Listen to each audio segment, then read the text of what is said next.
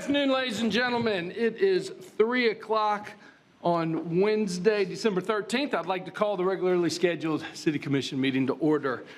It is my honor and privilege to introduce, providing the invocation today, Rabbi Paul Solofsky of Temple Israel. Happy Hanukkah. Rabbi, thank you so much for joining us. If you'll please stand for the invocation.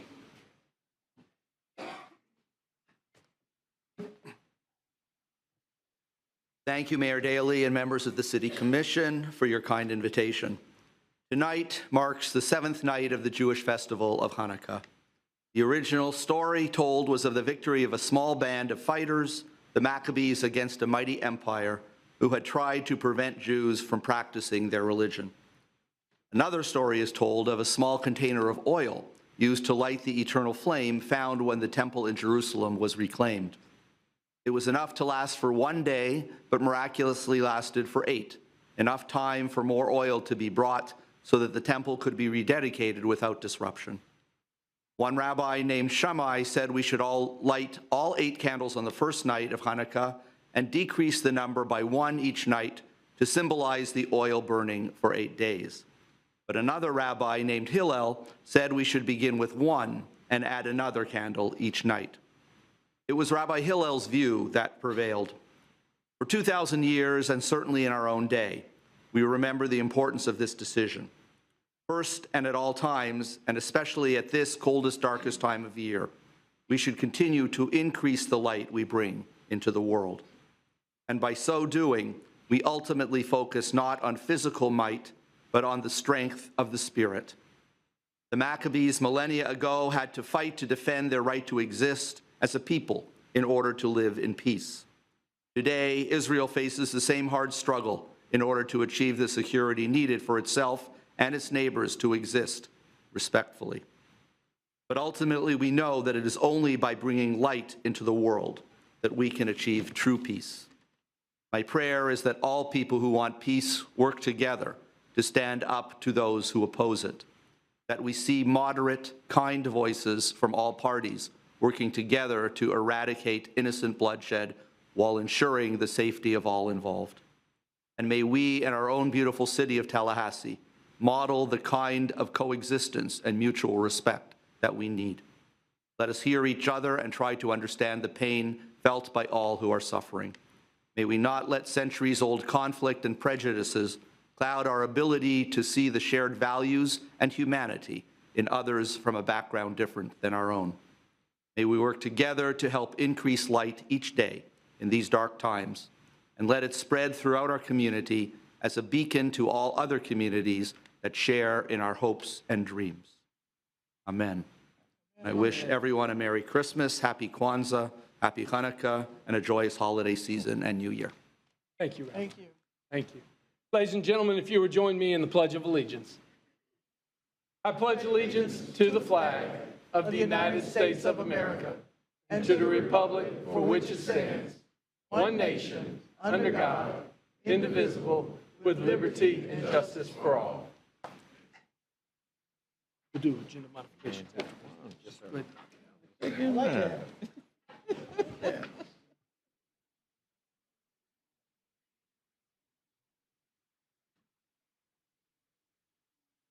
Good afternoon, ladies and gentlemen. Today is truly a day of celebration. I would like to invite my colleagues to please come join me as well for 2 very special presentations. But ladies and gentlemen, we are very proud and honored to host here in Chambers today the 2023 Florida State University Women's Soccer National Championship.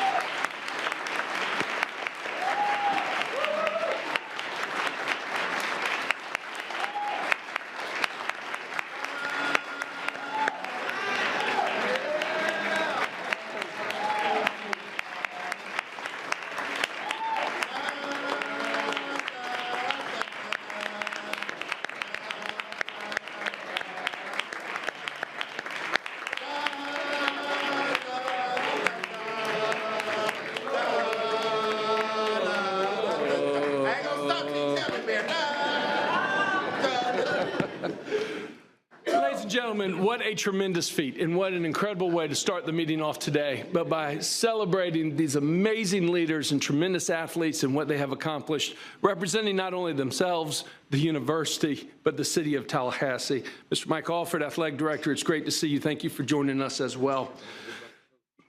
We're going to get to coach in just a second. We're going to get to coach in just a second. That's right. And by the way, I want to recognize it is exam week, and y'all took time out to come today to be with us, and we certainly do appreciate it. And thank you so very much. Ladies and gentlemen, from the governing body of the City of Tallahassee, a proclamation. Whereas Florida State University's women's soccer team won the 2023 National Championship. And whereas the 2023 Florida State University women's soccer team was the first in school history to go undefeated.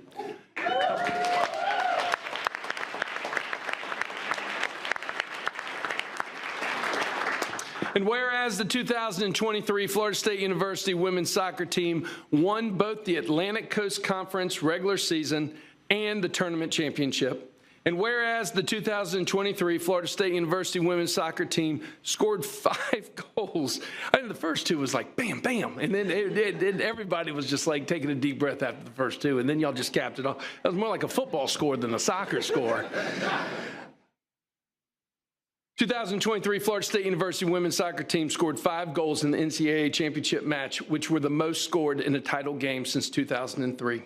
And whereas the 2023 Florida State University women's soccer team had a school record of 5 All-Americans. And if you're here, please raise your hand. Jordan Dudley, first team. Oni Echegini, first team. Jody Brown, second team. Taylor Huff, second team. And Christina Roque, third team. There we go. And whereas Florida State University's women's soccer head coach, Brian Pinsky, was named ACC Coach of the Year.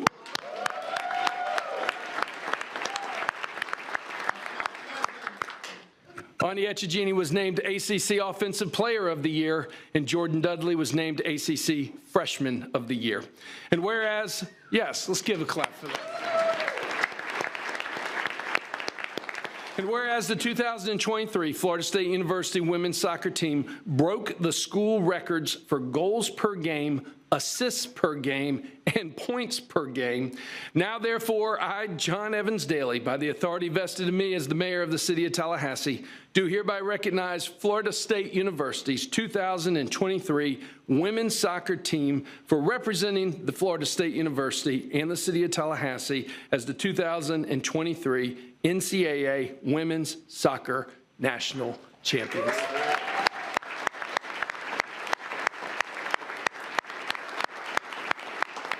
Has been officially read into the record, signed with my signature, dated today, December 13th, 2023. It is my honor and privilege to present this proclamation on behalf of the team. Come on forward.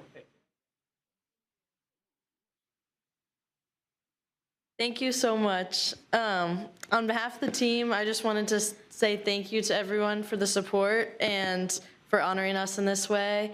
It's such an honor to be able to represent Florida State in the city of Tallahassee. And so very proud of this team and the coaching staff and what we have been able to accomplish this year. It's been amazing to be a part of and couldn't happen without us knowing that we have support within the community, just believing in us. And, you know, I think great things are going to come with this program. And so I can't wait to see that and always watch whatever you guys will accomplish in your lives. So yeah, I just want to say thank you so much, everyone. We really appreciate it. And go Noles. Go Noles.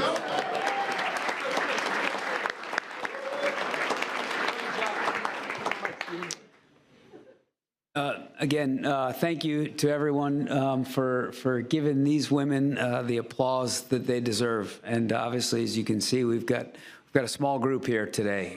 The rest of their teammates have either left town because they finished exams or they're in exams as we speak. And I think Lauren just did a phenomenal job speaking, and we might be able to exempt her. Mayor, do we have some power over? We can try. Yep, it's worth a shot. It's worth a shot. But again, thank you to all of you who support our team. What's so special about being in a college town like this is that our stadium is always full, and these players feel like they're a big deal, right? They're supported, they're cheered, right? They're able to have opportunities like this in front of fans and supporters and chanting as we walk through here, and it all matters. So thank you so much. And Lauren said it best. Go Noles. Go Noles.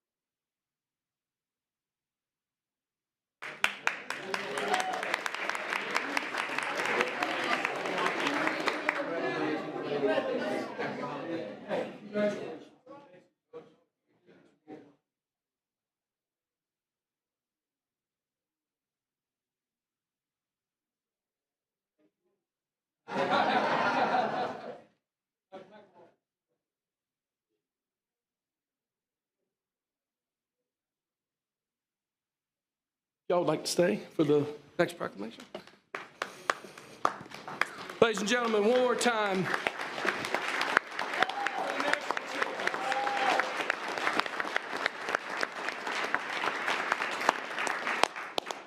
I'd like Angela Baldwin and the team of Star Metro to please come join me down front for another special proclamation.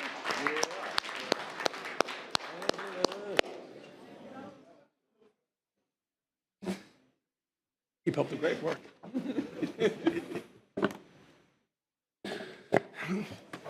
Diane, would you present this? I'm afraid I'm not going to make it through with my voice. Okay. All right. Oh, they're still coming. All right, Star Metro. All right. This is the real team. Excellent. Excellent. I'm going to read this on behalf of the mayor. I think he has a tickle in his throat. Okay. He's all here. Look at this. We're all in here. From the governing body of the City of Tallahassee, a proclamation. Whereas the City of Tallahassee purchased the public transit system in 1973 from Cities Transit Company, a private transit company, and renamed it Taltran. Y'all remember Taltran? Yeah. And whereas the system began operations with 21 used buses, and over the last 50 years has grown to include a fleet of more than 75 buses, with electric buses currently accounting for over 1/3 of the fleet, in line with the city's clean energy resolution. And whereas in the year that Taltran began operating, it partnered with Florida State University to create the Seminole Express, which continues to provide transportation on a fully emissions-free fleet around campus and beyond for faculty, staff, and visitors. And whereas in the late 1980s, Taltran established the Dollaride paratransit service, which provides special service for senior and disabled customers, and built CK Steel Plaza, its central hub, named in honor of Reverend Charles Kinsey Steele, who led the successful efforts to desegregate Tallahassee buses in 1956. And whereas in 2002, Taltran became the Community Transportation Coordinator, which provides a curb-to-curb advanced reservation program for residents who are transportation disadvantaged, defined as those unable to transport themselves or purchase needed transportation because of physical or mental disability, income status, or age. And whereas in 2005, Taltran changed its name to Star Metro and launched a new era of service to the community, which include new buses, new stops, and new routes. And whereas in the late 2000s, Star Metro consistently built upon its legacy, becoming a leader in innovation and technology by establishing free Wi-Fi on all buses and at its facilities, leading the state in fixed routes and paratransit electric bus service. and in charging infrastructure and implementing modern ways for riders to plan, purchase, and ride, such as paperless pay options, mobile app services for trip planning, and real-time tracking. And whereas Star Metro has improved access to create a more inclusive system by equipping its more than 900 bus stops with Braille, making Star Metro the only public transit system in Florida to have 100% Braille. And whereas Star Metro has encouraged multimodal transportation by operating bike racks on all of its fixed route buses. And whereas as they celebrate 50 years of service, Star Metro, yeah, let's clap that up.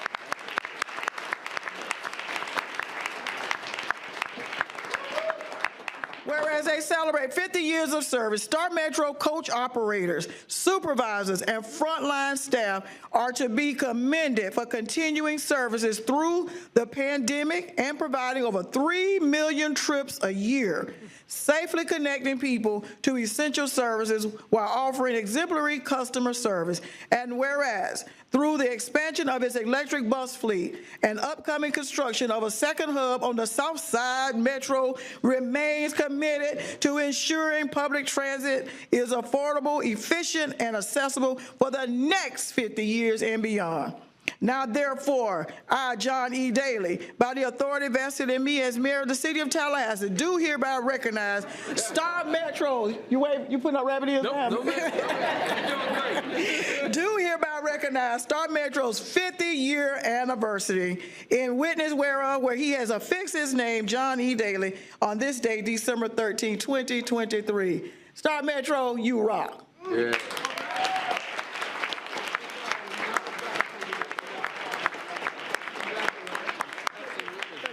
Thank you. Thank you, Commissioner Cox. Pro Tem Cox, thank you. It's with great honor and excitement that we stand here today to recognize half a century of providing public transportation to this community.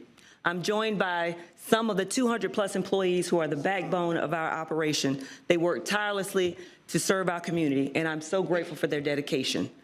These employees, serving in various capacities, operate 363 days a year to provide transportation to residents, visitors, and students, equaling millions of rides per year. We're moved by those that came before us, that laid the foundation. We will continue to build on their legacy. We're also moved by the incredible support by our elected officials and city leadership. We're moved by the investment by the city, county, and state that have made progress towards the construction of a Southside Transit Center. Thank you all for trusting us to provide public transportation services that meet and exceed your expectations. We look forward to serving you in the future.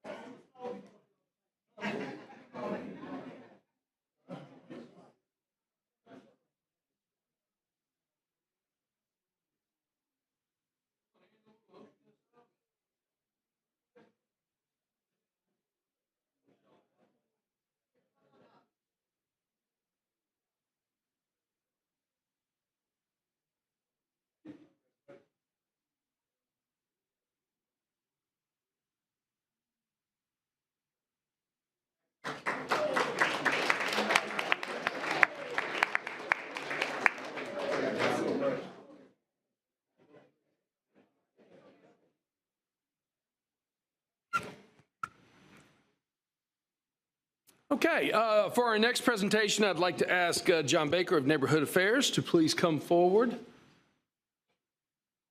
Where's John? Oh. He will be presenting the recognition of the 2023 Neighborhood Leadership Academy graduates. Thank you. Thank you, Mr. Mayor, Mayor Pro Tem, commissioners, and our city manager. And it's my pleasure this afternoon to present the 2023 Neighborhood Leadership graduates. These are individuals who represent communities from across the city, north, south, east, and west. And they, starting in September, spent 10 weeks learning about their city government. They have promised to be incredible representative of this government back in their community, and so we'd like to present them to be recognized tonight. As I call your name, would you join us? Roderick Arnold, some of them are not here tonight. Charles Birmingham, Yvette Champion, Bart Clark, Cynthia Covington, Gordon Cox, Robert Feinstein, Jennifer Guy, Robert Hicks, Douglas McEnnis, Nicole Maltimore, Tonda Neal, Dr. Jan Nelson, Latoya Oliver, Robert Perkiny, Frank Pugh, Isabel Ruana, Susan Stafford, Diane Tice, Damon Victor, Kim Vo, Linda Whiting, and Willie Whiting. These are the graduates, Mr. Mayor, commissioners, representing communities from Southside, the North Side, and the West Side of town. I'm gonna ask Leanne and John from staff, as well as Daniel, to join us.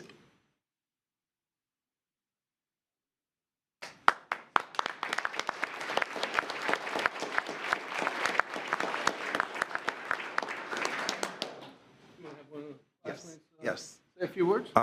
Robert, would you make brief remarks? I was told he asked.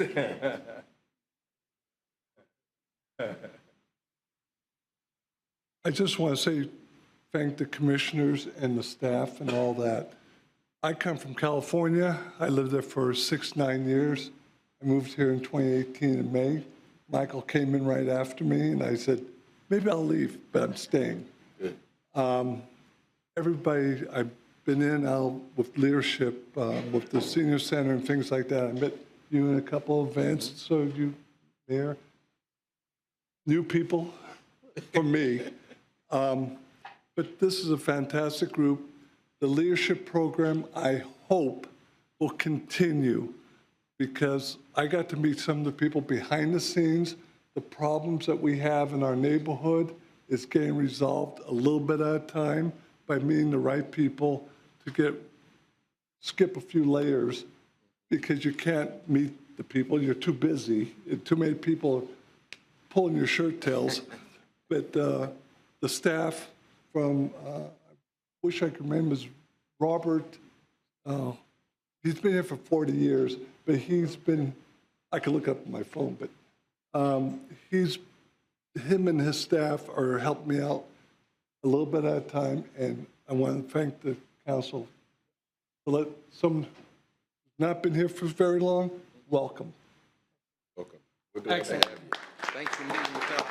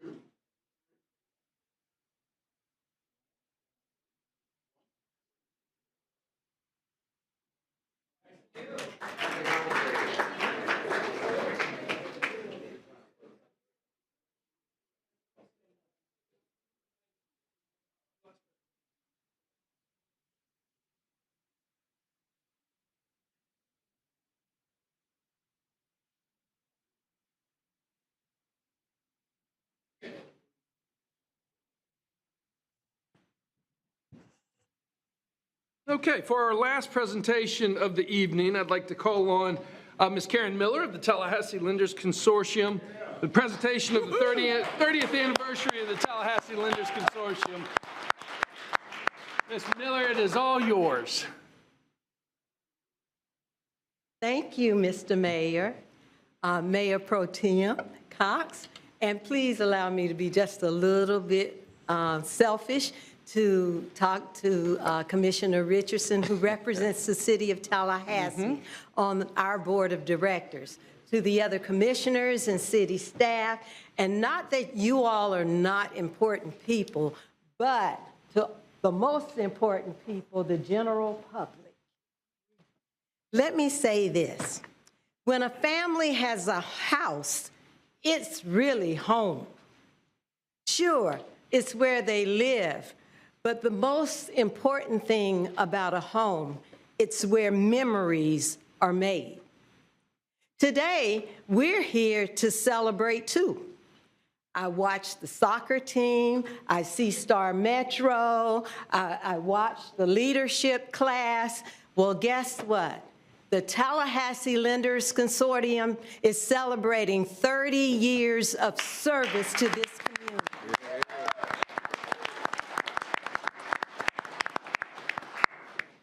My name is Karen Miller, and in June of 2020, I was selected as the executive director of the Tallahassee Lenders Consortium, better known as TLC, which stands for Touching Lives with Care. However, please know that in October of 2023, the board of directors elevated me just a little bit, where they made me the chief operating officer of TLC.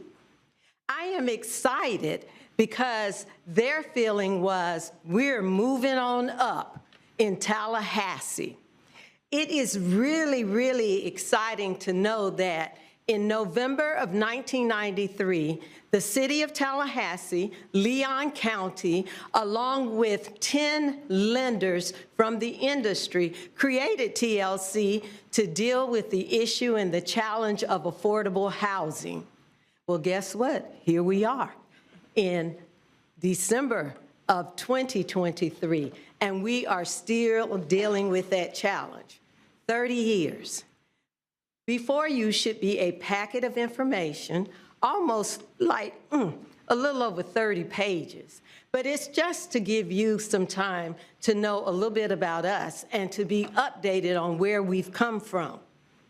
Let me tell you, TLC, in those 30 years, we are responsible for almost 7,000 homeowners in Tallahassee and Leon County.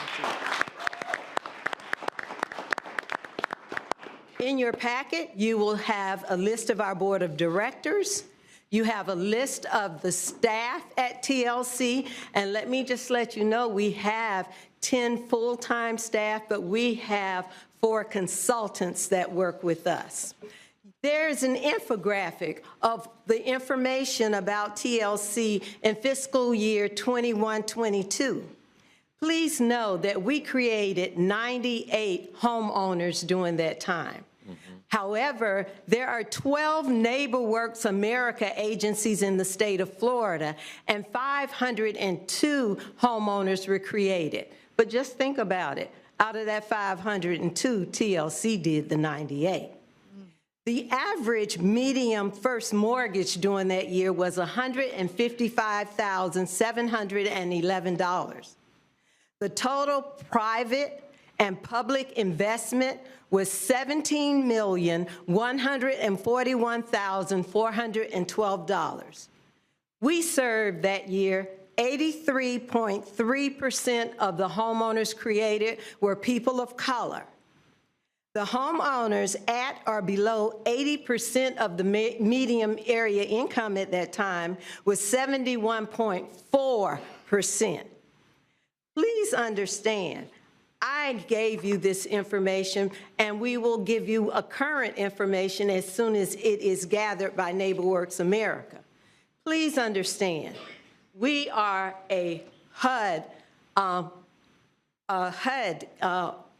selected agency. We prefer all of the counseling and education. We are instrumentality of government from HUD, which allows us to do the secondary financing for the City of Tallahassee's down payment assistance program. We are also a charter member of NeighborWorks America, which is a an agency that was started by Dorothy Richardson to deal with affordable housing across this nation. Please know that we are still really excited. And out of all of that, through all of the certifications that we receive every year, our financials are reviewed, our staff qualifications are reviewed. What's also reviewed are our governance of our board of directors, as well as any and everything that we do as far as production is concerned. NeighborWorks has given us the highest rating that you can receive for a housing agency. We are exemplary. We have received that 2 years in a row under our current administration. You have a copy of that review. Please take some time and read it. Here is our HUD certificate as well. Now, I'm sure one of the most important things that you're concerned about is that community land trust. So as a part of your packet, we have given you all of the information concerning the development of the land trust. Most of you have seen Eddy Road. Sales price, $184,000. Land donated by Leon County, but guess what? That construction subsidy and down payment assistance by the City of Tallahassee. We just received our CO for Shoreline, another 3-2. We have homes paired homes that are coming up on Ridge Road and on Griffin, which the address just recently changed to Birmingham. You have copies of all of those renderings, affordable homes. We are currently working on homes on Putnam, Eastwood, and a special project with Wallace Street, where your team, the Tallahassee Lenders Consortium, the City of Tallahassee's Growth Management Planning, and Housing Resilience Departments. We're working along with Leon County, the CRA, and Kenneth Tate, who is our consultant with Haggai Construction. TLC also has properties that are just not a part of the land trust, but they're still a part of affordable housing. And we will continue to build another set of paired homes on Grimes. We want to thank you for allowing us to work along with your owner-occupied program, also the bond facade program that exists. And let me just say that as we move from November of 1993 into the future, TLC is not only dealing with home ownership, we're also dealing with multifamily development. 2 years ago, we gave a letter to the City of Tallahassee requesting property on the Northwood site. Mr. Mayor, thank you to you and your staff for meeting with us. And you shared with us that we may have to go through an RFP process, even though we asked that that land be placed in the land trust. But know this, we're ready, and we're just waiting on the city. The name of that complex would be Atala. We have performers ready. We have renderings of what we would like to offer as well. And so as TLC has come forth and has done a lot of work in 30 years, let me just share with you, thank you. We appreciate you. You have continued to support us in every way that we could possibly be supported, financially, even with your staff. So today, I'd just like for you to see the TLC supporters. I'd like for you to see the staff as TLC. Would you please stand? There are members of our board of directors here. Please stand. Our advisory board here. We're asking that you please stand. In addition, we'd like for housing and resilience from the City of Tallahassee to stand. We'd also like for planning and growth management to stand. We'd also like for your neighborhood affairs department to stand. We'd like to share with you that even though you have supported us so much, we're still out there investigating all types of financial opportunities to move forward in the future. So please know this, Synovus Bank is here. and they have given us our first construction loans that we will close on next week. We're also looking at First Federal Bank with Jack Kane, who is also willing to give us commercial lending. And are you ready for this? We got a hometown boy. Community Housing Capital, which is located in Atlanta. But Dana Chestnut graduated from right here in Tallahassee, and he wants to do an affordable housing project here. Well, we are in the process of doing a pre-development loan, a line of credit for $1 million, and they are willing to work with us up to $4 million. Some of you have met our developer, Ryan Grindle, with Magellan Housing, who is here with us today. So please know, we still want your support. We still want to work with you, but please, we have a lot of support, and we're going to go out and find those dollars, but we are asking that you work with us on our multifamily as well as the continuation of our home ownership. Thank you for your creation of TLC 30 years, and each of you received a save the date from Punch Bowl, February the 8th. That's when we're having the real party. And we ask that each of you will join us where we honor the city, we will honor the county, and the lenders that created us, along with the persons who served on the board of directors for the last 30 years. Thank you, Mr. Mayor, Mayor Pro Tem, commissioners, city staff. We love you, and we have high expectations as we continue to partner. Thank you. Thank you.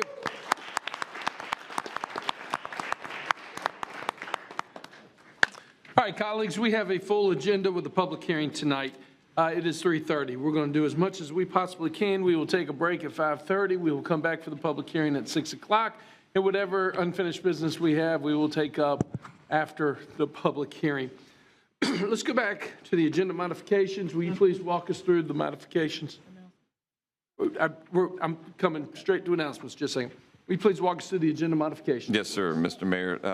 Item 8.21, which involves a resolution to authorize bonds for our consolidated utility system, has been pulled at the request of the mayor and renumbered as item 9.01. Item 8.09, which involves the procurement of an HR and financial platform, cloud-based platform, has been pulled at the request of Commissioner Matlow and renumbered as item 9.02. And then finally, item 10.08, which is a Citizens Police Review Board appointment, has been added to your agenda. Okay, any questions of what the city manager has just presented? I also want to have a discussion real quick, the five of us. Let's talk about unagended speakers.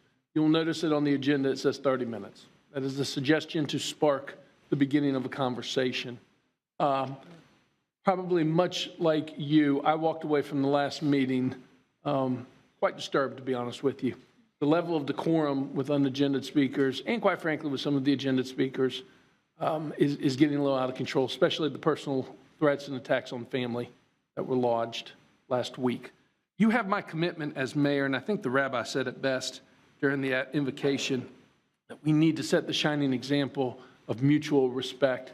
But I am going to tighten up the ship as the mayor chairing this meeting, and I'm going to try to model the way how I run the meeting, especially during agended speakers and unagended speakers, like we do at Blueprint. I'm going to have all comments be directed to the mayor, not individually, like we do at Blueprint, and we're not going to deal with the personal attacks, okay? We're not going to deal with the accusations.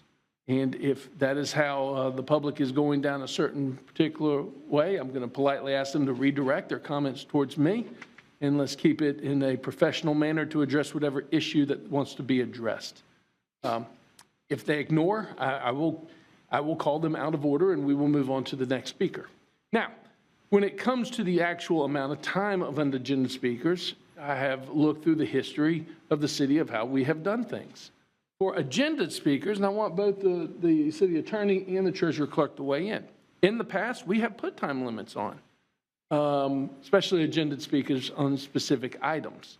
I'm just curious to hear, I've been doing a lot of thinking since the last meeting because I thought the last meeting was quite disturbing.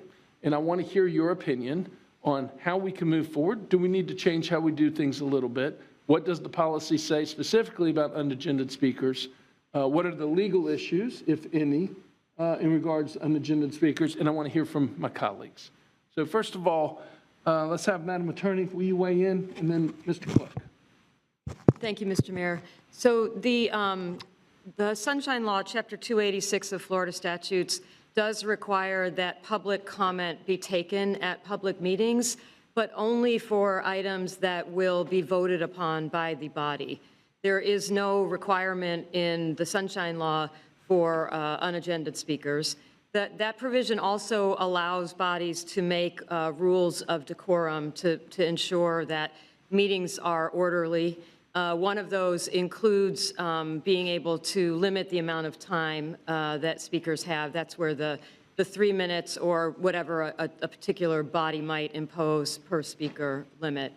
Beyond that, the City Commission has a policy, City Commission Policy 108, and I can let the Treasurer Clerk speak to that. Go ahead. Yeah, so just as the attorney was saying, City Commission Policy 108 does address public participation in meetings, has several areas that it covers, including your unagended speakers.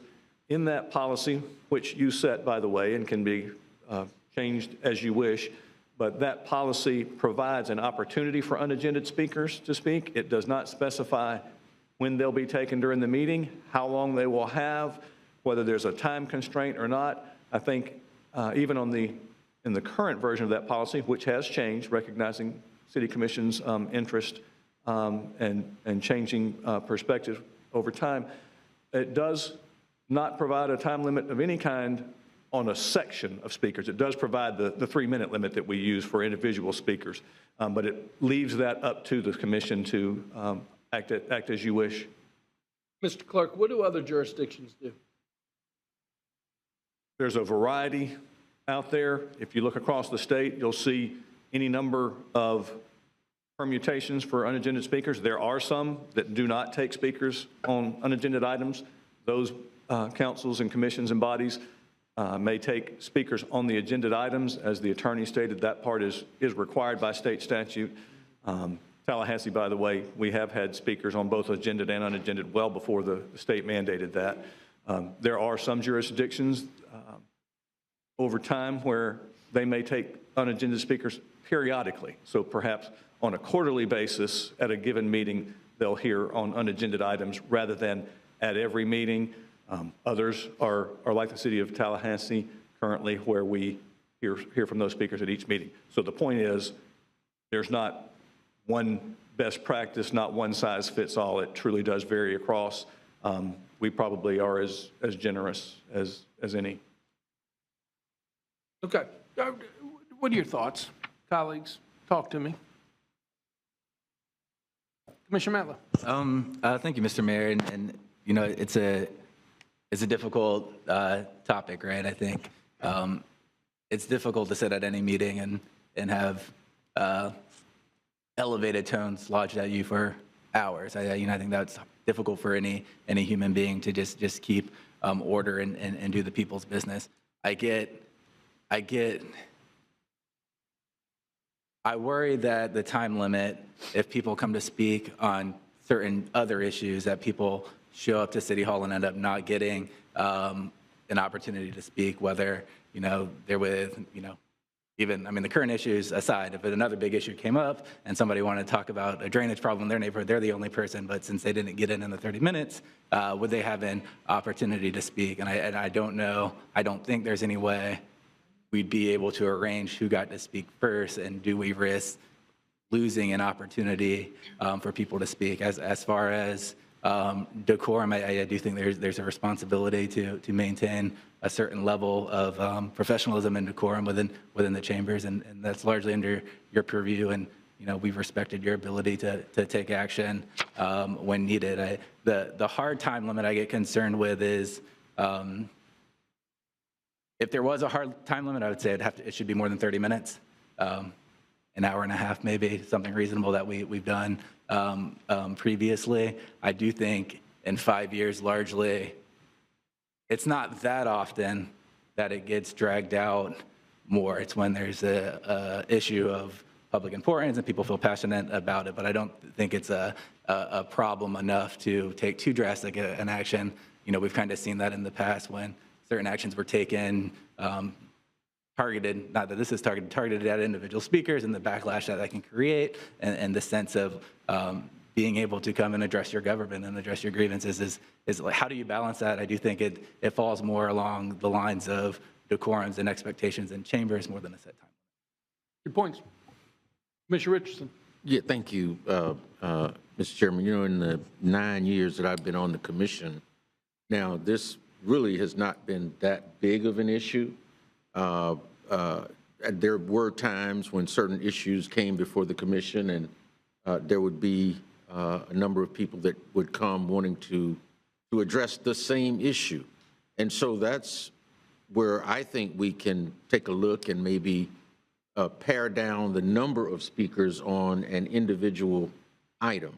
I mean, we don't necessarily need to hear from 30 people on one item and everybody's saying the same thing or very similar things about that one item. I think, you know, 5 to 10 people, the point is made, we understand what you're saying, what your issue is.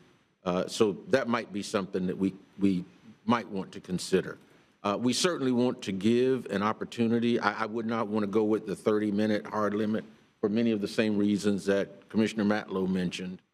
Somebody could be here to talk about a problem in their neighborhood, and, you know, we have 10 speakers that speak on one issue, and then they are left not being able to address their item. I couldn't agree with that at all.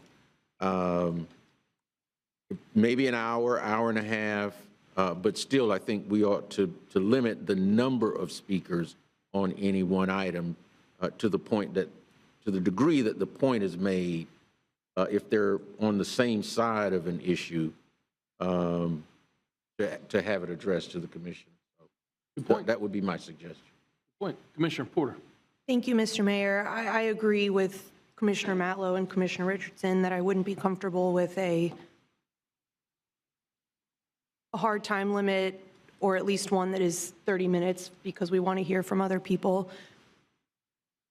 And I hesitate to, I know it's been done in the past, perhaps on individual agenda items, I believe, to restrict, to have a time limit there, because I do believe, and I think we all agree, you know, in people's right to speak. On the other hand, I think this is symptomatic, I just want to say, of a deeper problem where these meetings are not the best way to have some of the conversations that we try to have here. And whatever we can do as commissioners or as staff or as the city collectively, individual meetings, workshops, you know, making the process as open before it gets to the point. You know, no one's coming here for the fun of it. They're coming here because they feel really strongly about an issue, and they want to weigh in and they want to be heard with dignity. And so,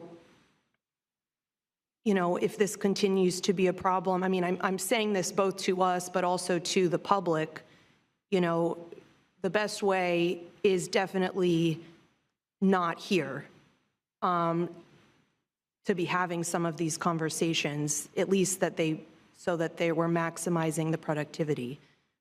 So, you know, it's an interesting conversation to have, and I'm glad we're having it. And you know, we'll see how it goes, I guess, and, you know, how we all feel and how you feel, Mr. Mayor. Great. Mayor Pro Tem? Thank you, Mr. Mayor. As our fearless leader, I'm going to follow your lead, whatever you decide. I appreciate it. Well, look, I think tonight we'll take the unagenda speakers that come.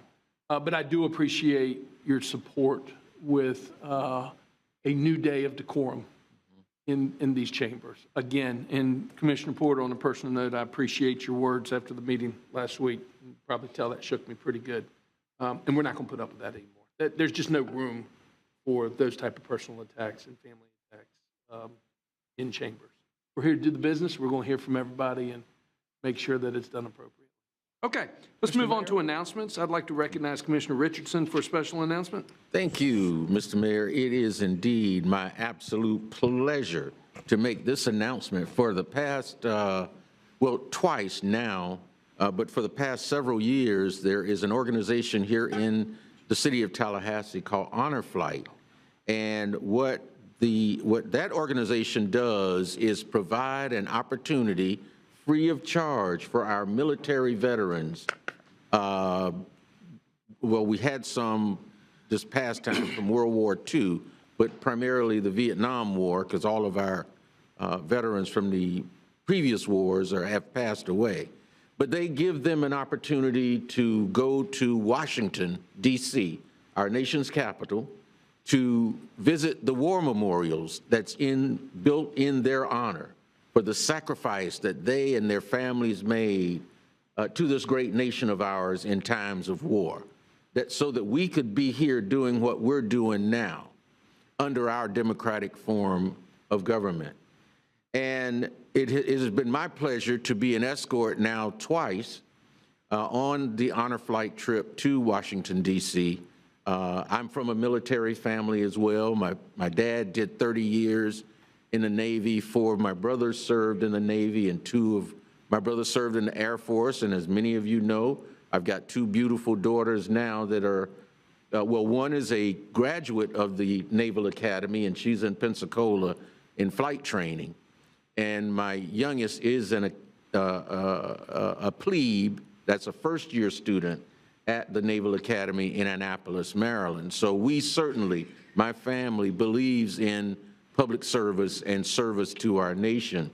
And so we have been honored to be able to take those military veterans to Washington and free of charge to them to see those war memorials. And it has been heart-wrenching in some instances because they bring back such difficult memories for some of the veterans, but for others, it has been an opportunity for them to do some emotional cleansing, if you will. They've held their feelings about the war and their experiences during the war in for such a long time. These trips have given them the opportunity to cleanse themselves, if you will, of those feelings that they've carried for all those years. And what we have done, our city staff, is to video those trips, those visits to Washington. And this past trip that we took to Washington was videoed by staff from our award-winning communications department.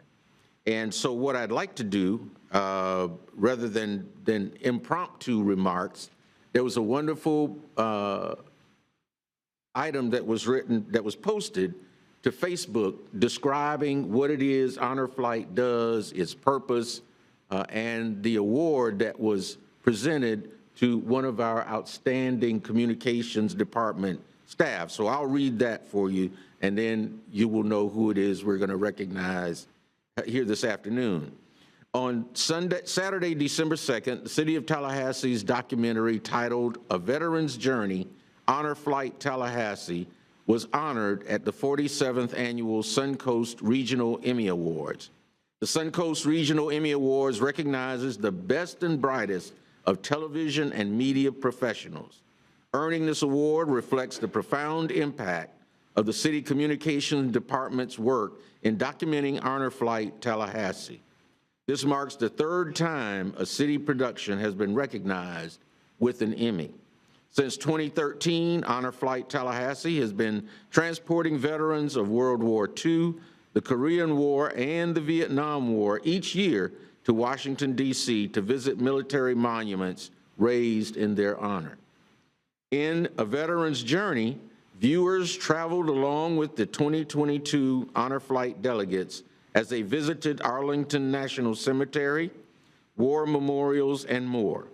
Viewers also see that for Johnny Linton, a Vietnam veteran, the trip is a journey of the heart that helps him move past the trauma and anguish of his wartime service. The documentary film was produced by WCOT station manager Tom Branakowski. And Tom, we'd ask you if you would come forward. with filming and editing assistance from other members of the communications department.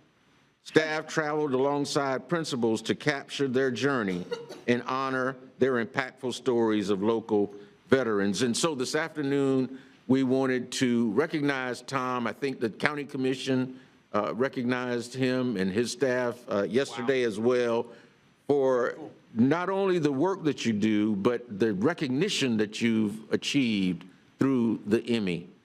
Tom, thank you so much for all that you and your staff have done for our military veterans here in Tallahassee.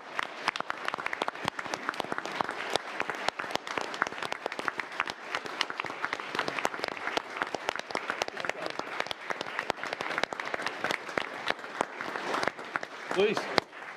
Thank you, Mayor and Commissioners. Thank you for this honor. It was great. I would like to thank my staff, Gil Daspit, Damian Farmer, and Christina Hinkle, who's running the show right now with the cameras back there. These guys, without them, I couldn't have done it. We spent the whole day at the airport shooting. Damian went on the flight to D.C., and he shot all that footage, and then we put it all together, and it was fantastic. So really, I edited some clips together, and I got that. But the best part really is we got to meet these true live American heroes. Yes. Yeah. Johnny Linton, I mean, this guy he's something else. He served 2 tours of duty in Vietnam as a helicopter door gunner. And the stories, I actually took him to the awards. I drove him and his wife down there. And so for about 9 hours, I heard some stories that I've heard, many times, and some new ones, and it was fantastic. So it was such an honor to meet these heroes. So how many veterans do we have here tonight? Oh, yeah. Thank you for your service. That award is for the veterans. They're for all the veterans, not only from Honor Flight, from the City of Tallahassee, but from the United States of America. In addition to Johnny Linton, Tom Napier from Honor Flight, he spent his career in the United States submarine fleet. So to all the veterans in the room tonight, the City of Tallahassee and the country, thank you for your service, and thank you for this honor. Thank you. Thank you, Tom. Tom, congratulations. And Mr. Mayor, last Saturday at the reunion of Honor Flight veterans and the escorts, and I was honored to have been there as well. Tom was also recognized at that event as well. So Tom, thank you again for all that you and your staff have done in this regard. Hey man, come get your Emmy. Don't leave it with her. Yeah, congratulations. Thank y'all.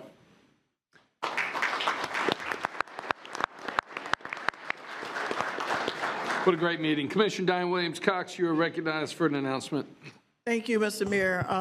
I wanted to say to a group of individuals who have been praying and standing on the wall for our city for the past 12 months, starting in January.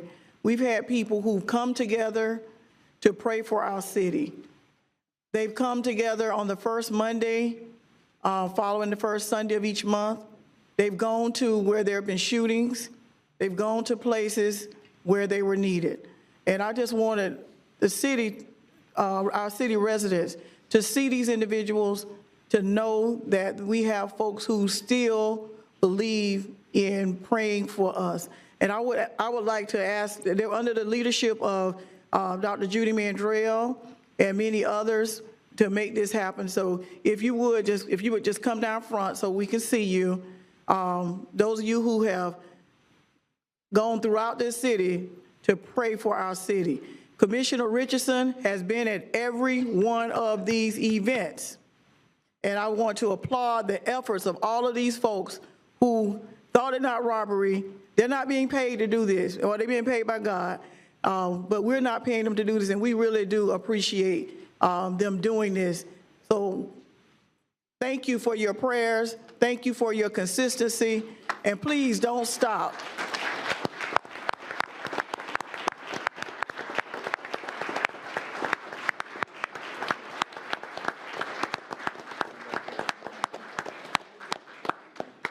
Thank you all so much. Thank you all so very much. Thank you. Thank you.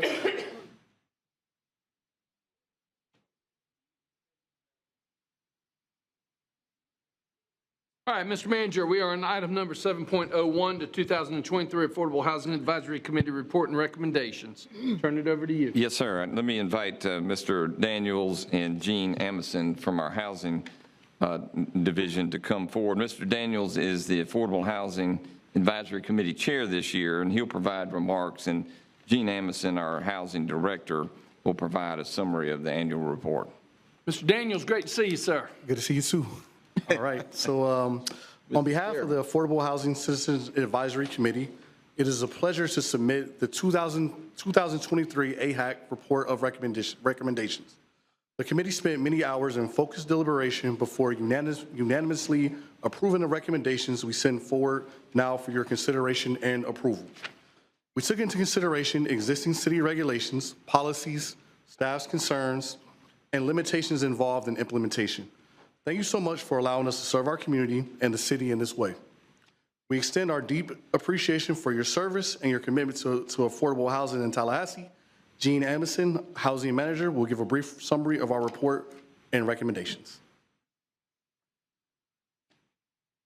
Jean, good to see you. Hi, good afternoon. Thank you, Dr. Daniels, the mayor, commissioners, and staff.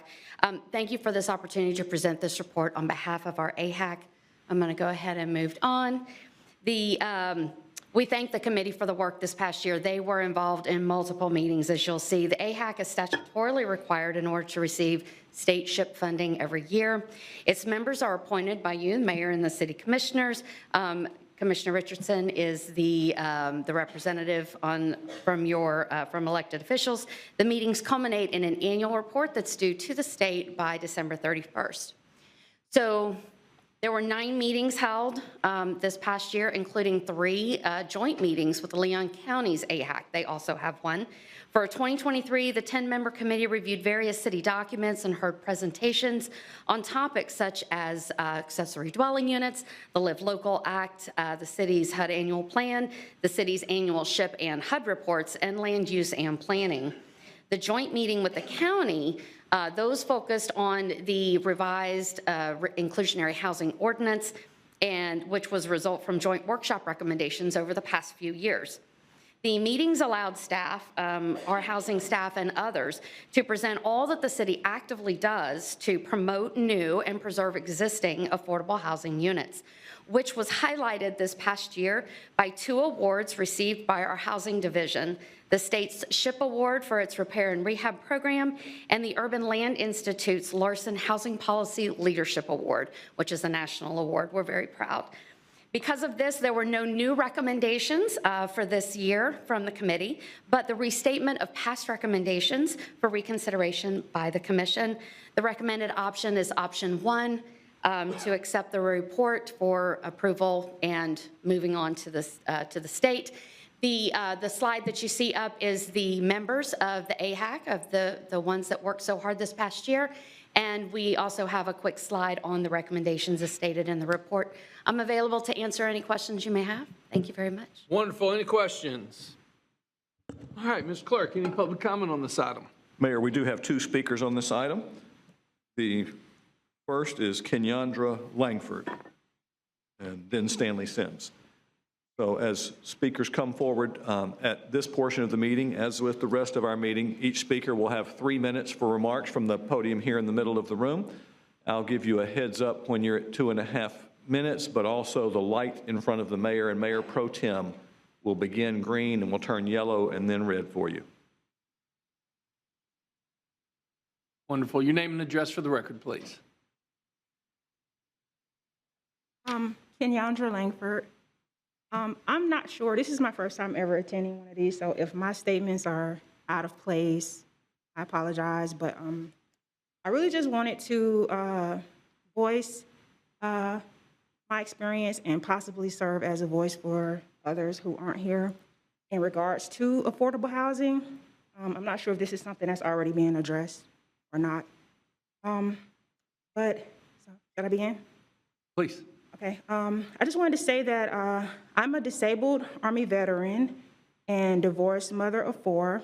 I was fortunate enough to be connected with the HUD VASH program through the VA and the Tallahassee Housing Authority. which supplements a portion of my rent payments so that my children and I can afford housing. When I started the program 3 years ago, I was set up with a landlord through a caseworker.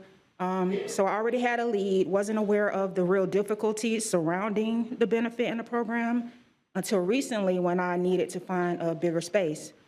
My lease was up November 30th, and since then I've had to move back home temporarily because I've only found a single property with my bedroom requirement that's been within my budget that actually accepts the vouchers. There are plenty that check the first 2 boxes, but the majority of private landlords give the immediate response that they don't accept vouchers. The same goes for property management companies, where investors and investment groups are going around the city buying up single-family homes in our community and deeming them student housing. This is in addition to the countless beautiful, spacious apartments all around the city that are deemed student housing, which only accept individual leases and restrict local families from leasing them. So there's apartments going up every week, but it seems we're still being stripped of the opportunity to live in the houses in the same communities that we grew up in, as if those apartments aren't enough. They're raising the rent amounts so that only students under these combined individual leases can afford them, or their parents. Then when the housing authority enables us to afford them, we're still turned away. You're at about 30 seconds. I realize that a homeowner should have the right to rent to whomever they choose, but we also live in a country that promotes itself as anti-discriminatory, but allows landlords and property managers to ban families from leasing certain properties based solely on their source of income, and that is discrimination.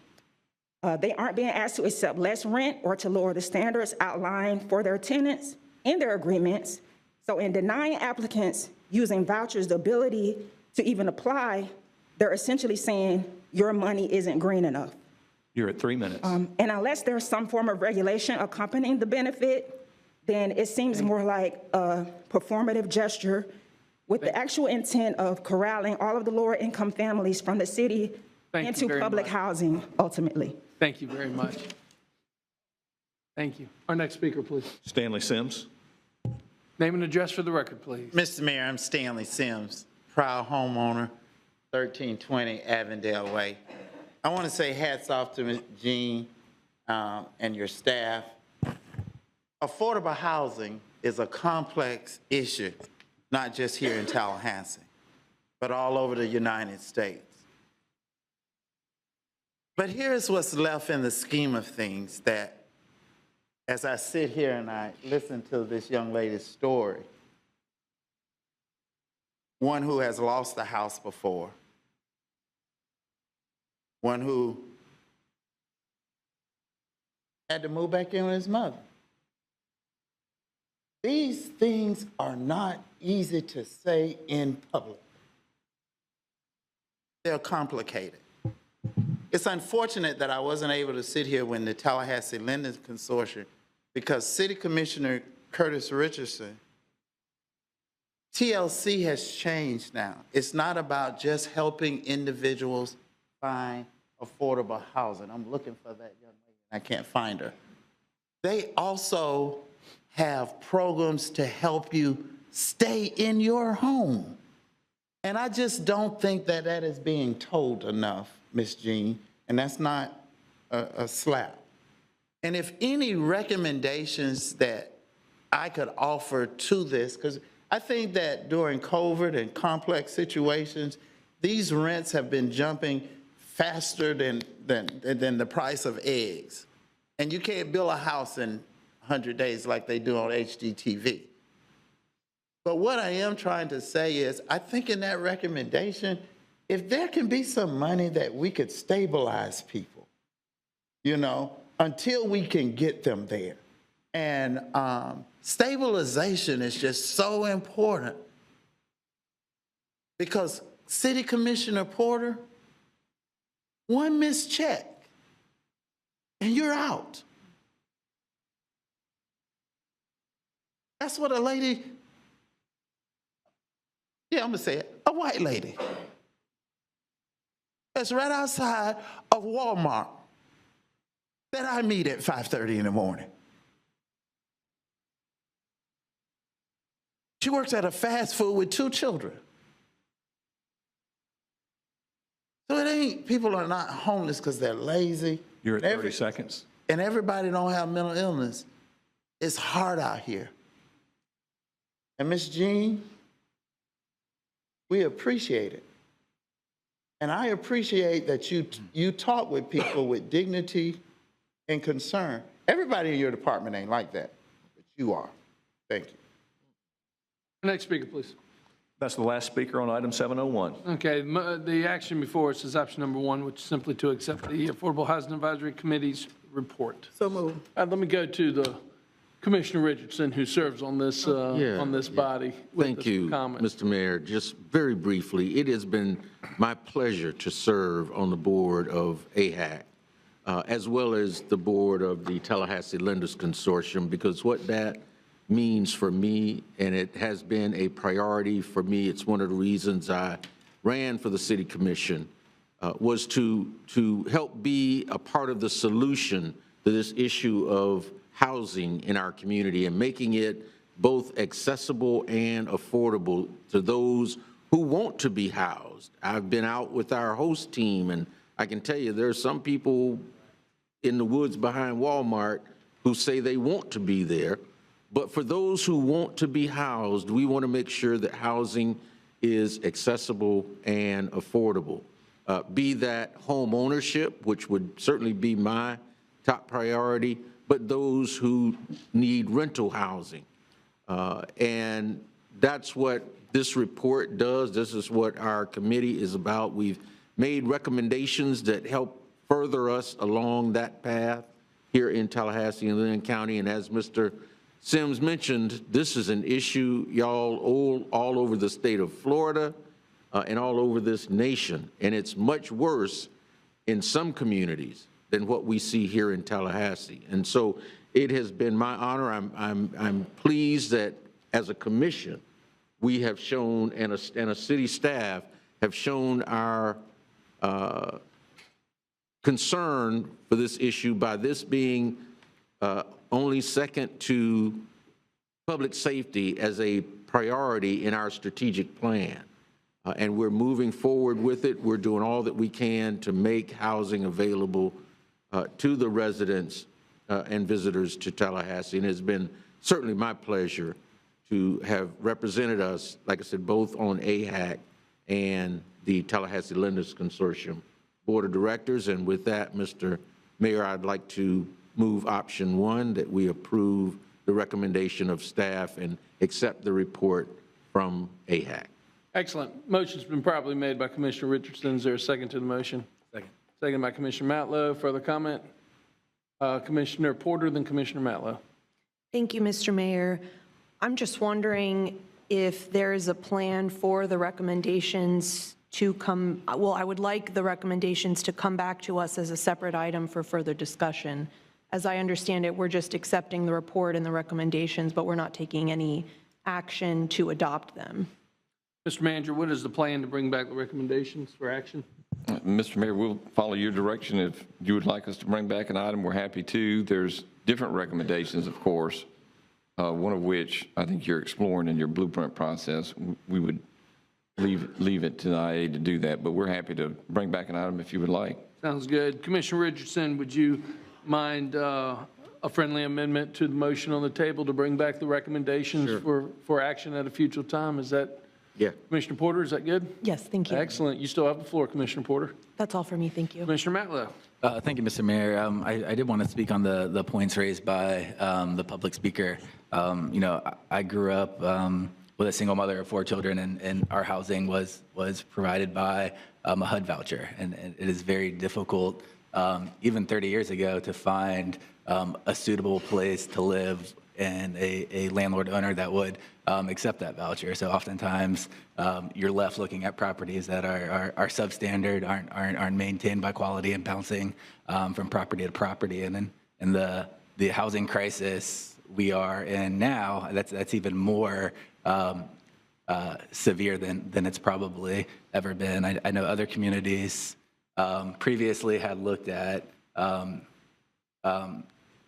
making landlords not be able to not declare a HUD voucher a source of income. I think there may have been a state preemption in the last cycle towards that. The state largely tries to preempt anything local governments are doing to make sure people can afford affordable housing. But I do wonder in the future, when we look at using actual city-owned land and the development agreements we have, what opportunities as we're using our resources to create housing, how we can have requirements that HUD vouchers will be accepted in the future. And I throw that out now just to start the conversation and look in on background of what may be possible. Thank you, Mr. Mayor.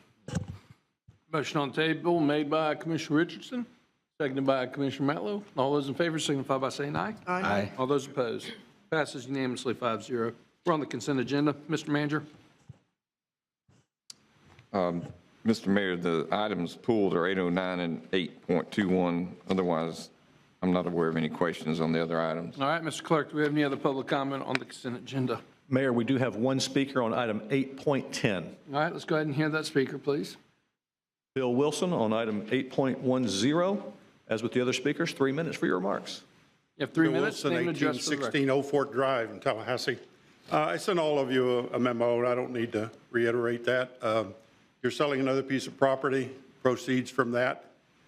My reading of state law says it ought to go to the Affordable Housing Trust Fund, and that's contrary to your policy. Your policy is not consistent with state law with relationship to how you deal with surplus property. And you've said you're all about affordable housing, and here's a chance where you've got money coming into the city and you could put it in the trust fund and do something and speak to your second priority like you keep saying you want to do. But thank you. Thank you. Mr. Manager, are our policies in accordance with state law? Yes, sir. We've discussed this matter often. It's a well understood issue. State law requires that each year the commission identify properties owned by the city that may be suitable for affordable housing. To the extent we were to dispose of those proceeds would then flow to our Affordable Housing Trust Fund.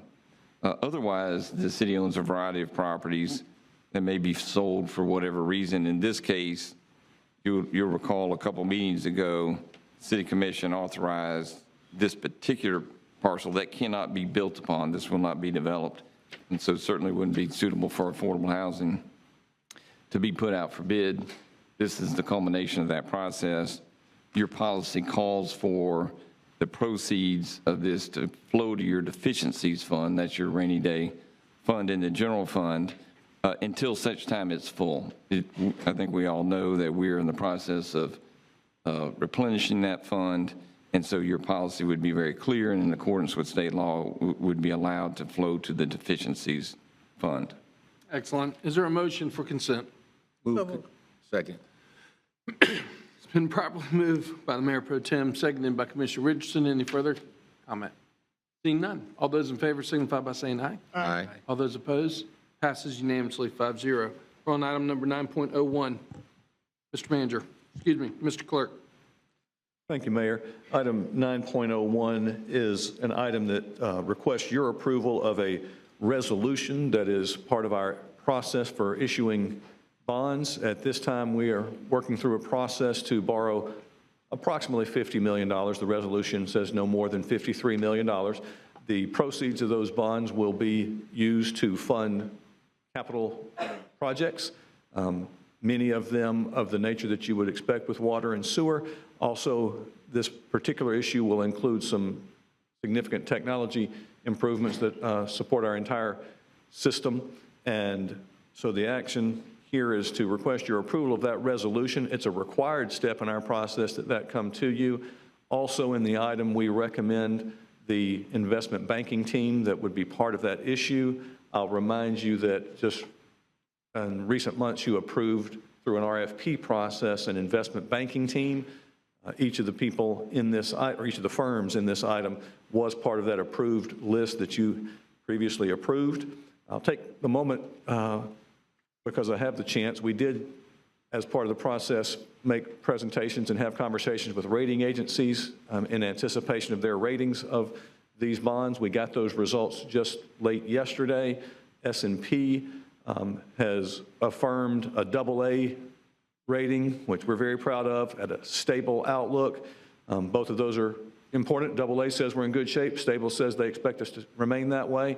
And then for Fitch ratings, similarly, theirs was a AA plus and a stable outlook. Those ratings also apply to all of our other outstanding water and sewer debt. So with that, I will take any questions that you might have. Excellent. Do we have any public comment on this item? No, sir, we do not. Okay, I pulled it.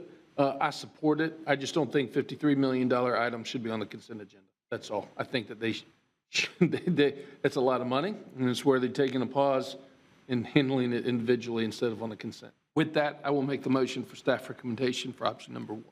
Second. It's been properly moved by the mayor, seconded by Commissioner Richardson. Any further conversation? Seeing none, all those in favor signify by saying aye. Aye. All those opposed, passes unanimously 5-0. We're on item number 9.02. Mr. Manager. Thank you, Mr. Mayor. This item seeks your authorization to negotiate and execute a contract for human resources and a financial platform. It's a cloud-hosted and managed service software application. Tim Davis is our Technology and Innovation Director. If you have any questions on this, he can answer those. All right. Do we have any public comment on this item? No, we do not, Mayor. All right, Commissioner Matlow, you pulled the item. You have the floor. Thank you, Mr. Mayor. I pulled this item just because I wanted to vote against it on a principle.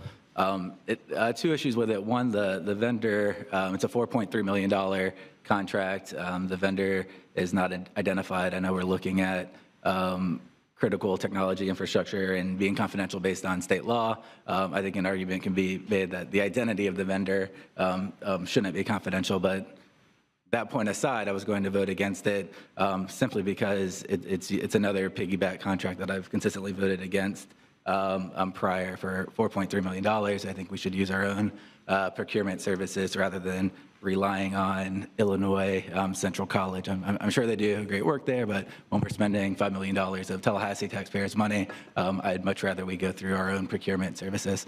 So I just pulled it so I could vote against it. Thank you, Mr. Mayor. Any further comment? Move staff recommendation on option 1, Mr. Mayor. It's been properly moved for staff recommendation, option number 1 by Commissioner Richardson. Is there a second? Seconded by the Mayor Pro Tem. See no further comment. All those in favor signify by saying aye. Aye. All those opposed? Nay. Passes 4-1 with Commissioner Matlow in dissent. We're on item 10.01. Mr. Treasurer Clerk. Thank you, Mayor.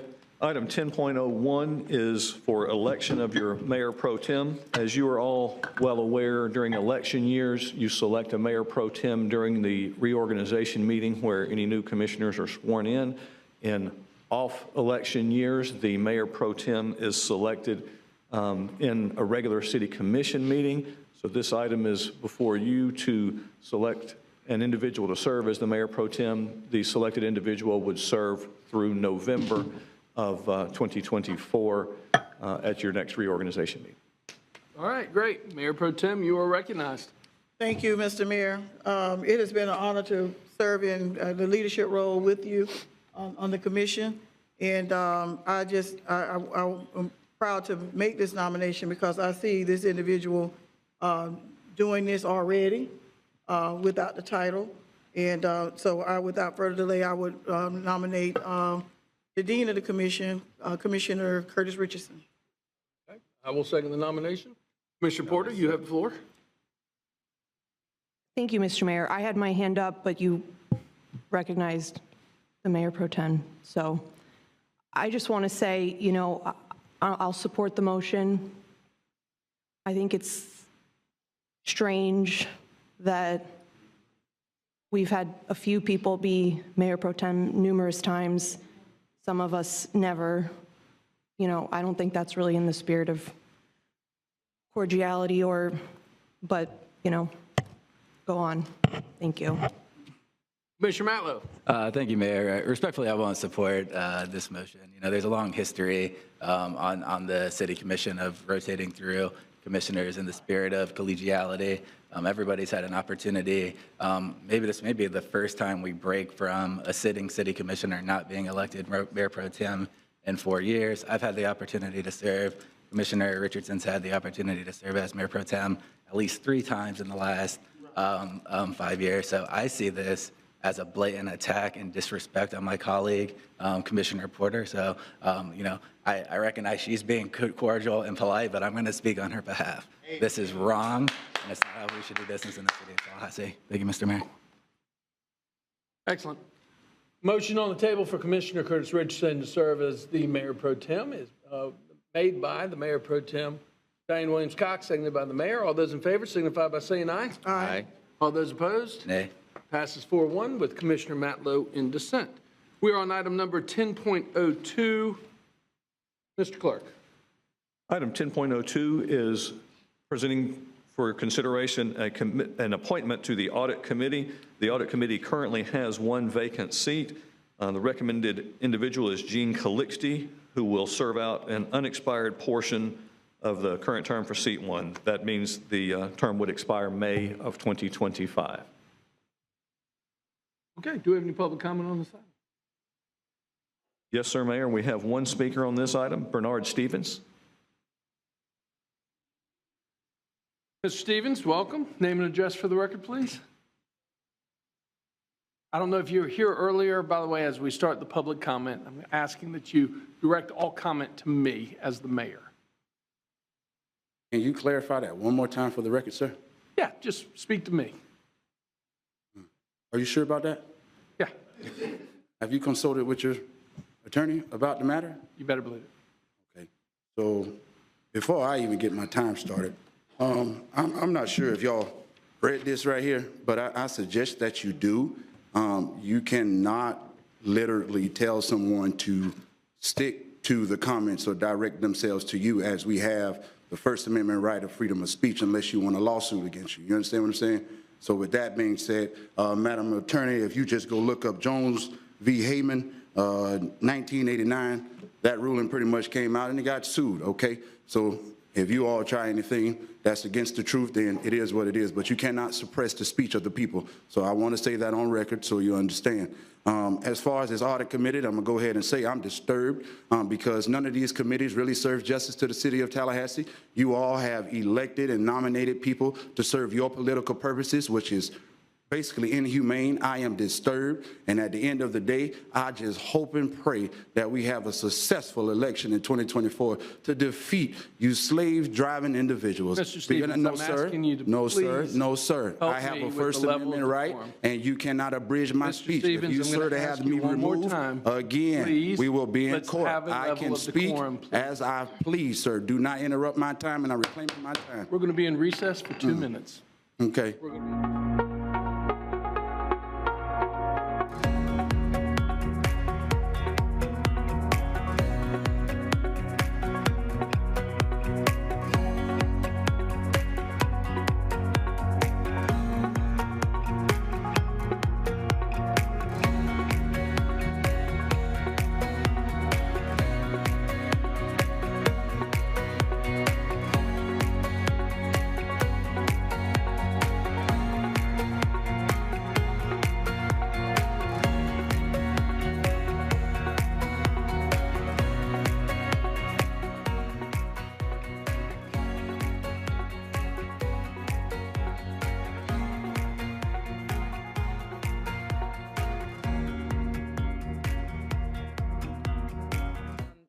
statute, the Sunshine Law, which governs public meetings such as this, allows or requires that public comment be permitted in this setting, like in agenda items. In other words, in items that will become before the commission for a vote. But the statute does not prohibit a board or commission like this one from maintaining orderly conduct or proper decorum in a public meeting. And I'm citing from the statute. So in addition, the opportunity to be heard is subject to rules or policies adopted by the board or commission as provided. Among those rules are to provide guidelines regarding the amount of time that an individual has to address the commission, the procedures for allowing representatives or groups to present, the procedures for allowing an individual to use to inform the commission of how to be heard, such as turning in the speaker cards, and designating a period of time for public comment. In short, neither the First Amendment nor the Sunshine Law in Florida requires a board like this to allow anyone to say anything at any time. There is certainly some time, the ability to maintain decorum in a public meeting. Excellent. I appreciate it. And look, again, as your mayor, I am appealing to the public to work with me. Let's have a level of decorum. Let's talk about the business. Let's talk about the issues. Let's have a level of decorum and self-respect for each other as we move forward.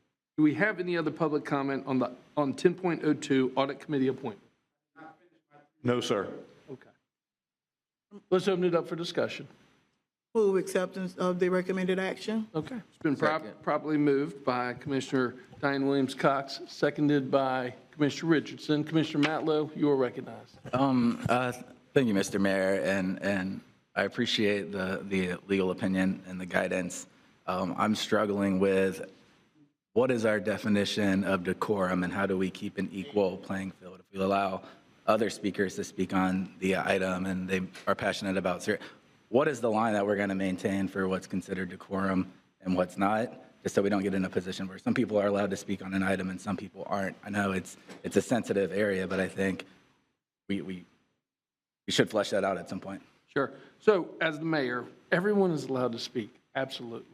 But I am expecting the public to come with a little level of decorum and respect for all in the room and for us, quite frankly, as well. And when it starts going downhill with what I would consider in some cases slander, libel, accusations, that's just not necessary for us to conduct the business of the city. And so, as I did, I will ask that we redirect, and let's stay on point. If you're not happy with the agenda item, there's a way to address that without all the personal attacks. And I don't disagree. Listening to Mr. Stevens' comments, they were no more extreme or out of order than comments made from the dais against me or Commissioner Porter on different items in the past. I'm just trying to figure out where our line is, what the future is. And I understand we're figuring it out now, and I appreciate that. And Commissioner Matlow, you're absolutely correct. At some point or another, all five of us have been on the end of that. And what I'm saying is that my commitment to you and this board is we're not going to do that anymore. Whether it's Commissioner Porter, whether it's you, whether it's Commissioner Richardson, Commissioner Williams-Cox, or myself, we're not going to allow that. It's gotten out of control. Okay, motion on the table. All those in favor signify by saying aye. Aye. All those opposed? Passes 4-0 with Commissioner Porter out of chambers. We are on item number 10.03. Mayor, item 10.03 is a recommendation of Gene Calixte to fill seat 1 on the Board of Adjustments and Appeals. That term, if approved, would expire on May 31st of 2026. Okay. Do we have any public comment on this item? We do not. Okay. I'm looking at my colleagues. Move staff recommendation option number 1, Mayor. Second. It's been probably moved by Commissioner Richardson, seconded by Mayor Pro Tem Richardson, seconded by Commissioner Diane Williams-Cox. See no further comment. All those in favor signify by saying aye. Aye. All those opposed? Passes 3-0 with Commissioner Porter and Commissioner Matlow out of chambers. We're on item number 10.04. Item 10.04 is another appointment, Mayor. This item is the Environmental Board. It currently has 1 vacant seat. Derek Jennings Sr. is recommended to serve out an unexpired portion of a term for seat 5. The term will expire on October 31st of 2025. Okay. Do we have any public comment on this item? No, sir. Okay. Move staff recommendation option number 1, Mr. Mayor. It's been properly moved by the Mayor Pro Tem, Curtis Richardson. Is there a second to the motion? Second. Seconded by Commissioner Diane Williams-Cox. All those in favor signify by saying aye. Aye. Aye. All those opposed? Passes 3-0 with Commissioner Matlow and Commissioner Porter out of chambers. We're on item number 10.06. Mr. Clerk. 10.05, Mayor. Excuse me, 10.05. Okay. On item 10.05, these are municipal code magistrate appointments. These are positions that are appointed by the city manager. and come to you for ratification under our Code of Ordinances. The recommendation is that Kevin Sassong and Joel Dodson be reappointed. Each currently serves. These reappointments would be to terms that begin January 1st of 2024 and expiring December 31st of 2026 in both cases. Excellent. Mr. Manager, any comment? No, sir. I recommend these two individuals. We appreciate their service and ask for your support. Excellent. All right. Do we have any public comment on this item? No, sir. Okay. Colleagues, Move staff recommendation, option number 1. it's been properly moved by the Mayor Pro Tem. Is there a second? Seconded by Commissioner Williams Cox. Any further discussion? Seeing none. All those in favor signify by saying aye. Aye. All those opposed? Passes unanimously. 5-0. 10.06. Item 10.06 brings several names for appointment to the Affordable Housing Advisory Committee. 4 of them are reappointments of individuals currently serving. Those individuals are Christopher Daniels, Commissioner Curtis Richardson, Kayana Gaines, and Ian Waldick. Each of those would be reappointed to a term beginning January 1st and expiring December 31st of 2026. There is one recommended new appointment. That would be a staff recommendation of Lacey McMullen Jr. to fill seat 10. It's an unexpired portion of a term, so that term would expire December 31st of 2025. Excellent. Do we have any public comment on this item? No, sir. All right. Move staff recommendation. It's been properly moved by Commissioner Diane Williams Cox. Is there a second? Second. Seconded by the Mayor Pro Tem Richardson. Any further discussion? Seeing none. All those in favor signify by saying aye. Aye. All those opposed? Passes unanimously, 5-0. We are on item number 10.07. Mayor and Commissioners, item 10.07 is an item that you asked to come back at this December meeting. It asks each of you to appoint 2 individuals to serve on a charter review committee. You have previously, again, as you know, approved bylaws and direction. This meeting will provide the opportunity for each of you to appoint 2 individuals. We did have individuals apply for the position. If any of those individuals are selected, we have their application on file. Should you select or appoint an individual who has not previously submitted an application, we will make sure that we obtain one of those so that we have similar information and everyone follows the same process. And then the next step would be to take all 10 names and make certain that each of them is a registered elector. That is the primary requirement for serving. Obviously serves 2 purposes. 1, it makes sure that the individual is a resident of the city.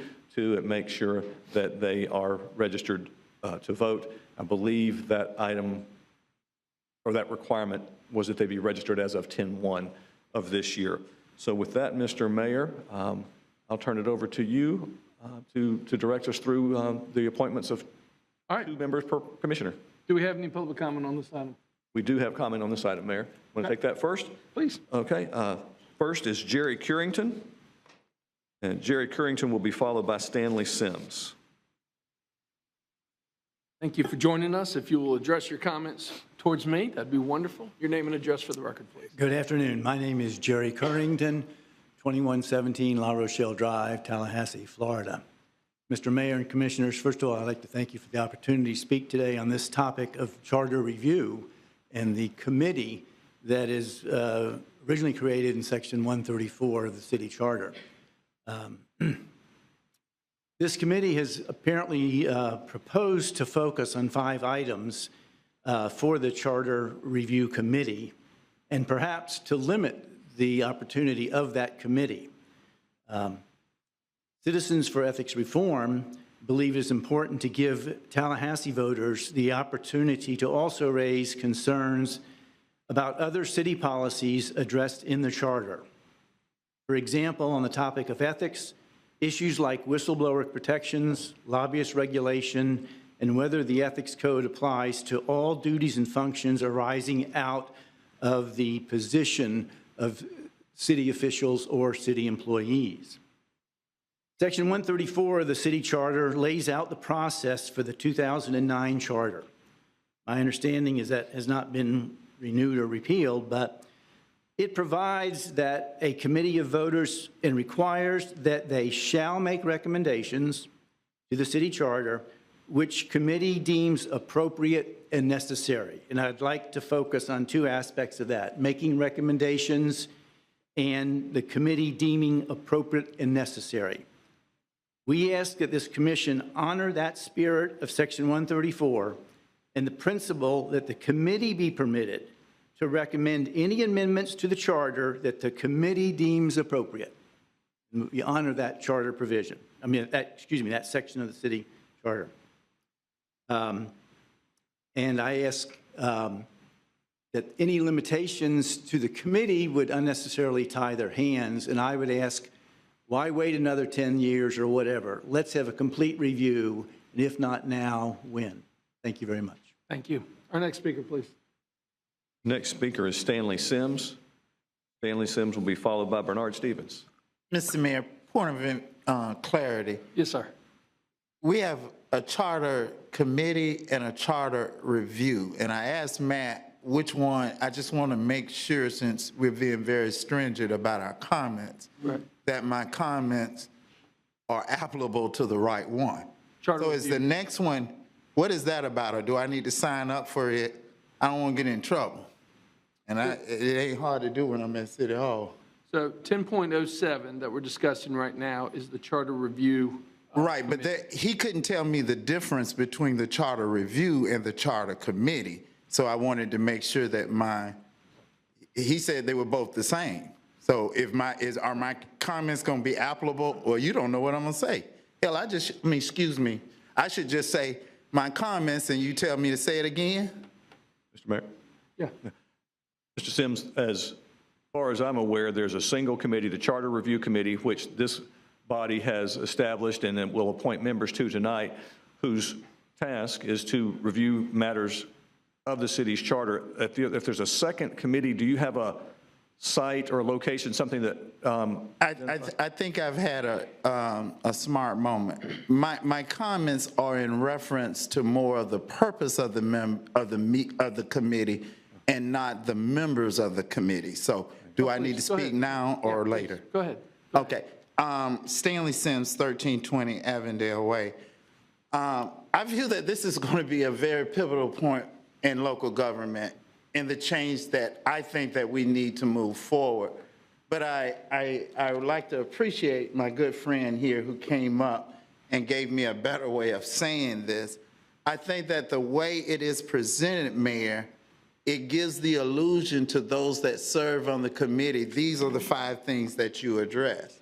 And I think that is restrictive. I think that is wrong. And I think that not allow us to really capitalize on this review charter. I'm interested in giving ethics in our ordinance more power. They're now just a glorified committee, and the only thing that they have any power to do if Reese get caught literally stealing some money. Well, there are some other things that need to be addressed. I think that Tallahassee need to explore the possibility of having a recall. You know, we can't even recall people we don't like them. We have to hold a whole session out. I think that these kinds of ideas should be able to be discussed. I'm not saying that it all, I do understand you don't want to overload the constituents with too much. But I do think a robust conversation is much needed, especially with such a diverse board. And as why I go back, I want to go back to allude to the point that City Commissioner, in my book, Mayor Pro Tem Jacqueline Porter, well, I like that. Mayor Pro Tem Jacqueline Porter. Mayor Pro Tem Jacqueline Porter. That's not poisonous. That's not scary. Mayor Pro Tem Porter, I think that 3 minutes would be enough if our city manager will open up City Hall during the weekday, where folks can come in and they don't have to say a whole lot of stuff. like me. I've got so many issues that I'm going through, but I'm struggling through. So I have to keep coming up here to tell you a little bit of this because you guys don't only have, you have restricted access. You're at 20 seconds. See what I'm saying? Restricted access. Stop being so afraid of us. Now when citizens come into City Hall just to see you, staff member, if they don't have a meeting with you all, security stop them at the door as if they are Palestinians. And you are You're at 3 minutes. Israel. Thank you. Your comments are, your time is up. Next speaker, please. Bernard Stevens is our next speaker. Mayor, that's the last speaker we have on this item. Okay. Name and address for the record, please.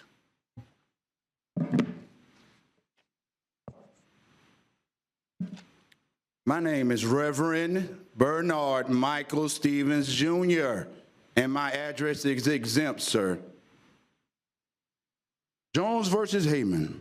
Mayor's actions in attempting to confine the speaker to the agenda item in the city commission meeting and having the speaker removed when the speaker appeared to become disruptive constituted in a reasonable time, place, and manner regulation did not violate the speaker's First Amendment rights. City of Rivera Beach, Florida, in which the U.S. Supreme Court held that the existence of probable cause of the speaker's arrest for failure to follow the city's council's rules or procedures did not bother the speaker's First Amendment retaliation claim. A circuit court is authorized to issue injunctions for the purpose of enforcing Statute 286.0114, Florida Statute 286.1, subsection 14.6. However, an action taken by a board or commission which is found to be in violation of that statute is not void as a result of the violation. So, that's the context of the case. Now, in reference to your Charter Review Committee, listen, I know why we want who we want on the Charter Committee is because we want to get 7 commissioners up here. We want to get 7 because we know 5 ain't working. And here am I, when anybody come up here with a blatant claim directed towards any one of these individuals, we have a constitutional right to vote. And if I voted for you, if I voted for her, if I voted for him, if I voted for him, if I voted for her, I have a right to address my grievances to you in this forum. Decorum, sir, as defined as polite. I have been polite to you that first speaking, and then yet instead you use your executive authority to circumvent my comments on the matter. And I am extremely disappointed at that and the leadership. We need a committee, we need a government who challenges the democracy when it ends up doing what? Arresting somebody, pretty much putting them down because that's executive authority, correct? You ever been arrested, sir? You ever been arrested, Mr. Daley? I'm sure you haven't. So let me explain to you how it goes over in the prison, okay? When you go in there, ain't no rights. You got a little bit of rights, but what they do to you? They do the same thing you just did. When I first got off of that van, you know what they told me? Look at your big toe, don't look at me. How much longer you think somebody have to deal with that mental intellect, huh? I can't do it. City, commission, we elected you, sir, and for you to silence me like that, that's discouraging. And for you to have sidebar conversations with your attorney and not even come to me. You're at 30 seconds. That even hurts even more because I asked for a meeting with you before you even made your little comment right then and there and asked for decorum. It seems as to me you want to suppress the speech of the people. Every committee that comes up here and express themselves about the problems within this city, you do nothing about per usual. Anytime it's got some good looking when y'all got the news taking pictures of you shoveling dirt, but yet instead your community is still hurting. Listen, the Charter Committee, that's something somebody need to sit on as well that got some sense to end up telling you when you're wrong. And I ain't scared to tell you when you're wrong, Mr. Mack, because you're wrong. Thank you. Thank you. Okay. So, yes, ma'am. Williams-Cox. Thank you. Point of clarification, Treasurer Clerk. The Charter Review Committee, and I've heard you say this, but I need you to say it louder, will consist of voters in the city of Tallahassee. That is that correct? Yes, ma'am. Okay. I want to make sure that because when I hear people saying what they would like to see happen, you have to be a voter in the city of Tallahassee. Yes, ma'am. Each of the appointees will need to be a voter registered to vote in the city of Tallahassee. That is one of the steps that my office will take upon receipt of these 10 names, is to verify that each of the 10 appointees was registered to vote as of October 1st. Okay, thank you. I want that point of clarification. Thank you. All right, there's no ratification or anything. We'll just go down the line. And who are your two appointments? Commissioner Diane Williams-Cox, we'll start with you. Okay, thank you. I would like to appoint Dr. Elaine Bryant and Mr. Bora Demerol. All right, Dr. Elaine Bryant, Mr. Boer Demerol. Mayor Pro Tem. Thank you, Mr. Mayor. I'd like to appoint Mr. Mark Mustin and Ms. Sharon James. Mark Mustin, Sharon James, Commissioner Matlow. Mr. Mayor, I had a few comments on the, should I do them? Can we come back to them after on your comments? Okay. I'd like to appoint Mr. Ernie Payne and Dr. Bruce Struble. I couldn't hear you last. Mr. Ernie Payne and Dr. Bruce Struble. Okay. Mr. Ernie Payne, Dr. Bruce Struble. Commissioner Porter. Thank you, Mr. Mayor. I'd like to appoint Dr. Howard Kessler and Chantel Dorsey. Okay. Dr. Howard Kessler and Chantel Dorsey. Excellent. And I will be appointing Ms. Beth Coram and Mr. Jared Willis. Beth Coram and Jared Willis. Mr. Clerk, do you have all those appointments? I do, Mr. Mayor. Let me read those back to you. I have Vera DeMerrill, Elaine Bryant, Mark Mustin. Took one of those out of order. I apologize. Let me just read the names. They won't be in exactly the order you gave them to me. I jotted them down differently. Jared Willis, Ernie Payne, Beth Coram, Sharon James, Mark Mustin, Vera DeMerrill, Elaine Bryant, Chantel Dorsey, Howard Kessler, Bruce Struble. Did I get two of them for each of you? Okay, thank you. Sounds like a great group. Okay, Commissioner Matlow for comment. Thank you, Mr. Mayor, and I just wanted to get clarity from either the city attorney or the treasurer or clerk. We heard comments based on the function of the committee, item 5, recommendations which the committee deems appropriate and necessary. As this committee gets underway, will their recommendations be limited to the functions expressly stated here, or will they have flexibility to bring back other recommendations to our board? Mr. Clark.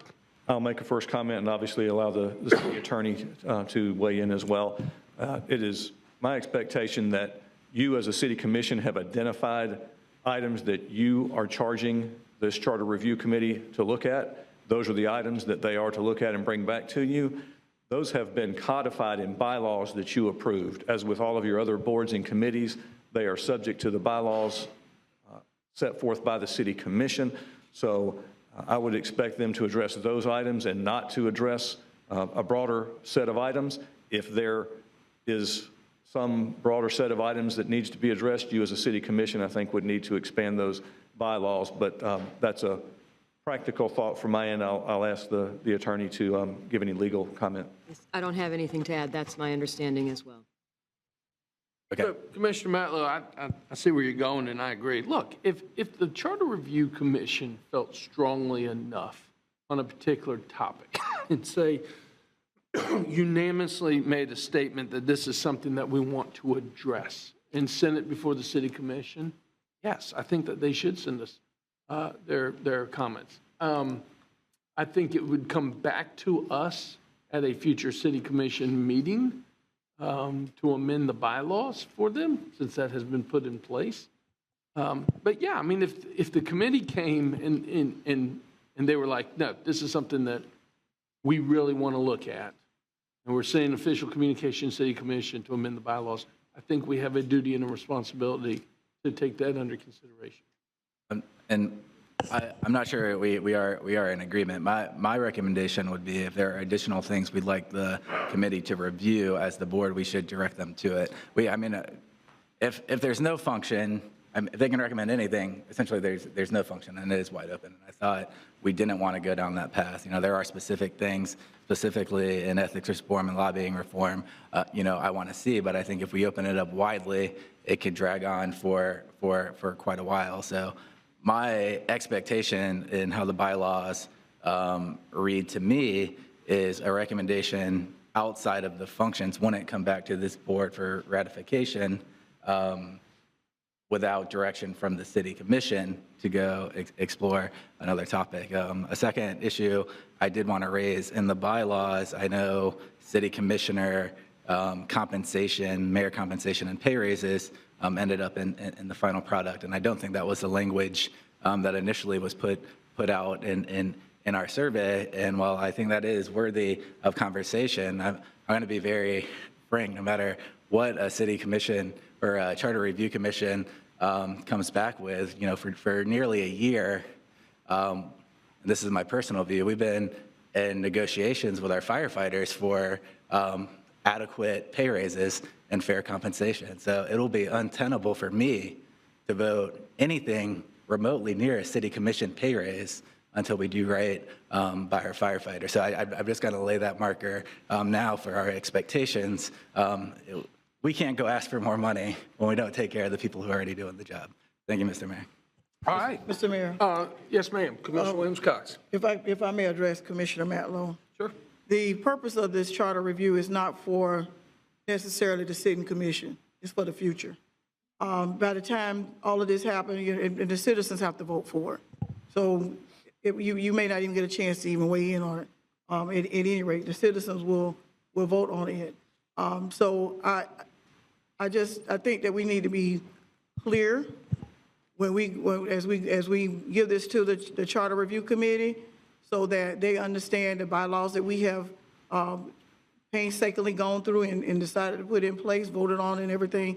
They're only going to have, Mr. Clerk, they have 60 days, right?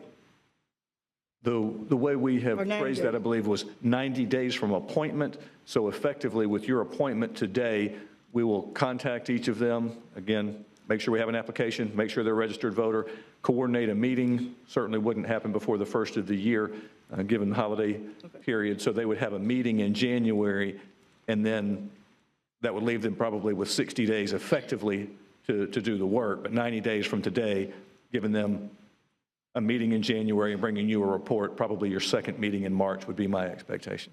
Okay, so with that time period, and with what has been scoped out, that's going to be a task in itself to accomplish all of that in that short time period.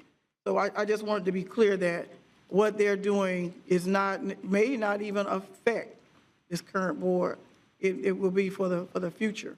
And I don't want us to, I would not recommend muddying up what current situations are going on into this process, because we don't need our community even more confused about where the lines are and where they're not.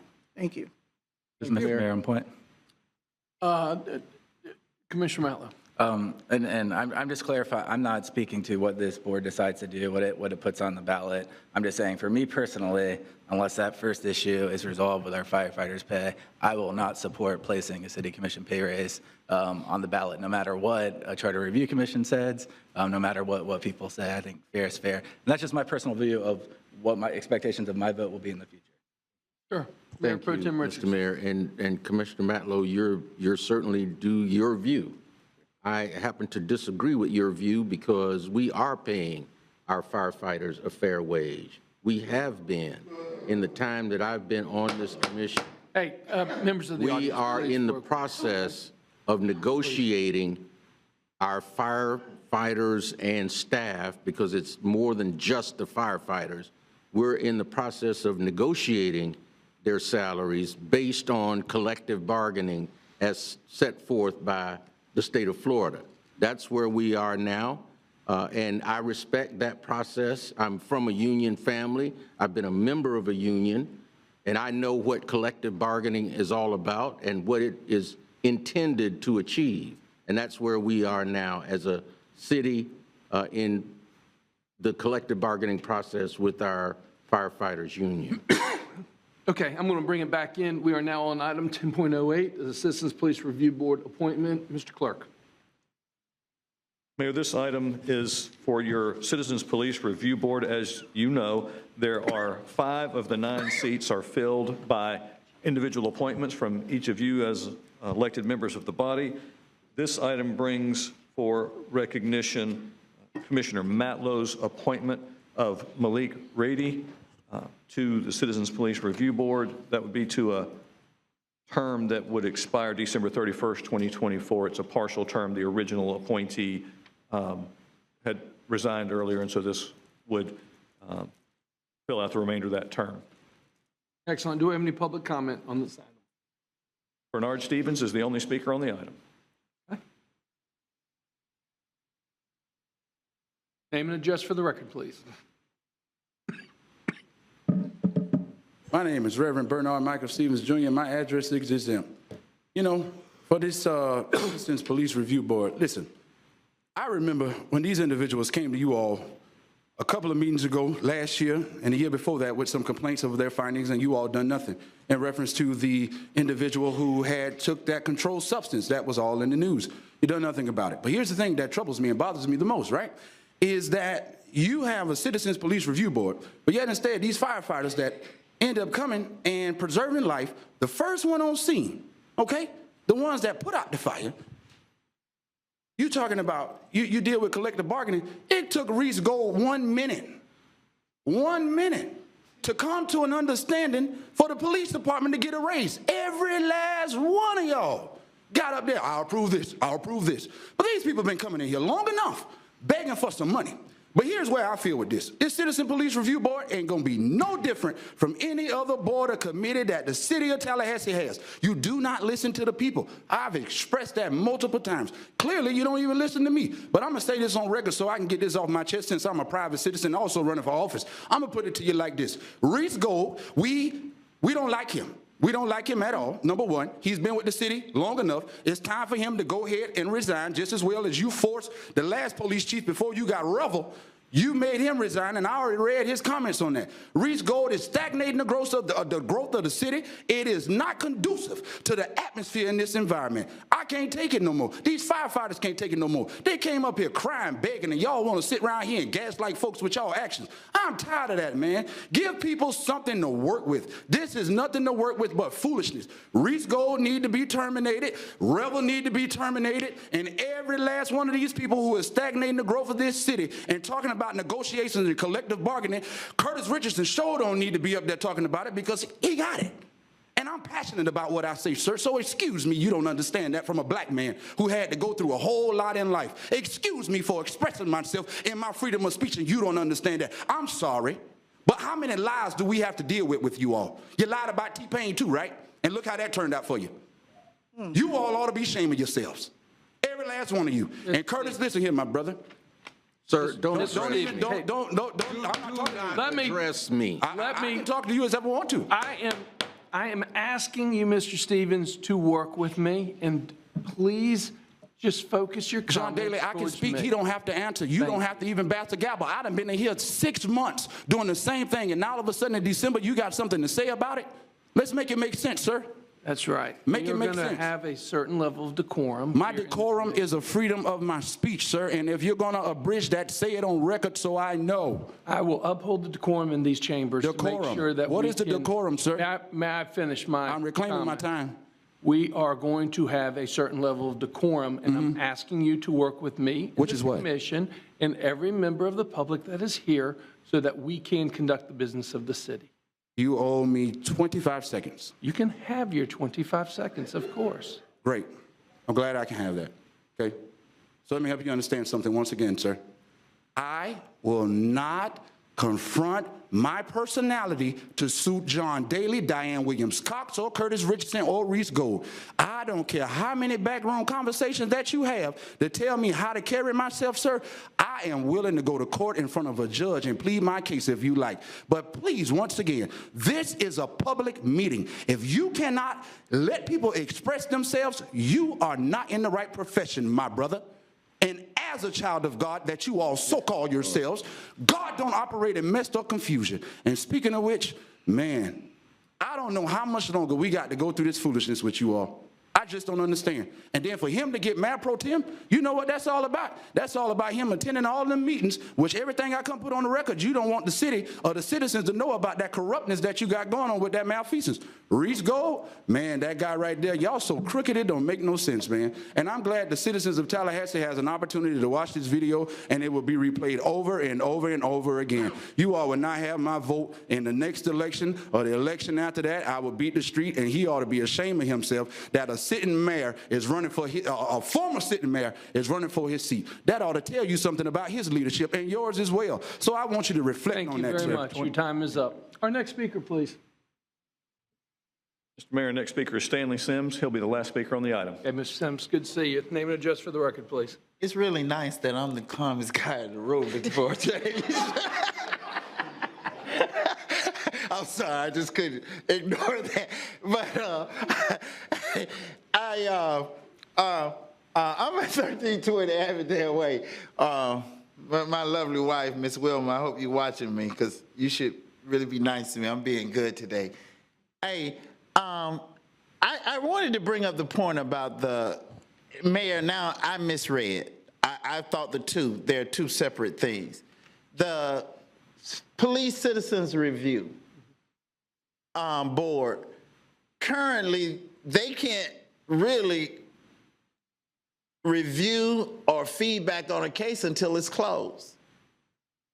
So technically, if George Floyd's incident would have happened here in Tallahassee, the review committee could not start looking at that because it's still in litigation. That's a problem. And then I'm not clear because we have the citizen review team that meets and actually looks at the documents, but then we have a citizen review. I ain't never seen, I know that your in-crew, Mr. Rudy Ferguson, is over that, but they haven't met in over 8 months.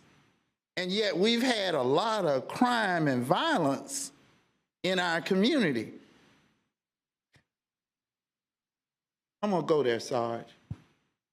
Then we talk about decor. Yeah, I know her, despite we get along. We talk about decorum in this room, but the chief of police heckled me from right back there in front of all of you, and y'all didn't do nothing. Why can't we practice what we preach?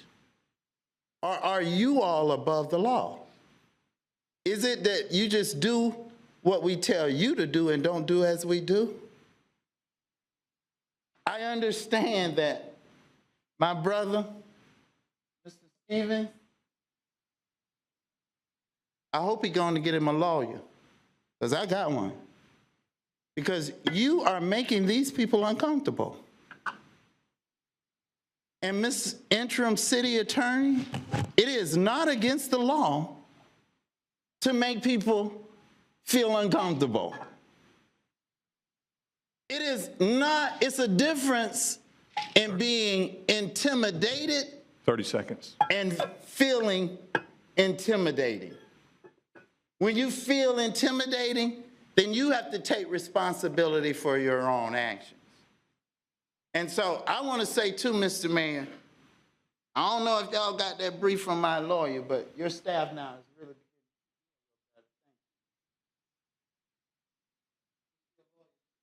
Okay, do we have any other public comment? No other speakers on item 10.08. Great. Commissioner Matlow, you're recognized. Thank you, Mr. Mayor.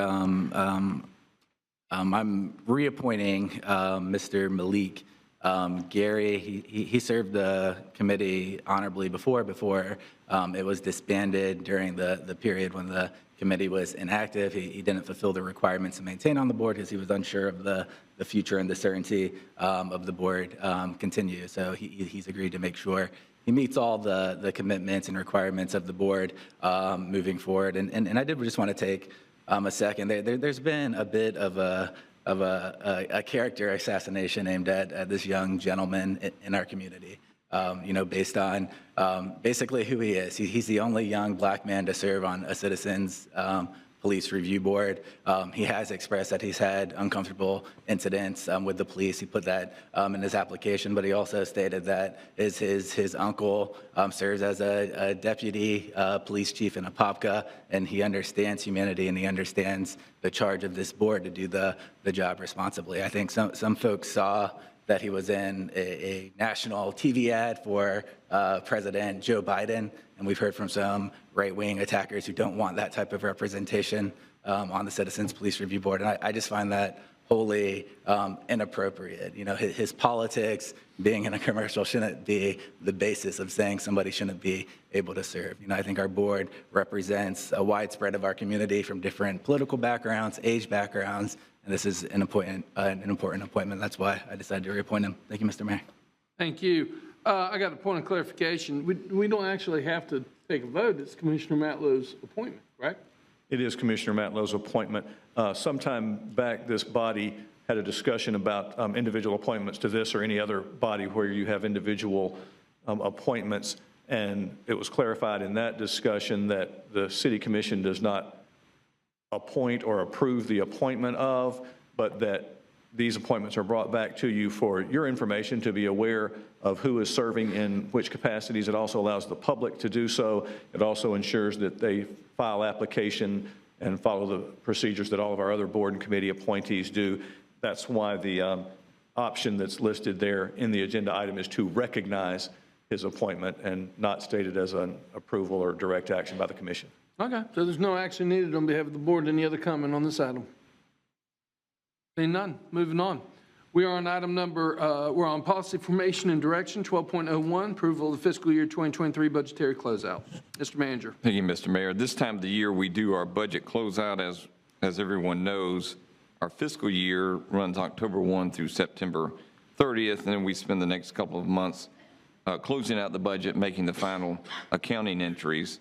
As you also know, we have 14 funds. We're not a single fund entity, and so all of those, we go through the accounting process with all of those and conclude the year. Robert Wiggin is going to walk through the presentation, but I'll give you the punchline. The punchline is good news. The funds will be closed out balanced. We've got, again, a bunch of enterprises and the general fund, and so we end the year in a good position. We made a lot of progress toward replenishing our deficiencies fund, something that this commission has talked about for some time, and that's the snapshot of our financial situation. But Robert, if you don't mind, walk us through a little more detail as we close this budget year out. Thank you, City Manager Goad, Mayor, Commissioners, appointed officials, and members of the community. Throughout the year, the city staff has provided quarterly updates on the status and progress of the fiscal year 23 budget. This item presents the final summary of the budgetary closeout as described by the city manager. Operating fund appropriations for fiscal year 23 and completed capital projects have now been closed per the city's budget and financing policies. As you well know, the fiscal year 23 budget was developed with your priorities in mind. But in addition, we responded to inflation, affordable housing, mental health services, and public safety challenges. The operating budget for the general fund, for the enterprise funds, was nearly $1 billion. The closing entries balanced the 14 funds as described by the city manager, and also then invest in community assets. The fiscal year 23 budget invested in public safety initiatives, customer savings and utilities, continued proven CHSP success, and set the stage for the fiscal year 24 budget. Approval of this fiscal year 23 budget budgetary closeout, we were also able to set the stage for fiscal year 24. As we discussed recently in September, we've resurfaced lane miles with increases in inflation. Our city fleet has held the line on cost increases, even while large and small vehicle costs have gone up 10 to 30-fold. And these systematic changes allowed us to increase public safety investment in 20 new officers, advanced technology, and recruitment resources. And then, we, of course, as you directed, we're continuing to fund wraparound public safety programs. As we close fiscal year 23, as mentioned by the manager, the punchline, we've, over the fiscal year 23, we were able to increase the deficiencies fund balance. It grew by 19% by city management efforts as we went through the year. As part of the adoption of this closeout item, we know that grants and cost reimbursements are critical to each of the funds so that they can balance and recoup costs from FEMA. We've been identified as an eligible applicant for costs related to Hurricane Idalia, which requires City Commission approval to execute the attached agreement.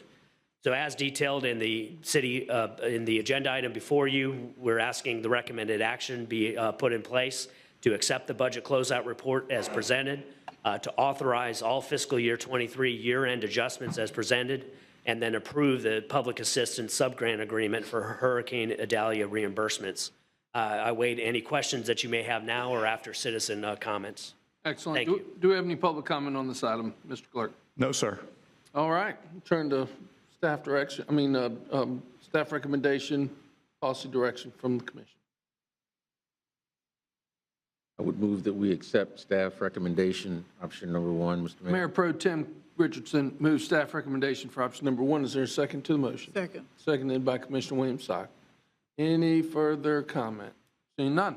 All those in favor signify by saying aye. Aye. All those opposed? Passes 5-0. We're on item number 12.02. Mr. Manager. Thank you, Mr. Mayor.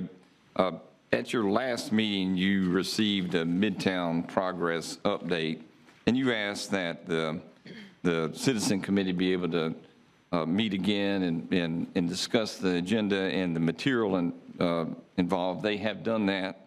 And for this purpose, staff has also prepared a Midtown implementation plan. You heard a lot about last time, all of the efforts underway that have resulted from this engagement with the community, taking a lot of feedback. And so it's included in your materials as an implementation plan. You will find it very comprehensive, focusing a lot on the land use, the zoning, in particular the parking that has been found to be one of the key components to Midtown and its future. In addition, you'll find there's already $41 million in projects that are scheduled to happen over the next 15 years in this area. So a lot of good work, clarity of direction, and we now have feedback from the committee following your commission meeting. We want to give you a presentation, but before I do, let me pause and take an opportunity to recognize Dr. Laurel Harbin. Y'all know her, you've seen her, she's a key part of the team. Since you met last, she has been promoted to the Director of Planning. As you know, Artie White left that position, it was vacant, and we found the very best right here in Tallahassee, and I'd like to congratulate her in the new role and look forward to many good years ahead. So, Mr. Mayor, if you don't mind, Dr. Harbin will provide the presentation. You want to provide a brief? Now, we've had the presentation from the last meeting, but if you want to give us a brief update? Brief update would be great. Certainly. Last time we gave you a presentation on the 2.8 million projects completed since the adopted plan in 2011, as well as the committee priorities. Those were verbatim as attachment 1 of what they recommended.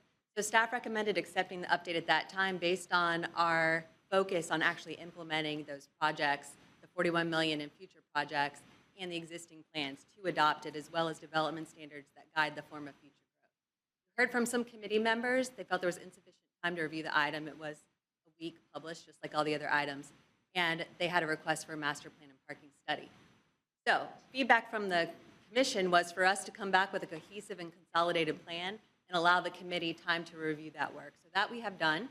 The Midtown implementation plan that you have here and is attached to your agenda item consolidates those existing plans, looks at codified development standards, combines all those budgeted projects, completed and planned, into one map, and identifies implementation strategies for those priorities that the committee came up with of how we can leverage existing departments and budget sources to make those happen in a fiscally responsible way. We gave the opportunity to the committee to review it at their November 6th meeting. We did not have a quorum, but feedback was generally positive from those folks that were there. We sent them home with hard copies, and then we followed up with an email to the committee and those stakeholders who like to be copied on the email November 8th. We did not hear any feedback. The committee met again December 4th with a quorum. There was no feedback on the plan. It was on the agenda. They chose not to discuss it and moved in another direction, which I'll share in a minute. Some excerpts from the plan. You have the consolidated projects list, 2.8 million completed, 41 million active or planned. Those numbers show me that really the future of Midtown is still in the works and coming. We looked at the land development standards. This guides future development of the area. That's already adopted, codified in our plans and code. One thing we did as staff is we took a look at the development pattern in Midtown at the block and site level. We found that it's actually quite suburban-oriented, very automobile-oriented. Good news is those development standards and plans guide us towards growth that's actually in line with those priorities, very pedestrian and multimodal in nature. We found ways that individual commercial property owners, the majority of commercial property in the adopted 2011 area is in fact privately owned. We found out ways that incremental development could help improve those by reducing the amount of code nonconformities and actually bringing it in more alignment with the committee priorities. So at that last committee meeting, they did make a motion. The first was to recommend that this is their words verbatim, renew the Midtown Stakeholders Committee and commit to fund a parking mobility study. And we lost a member, and then a 4-1 vote was to recommend that the commission commit to funding consultant master plan in the next fiscal year. So a little bit lack of consensus on that last item there compared to last time. An essential part of your implementation plan are the committee priorities. Those priorities are clear, they're direct, they're sound. We actually think they're pretty good, and that's why we try to find ways to implement them. Our focus is on making that action happen as opposed to replanning something that's already been planned twice. To sum it all up, you have money, funds in the works. You have adopted plans. So we see this as a real path forward. We can see the renderings for the project that's slated to go in construction in the beginning of fiscal year 20 or calendar year 25. So the future is bright. And with this update that was requested from last time, we just ask that you accept the update. Excellent. Thank you, Dr. Harvard. Mr. Clerk, do we have any public comment on this item? Yes, sir. Dot Inman Johnson is our first speaker here in chambers. The only other speaker we have is connected virtually, and that'll be Randy Dinker. Your name and address for the record, please. Good evening, Dot Inman Johnson, 2121 Trescott Drive, 32308. I'm here to speak on the update mainly on sunsetting the Midtown Committee. I am asking again that you reconsider that decision. I don't know why the city would be afraid, Mr. Mayor, of having a committee you formed to oversee the progress of what is being done in an area. That committee was made up of businesses that invest in Midtown and neighborhood members in a very established neighborhood who had come to a unanimous decision in support of what needed to be done in Midtown.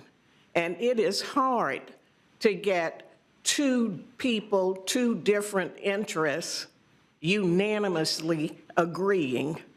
And I feel very strongly that you should show your support for the work that committee has done by not sunsetting the committee, allow it to work with staff and continue to give advice.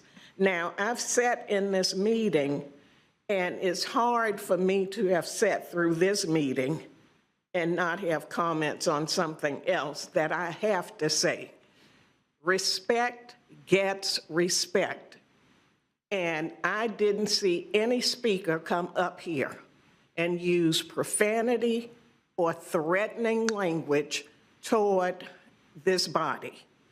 And I saw no need for the disrespect shown, Mr. Stevens.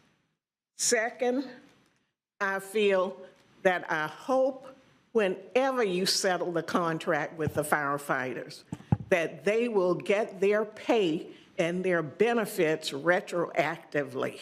It seems strange to me that we are in 3 months into the new fiscal year, and these people do not have their benefits, do not have their contract. You have about 20 seconds. And the mayor pro tem gets rotated around between two people who are not the mayor.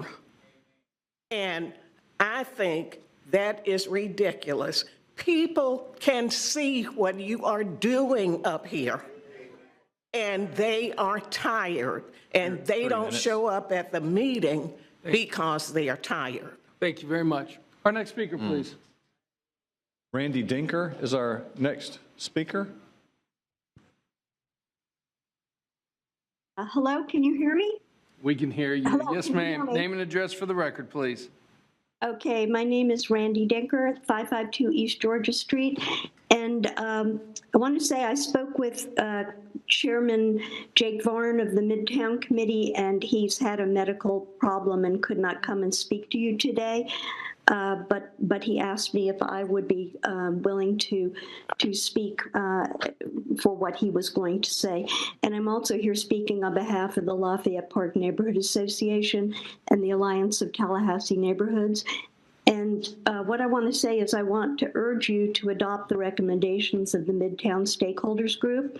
And I would really like to commend the job done by Chairman Jake Varn and all the members of the business community and the surrounding neighborhoods who donated so much time to the committee's work. And within the space of 1 year, the committee reached unanimous consensus on their recommendations for the master plan. And they also made some very excellent short-term interim suggestions. And I think this is something to be celebrated, because how often do we have unanimous agreement on anything in our highly polarized world? So when this does happen, I think it needs to be supported and encouraged. So I would urge you to support this today, support their recommendations. They met 2 weeks ago and they adopted 3 specific additional recommendations as follows. The first is they want you to move ahead immediately with a traffic and mobility study for Midtown, which I understand from Chairman Varn that this can be done in-house.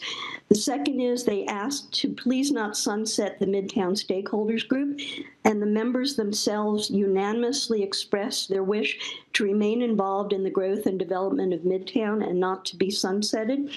And the third recommendation was to put out an RFP and hire a master planning group to create a Midtown master plan within the next fiscal year. So I urge you to adopt the Midtown Stakeholder Group's recommendations and to support their continued participation in the process. And as a personal note, I would like to thank the Midtown Stakeholders Group, both the business community and the neighborhood community, for their hard work and their perseverance and their community service, and I hope you'll support them. Thank you. Thank you. Our next speaker, please. That was our final speaker, Mayor. All right. Commissioner Williams-Cox. Mayor, I have a question. I know because I've heard this mentioned a couple of times about the sunsetting of the stakeholder group. Is there anything that precludes this group from continuing to be a group and meet? You know, before I came to the commission, I formed some community groups without the sanctions of the city, and we were able to do what we needed to do, and when we had something that we wanted to bring to the city, we were able to do that. Is there anything that precludes this group from continuing to meet and do this as a neighborhood group? Mr. Manager. Mr. Mayor, no, Commissioner. They certainly could. The way it's organized is as a city commission committee, and that's what would be sunset. But they could organize and convene and provide feedback, which would be customary. You see neighborhood associations and other groups formed to provide feedback. That's certainly possible. Okay. I just wanted to make sure that we understood that you don't have to be sanctioned by the city to keep working, because I think we will accept volunteer work. All right. Any other comments? Commissioner Porter. Oh. Thank you, Mr. Mayor. I mean, they're already doing volunteer work. I do want to I want to thank staff, thank the committee for the work you've done. Looking at the action, I mean, I want to accept the report, accept the update, but I would like to also incorporate the recommendations made by the stakeholder group, which I believe were to not sunset the group, to move ahead with a traffic and mobility study for Midtown, and to put out an RFP to hire a master planning group to create a master plan for Midtown within the next fiscal year. So that would be my motion, to accept the update and then to move ahead to accept their recommendations as well. All right, there's a motion on the table made by Commissioner Porter I'd second that, Mr. Mayor. to move forward with accepting the update and the recommendations from the working group. Seconded by the Mayor Pro Tem. All right, any further comment? I have a question. Yes, ma'am. What we have here is the implementation plan. Mr. City Manager, could you educate me on the difference between what we have here and what a master plan would be? Mr. Mayor, may I ask Dr. Harbin to help us with that? And if you don't mind, we also probably can speak to the parking study. That we've done that a couple times before, but the implementation plan clearly is like the work product of a master plan. Dr. Harbin, will you kind of describe what a master plan is, the process, and really the output, and how it might relate to what we see here today? Absolutely. First, I just have to start. I was remiss in not mentioning that the chair, Jake Barn, did have a medical emergency, and he asked me to communicate that he wanted to be here. So thank you, Ms. Tinker, for mentioning that. So yes, a master plan, according to one of the go-to documents of the American Planning Association, is actually the equivalent of our comp plan. It's going to cover school sightings, things that aren't district-based. It's not really appropriate for this level. That's why I've been using master plan in quotations. I think the plan that they want is the one based on the priorities. This plan addresses those priorities. It covers urban design and analysis, multimodality, building form, all the public rights-of-way and things of that nature are covered. The second part of that question is the parking piece. The 2011 adopted Midtown Action Plan identified parking as a nuisance. People were parking on the neighborhood streets. Most of the plan has been covered. That was an outstanding item. That's why the commission directed staff to do a parking study. That was in 2015. Staff presented that in February at a commission workshop in 2016. Those parking numbers were updated in 2019. I can tell you the parking demand is higher than the supply. We've made additional concessions since then, identifying and painting 61 additional spaces. And to be honest, what you're going to see in the study that we have for you in the implementation plan, the future development and growth of Midtown is going to decrease the amount of parking supply. Parking is an issue, but until we hit that point, the tipping point where we redevelop and look at consolidated parking options, the most environmentally sustainable and best use of our land resource, that's probably, it sounds like we're not there yet, then I would just say parking will continue to be a problem. And I would also like to point out that this commission directed the Midtown Working Group to identify parking solutions and said, we will consider purchasing a surface lot for you. Staff identified all the lots where the land value was greater than the building value as viable options. The committee cannot select one, so that's why there was not one presented to you. So there's a little bit of a lack of consensus on how to address the parking issue. There's consensus, it's an issue. Excellent. All right, Commissioner Williams-Cox, you have the floor. Does that answer your question? I think it does, but I want to make sure we're clear for those who are listening. In your expert or your experience, is a separate master plan necessary when we have this? No. And as your professional staff, I would recommend focusing on implementing the priorities. They've already identified what those issues are that would come out of a plan. Mr. Mayor, yeah. I should have done this because it speaks to knowledge and ability in this sector. Dr. Harbin is not just our planning director. She's a professor at the UF School of Urban Design and Planning. So this is what she teaches. So she comes at it from both a professional experience and an academic experience. And I think that's what her and other staff have been trying to do to get to a work product that makes sense and is consistent with the priorities of the committee. Okay. What concerns me is that we'll spend time working on a master plan when we already have an implementation plan that we need to go to work implementing. All I can say is you have the committee's request. The plan addresses the issue. Commissioner Porter, thoughts based on your motion? Okay, motion on the table made by Commissioner Porter, seconded by the Mayor Pro Tem, is to accept the update, but also to include the recommendations from the working group. Commissioner Porter, I share your sentiments on how to get to the end product. As Dr. Harbin just explained, I am comfortable with the implementation plan that we have and the traffic studies that we have already conducted. I'm going to respectfully not vote in favor of the motion on the table, and I would support a substitute motion or a different motion to accept the report so that we can move forward. I do think that this addresses what the citizens group wants. And I do think that as long as there is work to be done, the citizens group should exist.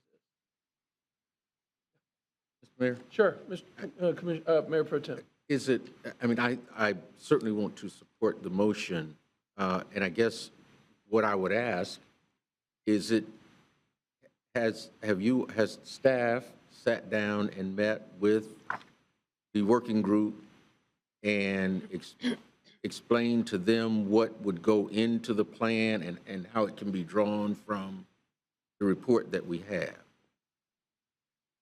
Dr. Harvin? I'm not quite clear on the question, so what I will clarify is that we did present the plan that we have, and me standing here saying that we should prioritize implementing projects, not produce another plan as a planner, is something I've said to them multiple times, including the last meeting. I just think that's the most efficient use of money and the best realization of the priorities they've identified. Okay. All right. Motion on the table. All those in favor signify by saying aye. Aye. All those opposed? Nay. Nay. Okay, it passes 3-2 with the mayor and Commissioner Williams-Cox in dissent. Thank you, Dr. Harvin. Appreciate it, and congratulations. It is 5:35. We are in recess until the 6 o'clock public hearing.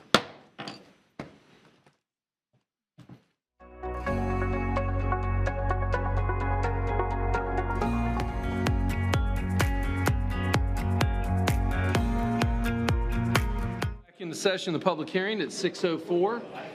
We are on item number 14.01. Madam Attorney. Thank you, Mr. Mayor. Item number 14.01 is the first and only public hearing on ordinance number 23-0-37.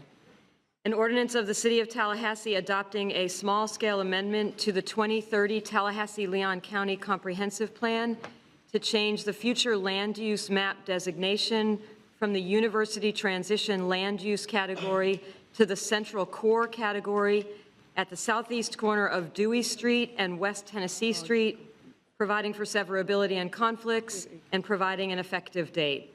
The recommended action is option 1, conduct the first and only public hearing and adopt ordinance number 23-0-37.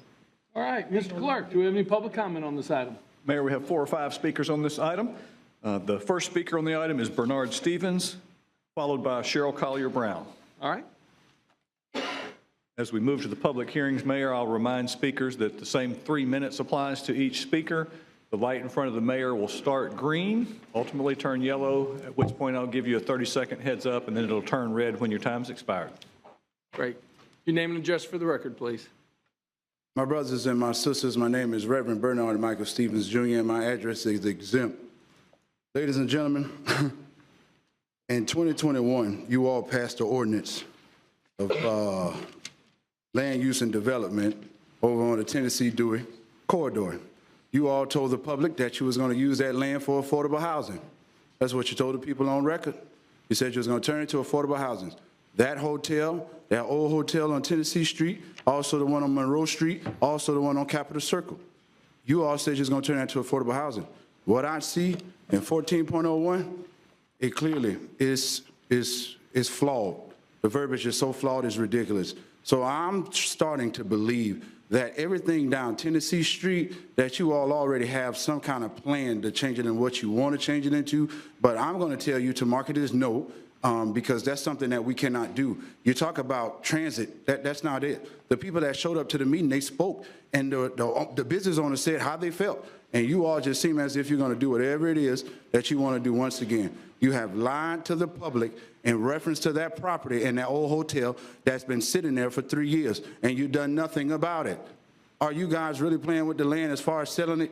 Doing real estate in the city, is that what we're doing? We buy property and then we wait until the value marks up about 2-3 years and then we turn around and sell it? Because that seems like what you're doing all the way down Tennessee Street. It's a miracle R.B. Holmes done sold his land over there to Tallahassee Memorial to get urgent care.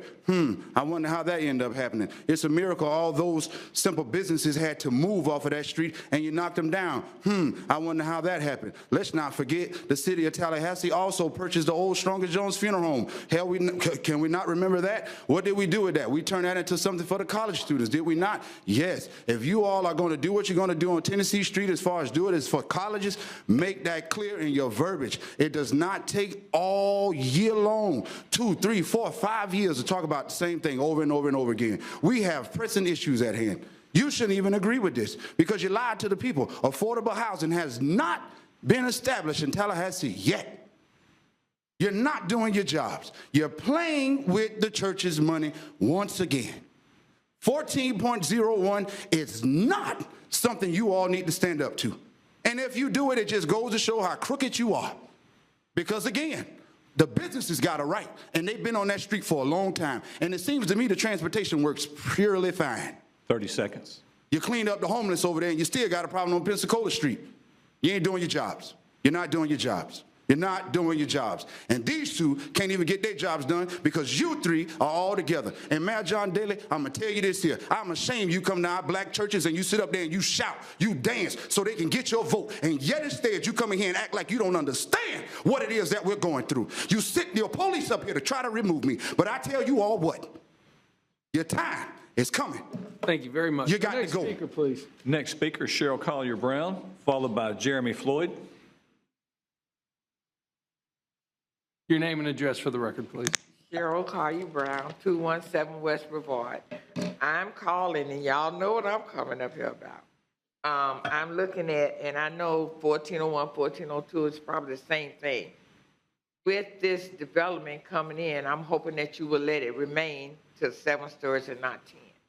And I am still concerned about the movement of traffic that's going to happen on Tennessee Street, and I will be coming up again. And I know that growth is inevitable, but I would like sometimes when you start looking at these things that we don't have just one meeting to discuss it and bring it to us, the citizens who are concerned about it, because I am definitely concerned because it's going to trickle down into the Frenchtown area with all this development that's going to happen on Tennessee Street. And that's my main concern because I'm feeling the crunch already on Brevard Street.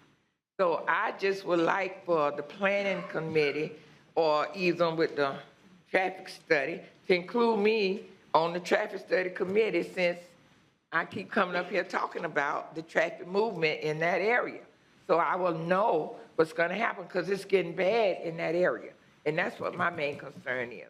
The traffic is going to move from Tennessee Street to Brevard Street. And we need to look at things on Macomb Street. It's going to happen. You need to maybe look at another traffic center signal. We need to have crossing, safety crossing mechanism, for the pedestrians. All of this stuff need to be included when they start letting these developers from out of town come in and develop in our city. And that's what I'm looking at. Been sitting here 61 years, and I'm just concerned about the movement of the traffic. Thank you. Thank you. Our next speaker, please. Next is Jeremy Floyd, and then Ben Hood is available to answer questions. Your name and address for the record, please. Jeremy Floyd, Board Bass Consulting, representing the applicant, is here to answer any questions. Next speaker, please. Ben Hood also available to ask questions. Other than that, I don't have any other speakers, Mayor. All righty. Let's turn to commission discussion. Mr. Mayor, I strive for clarity. You know, I hear what comments are being made, but can we just clarify? Because the city gets blamed for a lot of stuff that we're not doing. And I'm tired of it going unanswered. So all we're trying to do here is this is a rezoning issue, correct? We're not buying anything, we're not building anything, right? So, Mr. Manager. Mr. Mayor, yes, Commissioner, that's right. This property is not owned by the city of Tallahassee. Okay. It's being requested to create ultimately a PUD. So there's a series of comprehensive plan changes, zoning changes. That's what's in front of you. It's the use of the land and what can be put there. That's the question for the city commission, but there's no ownership of the land by the city. The city doesn't sell it. We don't reap any benefits from it. It's simply a question of what can be placed there. Okay, thank you. I just wanted that clear because folks who are not here who may be listening to this or go back and watch this later, I just want them to understand it's not like we're out here just buying up land and doing stuff because that's not what's happening here. All that's before us tonight is to approve a rezoning from what it was previously to university transition like we've done many, many, many times before. Thank you. Thank you. Commissioner Matlow. Thank you, Mr. Mayor. I'm going to support this. I do want to. I mean, I think this is good planning when we look at a major corridor like Tennessee Street and really encouraging higher densities and where it fits and where it's appropriate. I think that makes sense. I did want to take a point of privilege as a former code enforcement member. That hotel over there is in a scary situation with busted out windows, and the sooner we could move forward and get that addressed, I think the better. But I do think this is an appropriate use of where we can look at our plan to really increase density in the urban core that doesn't have major effects on our neighborhoods, doesn't have major effects on other things. So I'd move option 1. Option 1's been probably moved by Commissioner Matlow. Is there a second? Seconded by the Mayor Pro Tem. Any further discussion? Seeing none. All those in favor signify by saying aye. Aye. All those opposed. Passes unanimously, 5-0. 14.02, Madam Attorney. Thank you, Mr. Mayor. Item number 14.02 is the first and only public hearing on ordinance number 23-Z-32, an ordinance of the City of Tallahassee, Florida, amending the official zoning map of the City of Tallahassee concerning the property located on 2.15 acres on the southeast corner of the intersection of Dewey Street and West Tennessee Street, changing the zoning classification of land from University Transition, UT, to Up-Campus Urban Planned Unit Development, UPUD, providing for conflicts, severability, and an effective date. The recommended action is option 1, conduct the first and only public hearing and adopt ordinance 23Z32. Any ex parte disclosures concerning this item are available via the hyperlink included in the agenda item as published in the board docs system. Excellent. Do we have any public comment on this item?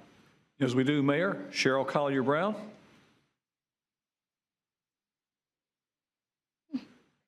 Your name and address for the record, please. Gerald Collier Brown, once again, I am not against that development. I just want, maybe you might need to direct me to who I need to talk to about my concern. Because it's going to be a concern. I know about the urban core and the transition and the major thoroughfare, but I'm witnessing how it's happening now, and you don't even have those buildings up there existing. So all I want to do is see that we can get together and satisfy how that's going to affect how the traffic's going to move in that area. I'm not against it. I wish it wouldn't go from 7 stories to 10 stories. Okay, it's going to do that. But I just want somebody to come and talk to us about how it's going to affect our neighborhood, because it is going to affect us.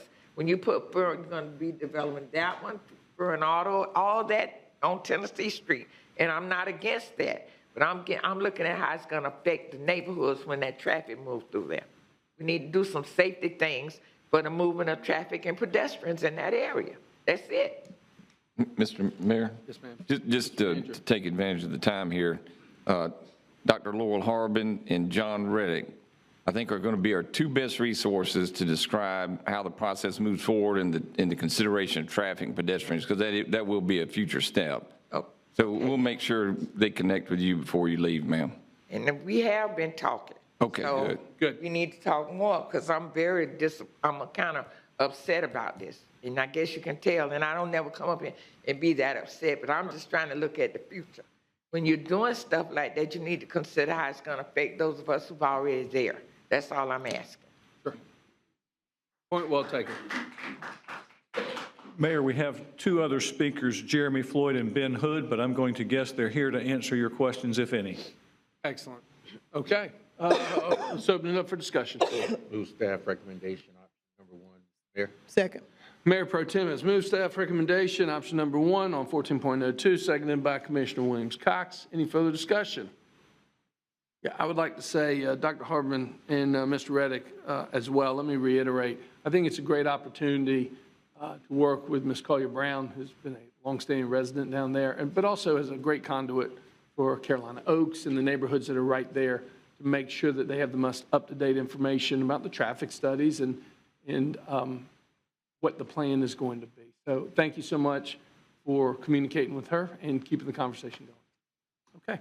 All those in favor of the motion on the table signify by saying aye. Aye. All those opposed? Passes unanimously, 5-0. We're on 14.03. Madam Attorney. Thank you, Mr. Mayor.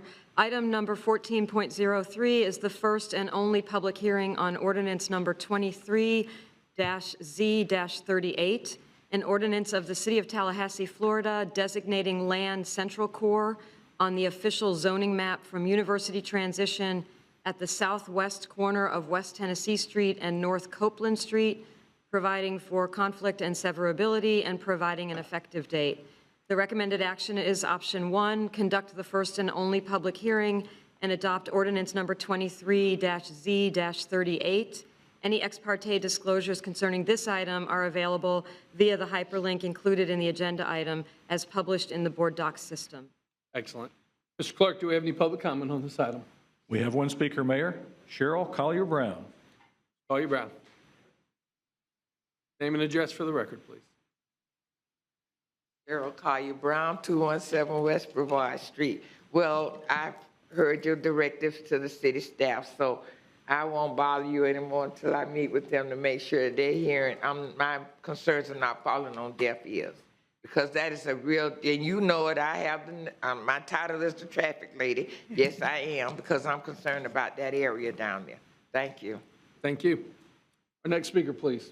No further speakers on the item. Colleagues. Option number 1. Second. As recommended by staff. The Mayor Pro Tem has properly moved option number 1, seconded by Commissioner Williams-Cox. Any further discussion? Seeing none. All those in favor signify by saying aye. Aye. All those opposed? Passes unanimously, 5-0. We're on item number 14.04. Madam Attorney.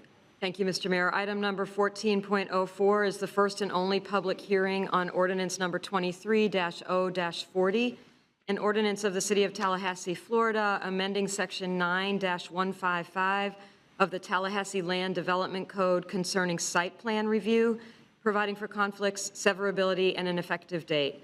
The recommended action is option 1, conduct the first and only public hearing and adopt ordinance number 23-0-40. Okay. Mr. Clerk, do we have any public comment on this item? No, sir. Okay. Colleagues. Option number 1 is recommended by staff. Second. Option number 1 has been properly moved by the Mayor Pro Tem, seconded by Commissioner Williams-Cox. Any further comment? Seeing none. All those in favor of the motion on the table signify by saying aye. Aye. All those opposed? Passes unanimously, 5-0. We're on item number 14.05. Madam Attorney. Thank you, Mr. Mayor. Item number 14.05 is the second and final public hearing on ordinance number 23-0-41, an ordinance of the City of Tallahassee, Florida, amending Chapter 10 of the Tallahassee Land Development Code concerning the allowed location of fraternity and sorority land uses, providing for conflicts, severability, and an effective date. The recommended action is option 1, conduct the second and final public hearing and adopt ordinance number 23-0-41. Excellent. Mr. Clerk, do we have any public comment on this item? Yes, we do. 2 speakers. The first is Ramon Guillen, followed by Bobby Nahum. Your name and address for the record, please. Good evening, esteemed members of the City Commission. My name is Ramon Guillen, and I'm speaking for and on behalf of Pi Lambda Phi Fraternity Epsilon Lambda chapter at FSU, with a duplex located at 524 East College Avenue. Today I speak to you as an alumnus brother and a founding father of Pi Lambda Phi Fraternity Epsilon Lambda, which we call Pi Lam for short. In the last few weeks, I've had the distinctive pleasure of meeting with members of the community, the City of Tallahassee's Growth Management Director, John Reddick, and the Assistant Vice President of Student Affairs, Dr. Zidane Chu at FSU, to open a dialogue on the future housing of fraternities and sororities in the City of Tallahassee and at around FSU. Although these discussions made clear to us that the Pi Lam Fraternity House will be grandfathered in to allow our brothers to use the fraternity house for that purpose, our future plans on growing and developing the house into a larger facility will be limited to what is currently permitted of a duplex.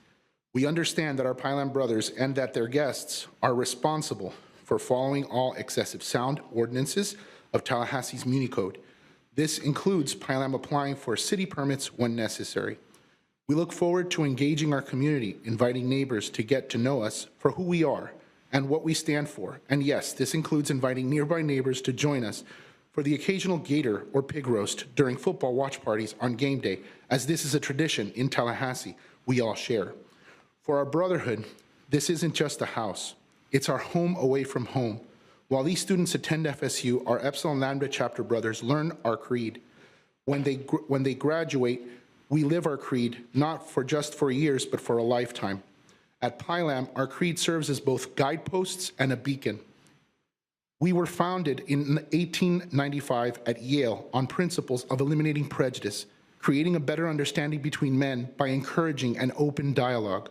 With our renewed vigor, we declare that we, as men, dedicate ourselves to the highest standards of freedom, honesty, and justice for all men of all creeds. We trust that our First Amendment rights to share our message with our neighbors will not be unlawfully limited by this amendment. We respectfully request that our community and its leaders allow us to exist as members of the community with the express purpose of enjoying the privileges and rights we share as both Floridians and Americans. Thank you. Thank you. Our next speaker, please. Bobby Nahum. Your name and address for the record, please. Bobby Nahum, 576 East Call Street. So I am definitely in favor of you all passing this ordinance. I think it's a great move for the city, especially for the downtown area. You know, our neighborhood downtown is one of the oldest neighborhoods in the city. And the city has put a lot of money into revitalizing this part of downtown. And there's a vision that's been put in place to make the downtown more appealing to people, both commercially and residentially. And, you know, with Cascades Park and all the other money that the city has put into this part of the city, all that really comes into jeopardy if you start having FSU and fraternities expanding into this historic part of downtown. And I think that what we have to do is we have to take measures to prevent that from happening, because FSU is expanding eastward. We can't deny that. I mean, the College of Business is expanding eastward. You've already got the entrepreneurial, I think it's the Jim Moran Institute downtown already. So FSU is growing, so the natural progression is going to be towards housing, student housing expanding downtown. We really can't let that happen if we want to make good on the previous investments that the city has put into this part of town. So I think it's a good move, and I know that the neighbors are happy about it. Certainly, I'm here speaking not only on behalf of myself, but really on behalf of the whole neighborhood. If you remember, we had quite a few neighbors come and speak at one of the first meetings a few months ago, and we had a private meeting with one of the commissioners where probably about 30 neighbors came and visited. So this is definitely something that people who live here support, and I just am glad that you guys have taken this action, and I support it fully. Thank you. Thank you. Our next speaker, please. No other speakers on this item. All right, colleagues. Option number 1 is recommended by staff. Second. All right, option number 1 has been properly moved by the Mayor Pro Tem, seconded by Commissioner Williams-Cox. Commissioner Matlow, you're recognized. Thank you, Mr. Mayor, and respectfully, I'm going to vote against the motion. I understand the underlying concern. I'm not sure changing the land development code like this makes sense as the fix. I mean, I think the underlying issue is we have enforcement issues with parking and sound and disturbing of the peace that are not being enforced. And I think as we start picking apart land use categories based on individual complaints, it's a really slippery slope based on the rights property owners have when they purchase property based on what anticipated uses are. So while I recognize the reasoning behind it, I'm not sure, you know, outside of a larger scale conversation about looking at zoning and other uses completely, it makes sense to pull this one out individually. So I do think we need to focus on enforcement. I have heard the complaints. I think within our sound ordinance, within other ordinances, we can bring peace to the neighborhood under existing rules. But I'm concerned with other areas in this district that might be affected that we just don't know about yet because they don't even know this is being considered. Thank you, Mr. Mayor. Thank you. Any other comment? Seeing none. The motion's been properly made by the Mayor Pro Tem, seconded by Commissioner Williams Cox. All in favor of option number 1, staff recommendation, signify by saying aye. Aye. All those opposed? Nay. Passes 4-1 with Commissioner Matlow in dissent. We are on item number 14.06. Madam Attorney. Thank you, Mr. Mayor. Item number 14.06 is the first and only public hearing on the 8th Amendment to the Integrated Development Order for the Southwood Development of Regional Impact. The recommended action is option 1, conduct the first and only public hearing on the proposed change to the Southwood DRI and approve the 8th Amendment to the Integrated Development Order. All right, Mr. Clerk. Darren Taylor and Josh Casper are each here to answer questions. Other than those, no speakers. Okay. Colleagues. Move option number 1 is recommended by staff. Option number 1 has been properly moved by the Mayor Pro Tem. Is there a second to the motion? I'll second it. There's a second to the motion by Commissioner Williams Cox. Let's open it up for discussion. See no comments. All those in favor of the motion on the table signify by saying aye. Aye. All those opposed? Passes unanimously 5-0. 14.07, Madam Attorney. Thank you, Mr. Mayor. Item number 14.07 is the first and only public hearing on ordinance number 23-Z-33, an ordinance of the City of Tallahassee amending the Southwood Planned Unit Development on the official zoning map of the City of Tallahassee, project site located on approximately 3,322 acres and is generally bounded by Appalachie Parkway on the north, Southwood Plantation Road and Biltmore Avenue on the east, Tram Road on the south, and Capitol Circle Southeast on the west, providing for conflicts, providing for severability, and providing an effective date. The recommended action is option 1, conduct the first and only public hearing and adopt ordinance 23-Z-33. Any ex parte disclosures concerning this item are available via the hyperlink included in the agenda item as published in the board docs system. Thank you. Mr. Clerk, do we have any public comment on this item? Josh Casper and Darren Taylor, each available if you have questions. Other than that, no speakers. Okay. Colleagues? Move option number 1. Second. Option number 1's been properly moved by the Mayor Pro Tem. Excuse me. Seconded by Commissioner Williams Cox. Any comment? Questions? Seeing none. All those in favor of the motion on the table signify by saying aye. Aye. All those opposed? Passes unanimously 5-0. Item number 14.08, Madam Attorney. Thank you, Mr. Mayor. Item number 14.08 is the first and only public hearing on ordinance number 23Z-31, an ordinance of the City of Tallahassee amending the Oxbottom Meadows Planned Unit Development on the official zoning map of the City of Tallahassee, located on 36.37 plus or minus acres at the northwest corner of Oxbottom Road and Thomasville Road on the official zoning map of the City of Tallahassee, providing for conflicts, providing for severability, and providing an effective date. The recommended action is option 1, conduct the first and only public hearing and adopt ordinance 23-Z-31. Any ex parte disclosures concerning this item are available via the hyperlink included in the agenda item as published in the board docs system. In this quasi-judicial proceeding, the applicant has due process rights which entitle it to make a presentation at this public hearing. The applicant, through its legal counsel, has invoked its due process rights and requested that it be recognized as a formal party to the proceeding. Accordingly, the applicant will be permitted no more than 15 minutes for its presentation and then an additional 3 minutes for rebuttal. The order of proceeding would be to begin with a presentation by planning staff. Okay. So, folks, what we're going to do is there are certain rules of engagement, if you will, as we go through this process. And so we will have a presentation from the City of Tallahassee planning staff first.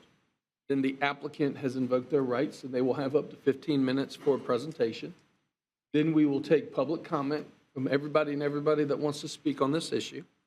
And then at the end of public comment, the applicant, by process, has the opportunity for a 3-minute rebuttal. Excuse me. And then we will go into commission discussion and take action. Madam Attorney, will you also tee up exactly what is the question before the commission tonight? Yes, the commission is whether or not the amendment at issue is consistent with the requirements of the development code and the city's comp plan. Okay. At this time, if we can go ahead and have the city's staff. Excuse me, I apologize, everyone. Dr. Harbin, if you will move forward with the presentation, that would be great.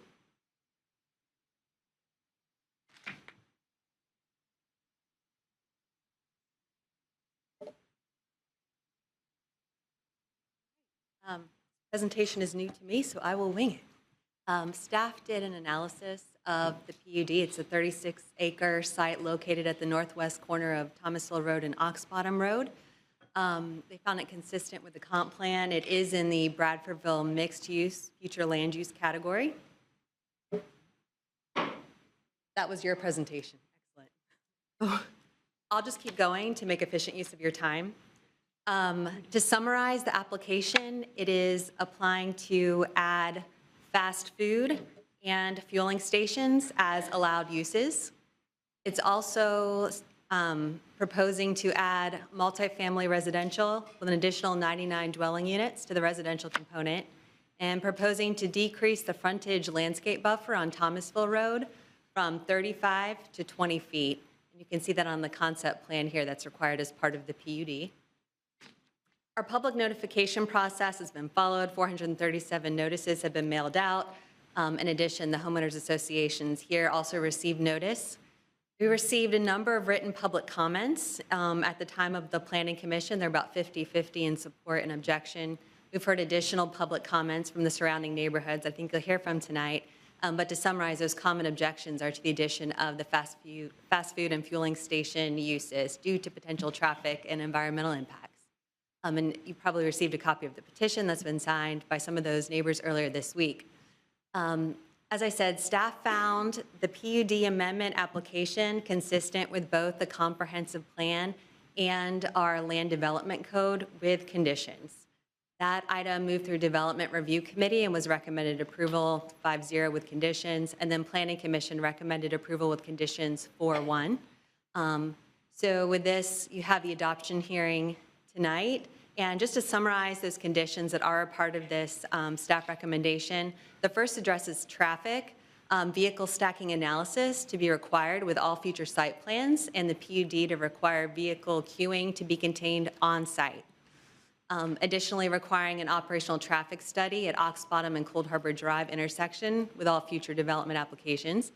And a mobility pedestrian trail, planning is required the location, design, and construction maintenance plan for pedestrian trail connecting to Cold Harbor Drive, and also for the landscape buffer to accommodate the reduction in width, having the applicant identify planning standards such as density, type, height minimums, and a maintenance plan for that buffer to meet the intent of the buffer. Other conditions are included here: stormwater, water, and sewer, and updates to the land use table for the number of residential units. All right, so you have the recommended action here. Passing it off to the next. Okay, Dr. Harbin, a couple questions. So let's make sure we're all on the same page. So tonight, action will be taken one way or the other on this particular proposed amendment. And once again, what is the action that's before the City Commission?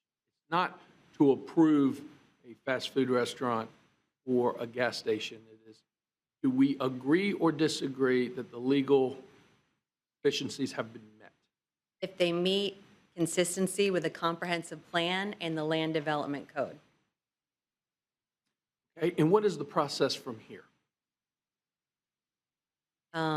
After you make the motion, there's I speak to the If window. If it was to pass tonight, what happens? Is there a submittal for a PUD? Is there more public comment during that Well, process? absolutely. This isn't for development. Any future development would have to go through a site plan review process that would have additional opportunities for public comment, and all those conditioned requirements for traffic analyses would come into play.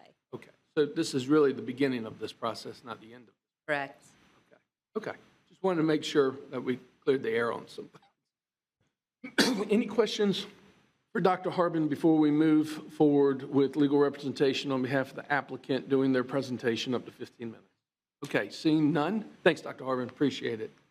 We'll go ahead and hear from counsel on behalf of the applicant.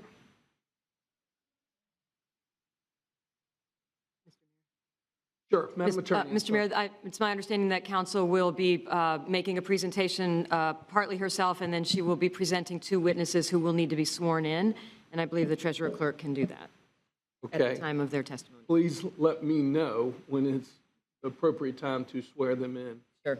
We'll go from there. As a point of order, would you like to go ahead and swear in the 2 witnesses now so that we don't have to interrupt their presentation with that? Sure, that'd be great. Okay. Mr. Clerk? If the first will step to the microphone, that we'll have you sworn in by having you first raise your right hand.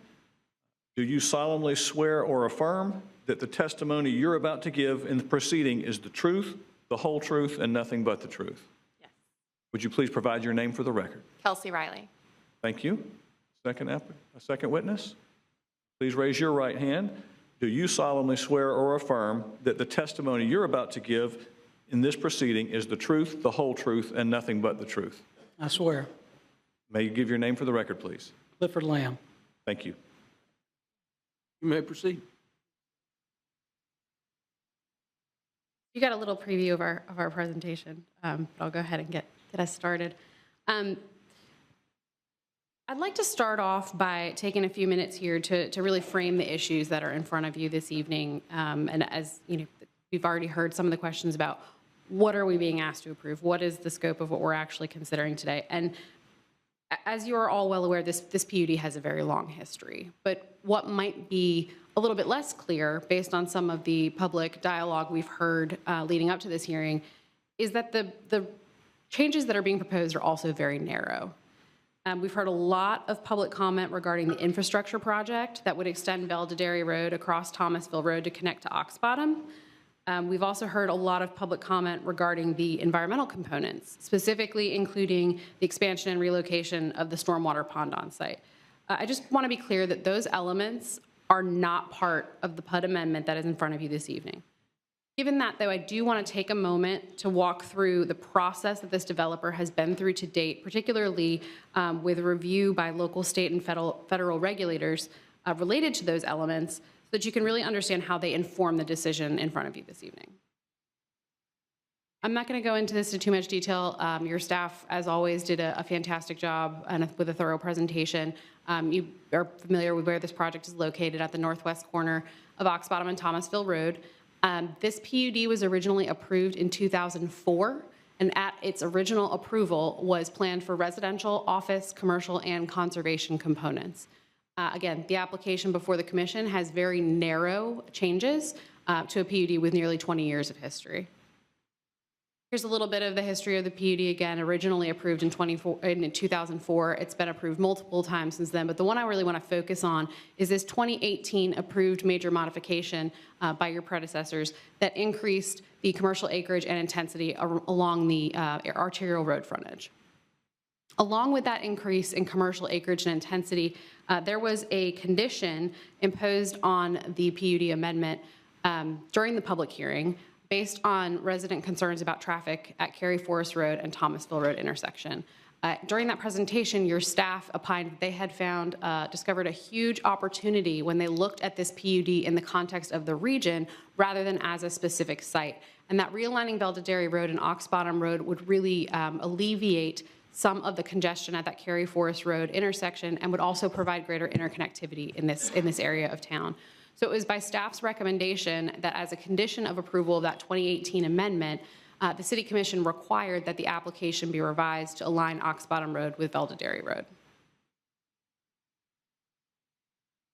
Up until today, for the last 5 years, really, the developer has been working with staff on the permitting and design for that roadway realignment. It's include permits for the signalized intersection, permits for the fill and clearing activities on the site that were utilized to create a pad site for that road extension through the property.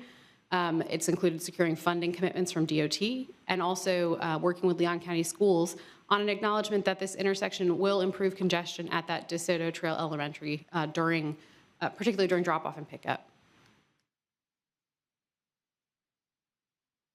I won't go into too much detail on this slide, but just know there has been quite a bit of extensive permitting and coordination with FDOT dating back to 2021. There is a connection permit for that signalized intersection, and currently we're at the stage of design and permitting with 3 agencies, with the City of Tallahassee, with Leon County, and FDOT all at the table and involved in this process. With regard to the environmental components, I know there have been, there's been some comment about the pond expansion and relocation that occurred on site as well. These are the permits that were required and obtained by the developer for that expansion and relocation project. And I just wanted to point out to the commission that this has been through state, local, and federal review dating back again to September 29th of 2022 is that first environmental permit. And I can tell you, my office did the permitting. That ERP was about a 6 to 9 month process with multiple RAIs, requests for additional information from that agency, going back and forth, exchanging information, making sure that the stormwater situation was handled on site and that any adverse impacts were mitigated. Same thing with the city's EIA process, the EMP process, and probably most significantly, there was also a required permit with the Florida Department of Environmental Protection, delegated authority by the U.S. Army Corps of Engineers, and that was a Federal Clean Water Act Section 404 permit, looks at water quality, species, and again, stormwater as well. So again, this is a project with a lot of history. I'm going to have my team come up and really kind of walk you through what the narrow changes are to this PUD. But I wanted to just make sure we're clear that those 4 limited changes have to be reviewed based on the criteria in your code. I'm sure you're familiar with this by now. We have the burden of demonstrating consistency with your comp plan, consistency with other ordinances, consistency with the purpose and intent of the planned unit development district, and also demonstrating or addressing school considerations. And I would submit to you that my experts and also your staff will and have addressed each of those criteria, and that their testimony and the reports that are already in evidence in this hearing constitute competent, substantial evidence in favor of each of those criteria. With that, I will bring up my team. We'll start with Cliff Lamb. I believe you have their resumes submitted for the record, so I won't do too much on their credentials, but if you have any questions, feel free to ask. Thank you.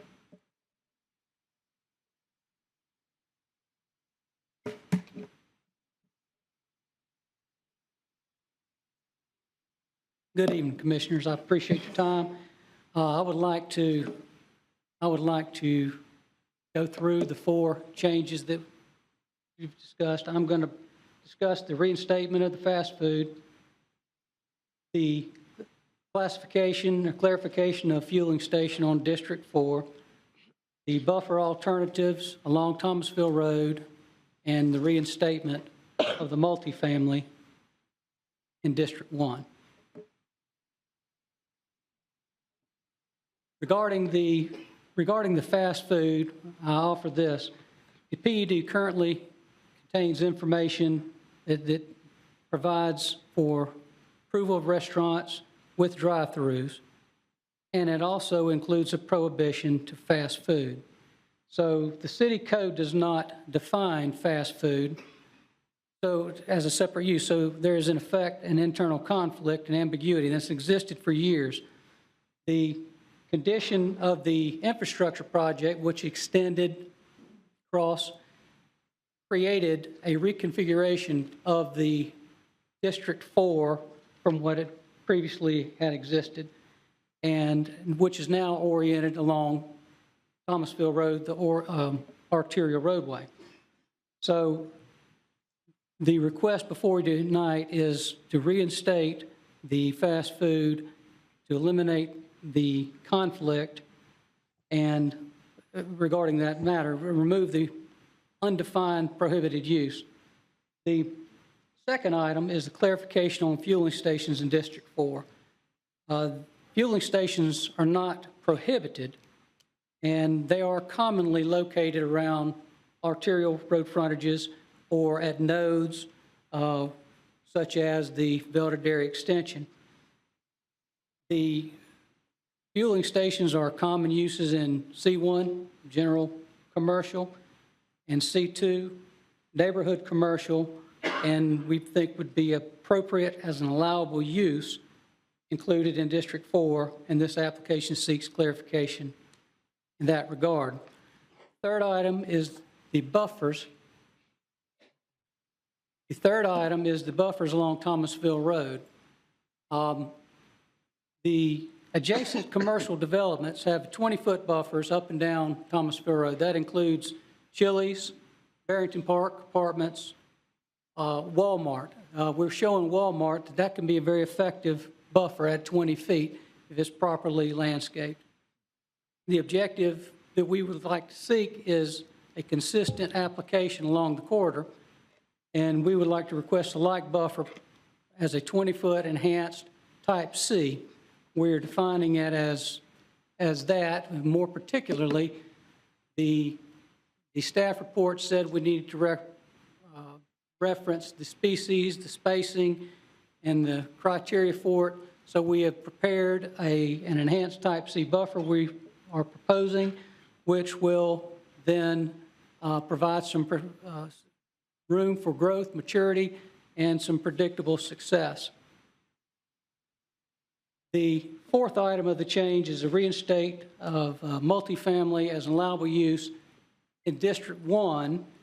To be clear, the development standards for multifamily is the development standards are already included in the PUD. We're not proposing to change the development standards that have already been adopted, nor are we proposing to change the residential densities within the PUD.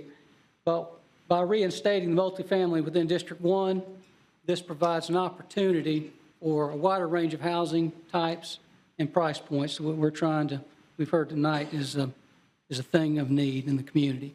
With that, I would like to pass to Ms. Riley, who has some information pertaining to transportation.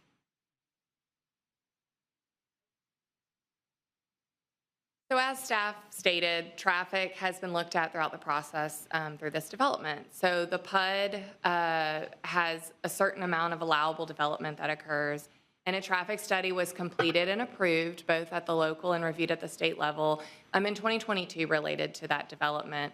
In addition, as we worked through the design of the infrastructure project, we've done supplemental traffic analysis. The most recent one was in 2023 and was reviewed both at the local and state level. During all of this process, there's been no unmitigated operational deficiencies identified, and traffic will continue to be looked at. Staff mentioned at the site plan level, as you have a development that may come forward, it's looked at again. And there's some requirements that are before you as well related to that.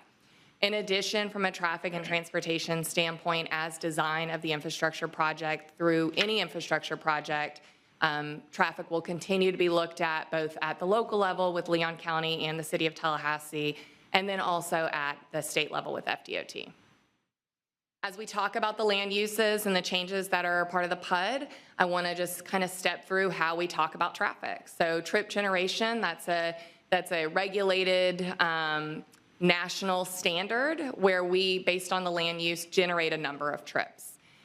There are certain land uses that have something called a pass-by trip. What that means is you're not new. You're already on the road. You're already headed from home to work, but you may stop into a gas station or a fast food restaurant.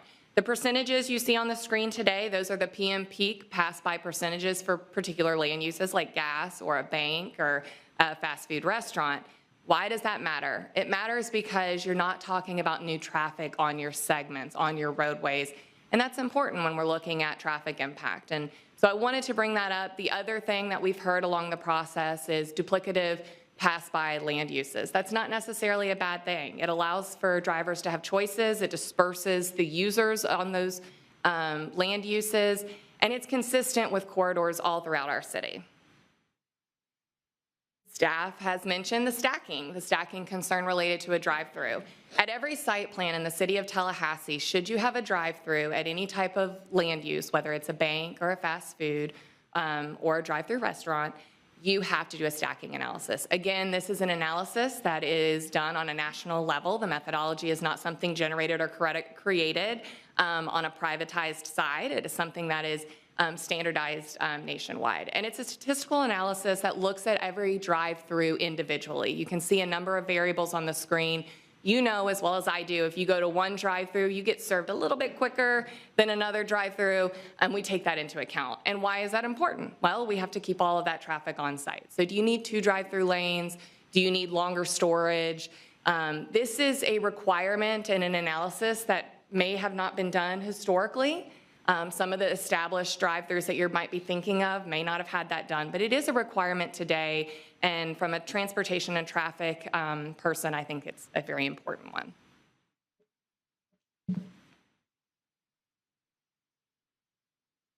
And I'll just wrap up real quick. Again, the 4 changes that we're proposing in this application are on the screen as a refresher. Again, you're very familiar with the code criteria that have to be reviewed, so I won't go into that again. One thing I do want to point out, however, because we've talked a little bit about this pond relocation and enhancement, the photo that you're looking at on your slide right now is actually drone footage of this site on Monday of this week. So that is what the pond looks like today, based on all of those permits that we discussed earlier. With that, I'm happy to answer any questions and make my team available. Thank you. Excellent. Any questions for council for the applicant? None. I do have a question for our team. Dr. Harbin, you might be the appropriate one. So at some point, or Mr. Manager, at some point fast food was removed, and now it's being asked to be put back in. What is the history of the removal of fast food from that land use parcel? Mr. Mayor, let me look at my team. Maybe Russell, Okay. it may be the best to give us that history. The fast foods were never allowed in the PUD back in 2004. That was part of the compromise to get it passed. But you can have restaurants with drive-throughs, not fast food restaurants. Got it. Okay. Any questions? No, let's move forward. Public comment. Mr. Clerk. Thank you, Mayor. We have about a dozen speakers. The first is Ann Bidlingmeyer, followed by Ted Thomas. And I'll reiterate again, for those who might have just arrived, 3 minutes for each speaker. You'll speak from the microphone where the applicant just was. Light in front of the mayor to indicate green to begin, yellow when you're at 30 seconds, at which point I'll give you a heads up before the light turns red at 3 minutes. Ms. Bidlingmeyer, before you... My name's Ann Bidlingmeyer. I live at 1920 Harriet Drive in the Lake Jackson Basin. And I initiated the very first tree and landscape ordinance in Leon County. I'd hate to tell you how many decades ago that was. And then I was appointed to the City of Tallahassee Committee to write the first city ordinance under the new Growth Management Office. The problem with this rezoning centers around something called a PUD, or PUD, which stands for Planned, emphasis on Planned, Unit Development. Now, PUDs used to be an exception rather than the rule. I'm seeing more and more of them coming out now. And right now, they're a red herring to me because they don't offer a planned unit development in the situation that we would like to see it. A PUD allows the developer to gain greater density, more intense use, or rezoning, provided that he or she make an extra effort to go to greater lengths to be sure the end result is of a higher quality than would have happened originally.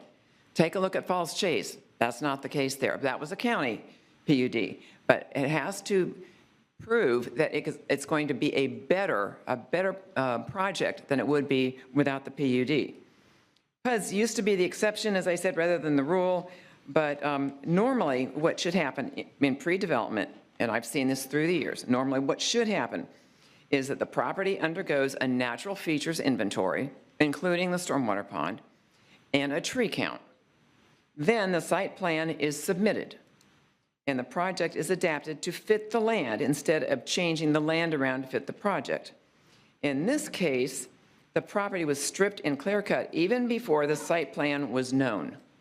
Why destroy a property even before a plan is proposed? And the developer's been very closed-mouthed about what his plans are. I understand that 600 people signed a petition opposing this project. Will their voices be acknowledged? These people live there. They elected you. Listen to them. They have day-to-day impact on that. This will have day-to-day impact on them. This project has not been handled correctly. We can't undo the damage, but we can prevent it from becoming worse, which it will do if the rezoning is allowed. And 2 other comments on seeing this presentation. 35 feet is nothing for a buffer, nothing at all. 20 feet is even less. Many of your family rooms are 20 feet wide or 20 feet long. You're at 30 seconds. And a gas station in an area that floods, especially when a holding pond was filled in, is not a good idea. Thank you. Thank you. Our next speaker, please. Ted Thomas. Hey, folks, I'm going to ask everybody to work with us so we can make sure that everybody has the opportunity to speak. Ted Thomas is the next speaker, followed by Raymond Marsh. Your name and address for the record, please. Good evening, Commissioners. My name is Ted Thomas. I live at 1469 Bucare, Tallahassee 32308. I'd like to begin my comments by looking back just a few years. In the early 1990s, the state legislature passed a law requiring cities and counties to have a comprehensive plan. One of the visions for Tallahassee and Leon County was to have a mixed-use development. That's what we required. That's what we asked for when it was passed. Mixed-use development consists of single-family residence, multifamily residence, apartments, other residential units, and commercial. In my opinion, this amendment meets the requirement for mixed use, this PUD amendment. It satisfies both the vision and specifics of the comp plan that was established. I live in a single-family residential community off Capitol Circles.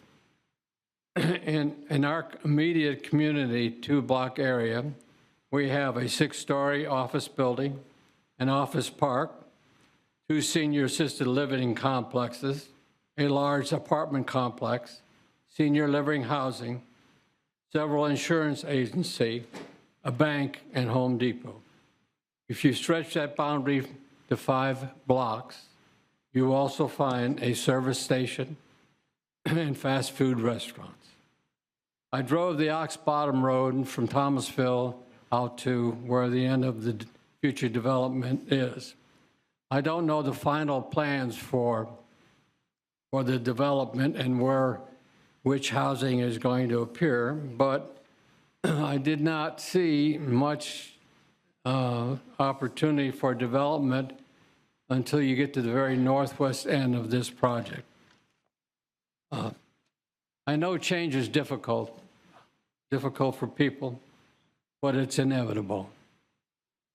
The key is to be correctly plan the PUD, and from what I see, this has been an excellent plan. I encourage this commission to approve this comp plan amendment.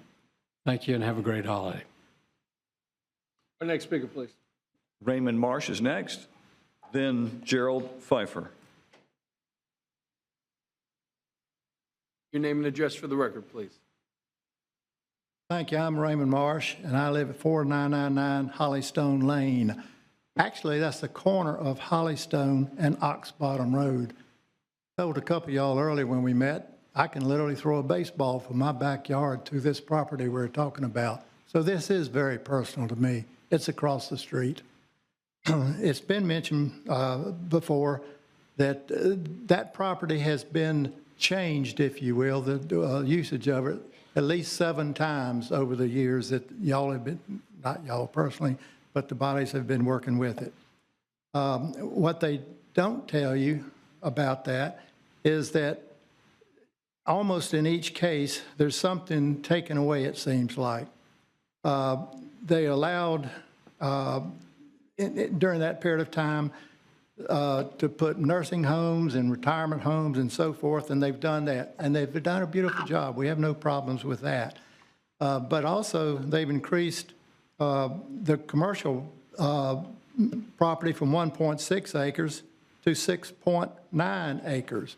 So they increased the commercial land. They've reduced the acreage for open space from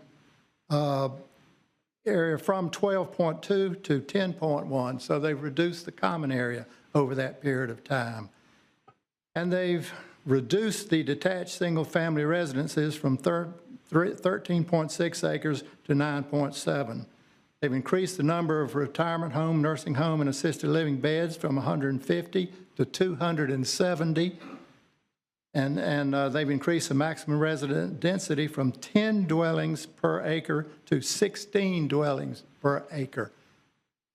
And now they're telling you, oh, just a few more changes, just a few more changes. It's always just a few more, but over time, a few more mounts up to a lot.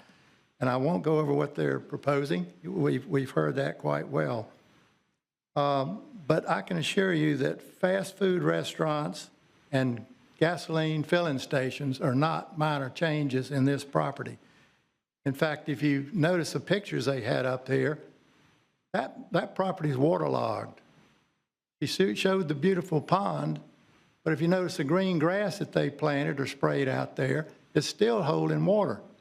To this day, it's holding water. It's flat. It just sits there. There's nowhere to soak. You're at 30 seconds. Okay.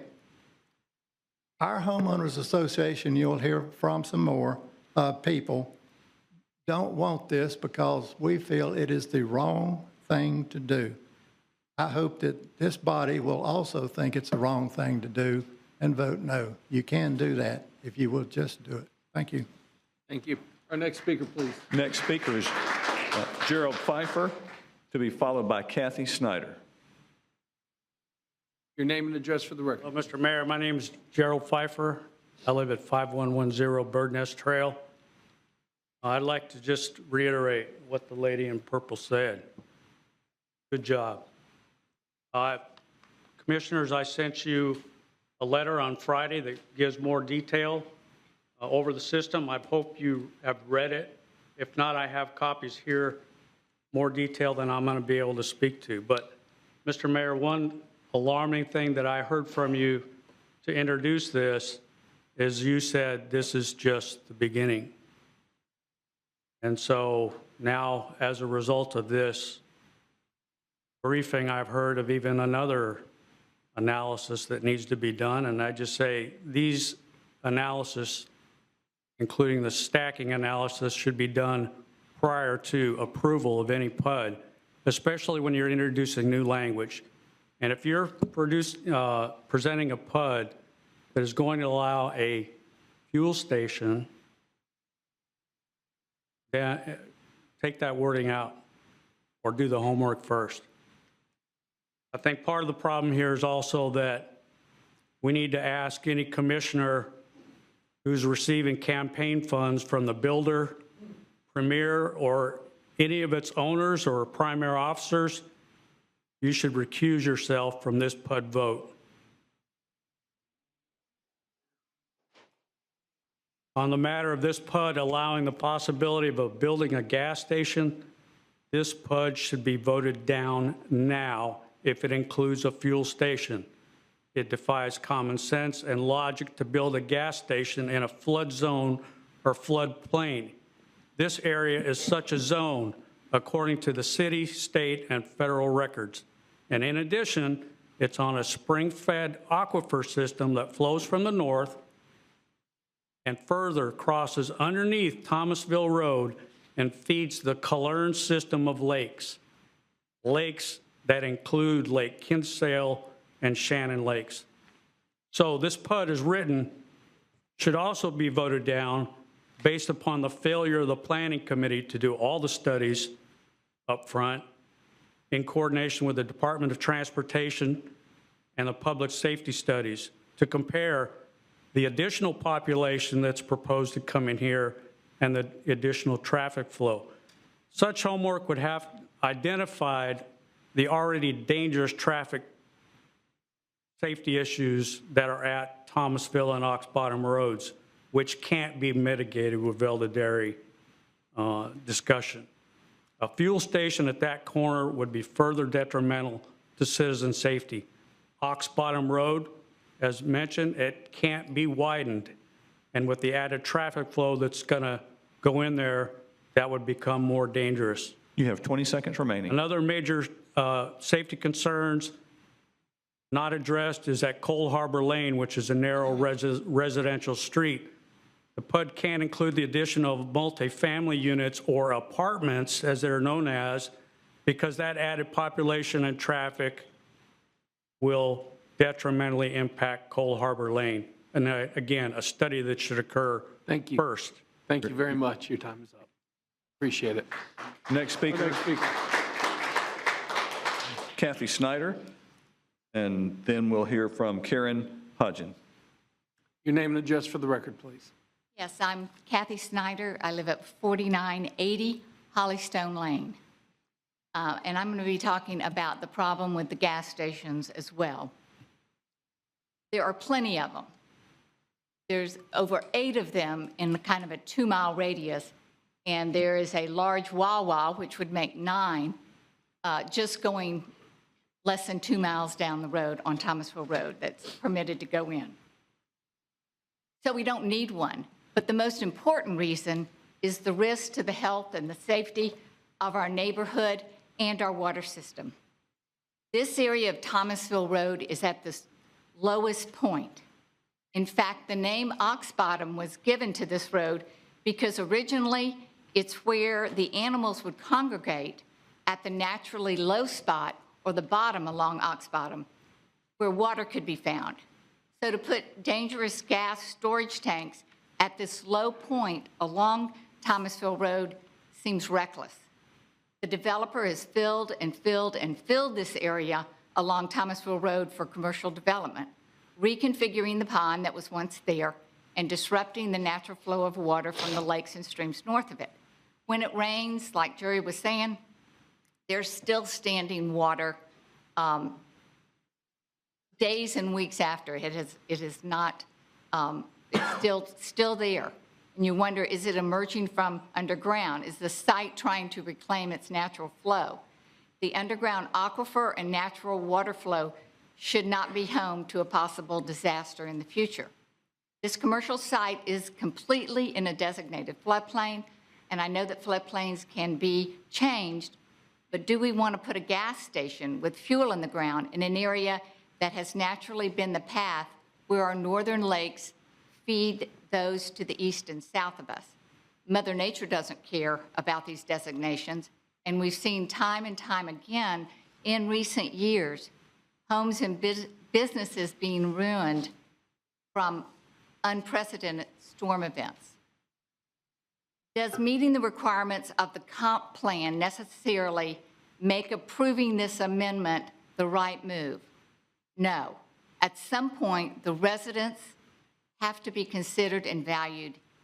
Even if legally all the stringent water requirements of the Bradfordville water regulations are met, You're at 30 seconds. does the city want to take the risk of putting a gas station in a flood zone? Our argument is to keep our neighborhoods and the city safe, especially the water. We're not trying to restrict the owner from developing his commercial area. Please do not let this amendment pass. The current rezoning goes against what he said and what this community wants or needs. A petition with over 600 signatures from residents and others are asking you to vote no. Thank you very much. Thank you. Certainly appreciate it. Karen Hodgen. Karen Hodgen is next, and then Charles Shervanek. Your name and address for the record, please. Karen Hodgen, 4993 Hollystone Lane. The Ox Bottom Meadows Neighbors Group, we highly oppose a fast food drive-through at this location. It's not needed, it's not wanted. There's too many already throughout the city, so why do we need to add another one, especially in this particular area? We worry about fast food drive-throughs because they are magnets of traffic and congestion. And you can see the one that's on where the Chick-fil-A is on Capitol Circle Northeast. It's always causing traffic in the right lane. And we're concerned that that could happen here if one is built at Ox Bottom Meadows. We're concerned about the beauty and desirability of our neighborhood. It would be diminished, we feel, if a fast food drive-through restaurant would be added. This is a large area that has been uncleared, and we think that it deserves better. We really don't want it uglified, and we just don't see a reason for a fast food drive-through. It is a low spot, like everyone has talked about, and since the property has been clear-cut and they've added the dirt and they've realigned the pond, I was there on Sunday and I took pictures of the area, And for some reason, we have water standing, and we've had rain a few days ago, but we have water standing. And we just kind of wonder if water is kind of like information. It wants to be free, and it wants to find its own individual spot. And right now, the geese are great, enjoying hanging out by the pond because they're drinking lots of water, and they're enjoying the ryegrass that's been thrown in there. But we do worry about that, because if the fast food drive-through had its turn in there, would it always be a puddle of water? And would the customers to the fast food drive-through worry about standing water while they're waiting for their hamburger or their chicken sandwich? And they wouldn't care about water possibly getting in their cars. But it could be a concern. It's something that we feel that needs to be considered.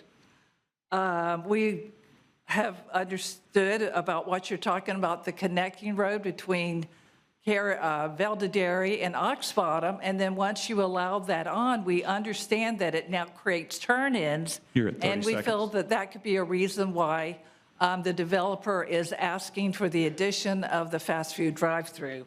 Our group would like to see it tabled, and just to have a chance to have more of these questions answered, as well as having our concerns addressed. And this would just allow all parties to eventually be satisfied with the final answer.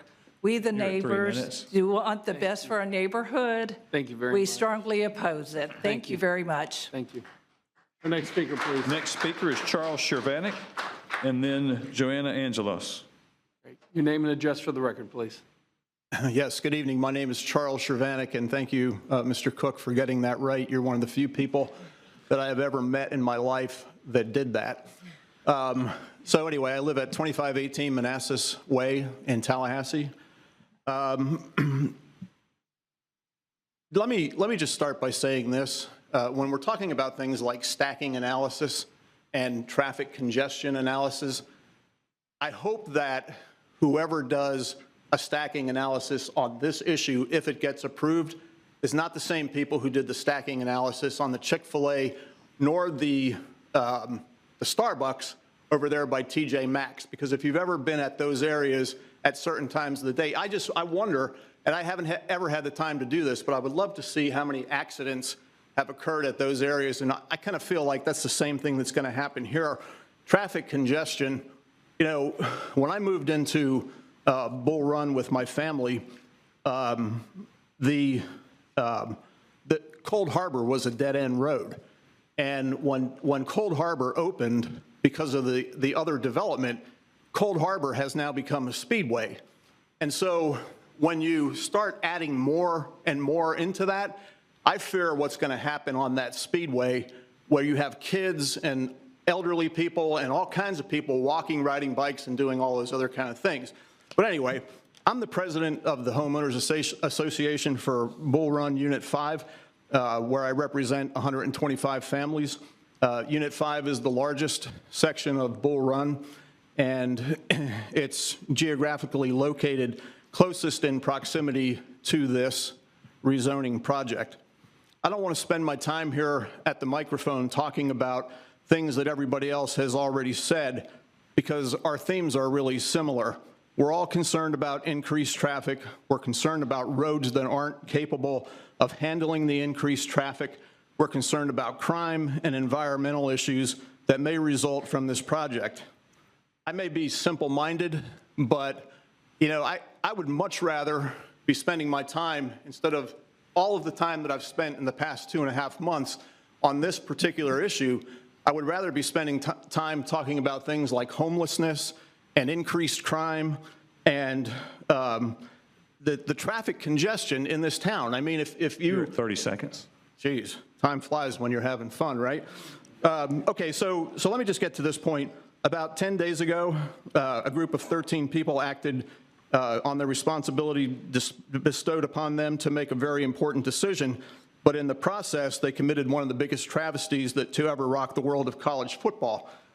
I think that this group chose to destroy the hopes and dreams of a bunch of kids because they chose to vote in favor of money in politics. And you're at 3 minutes. Thank you. Thank you very much. Appreciate it. Our next speaker, please. Joanna Angelos is the next speaker, and then Larry Dodd.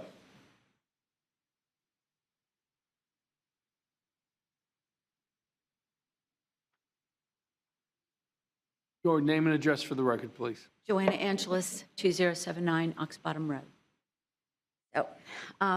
So there's proven opposition to allowing the fast food restaurants and gas stations.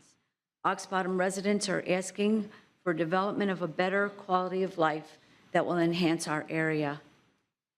The present neighborhoods are composed of young families, first home buyers, and retirees that are 50-plus residential owners. My question is, what is being offered to not only the present owners, but to all of the residents of the Ox Bottom area as a quality of life? These changes requested by the developer to us living in the area are not narrow changes.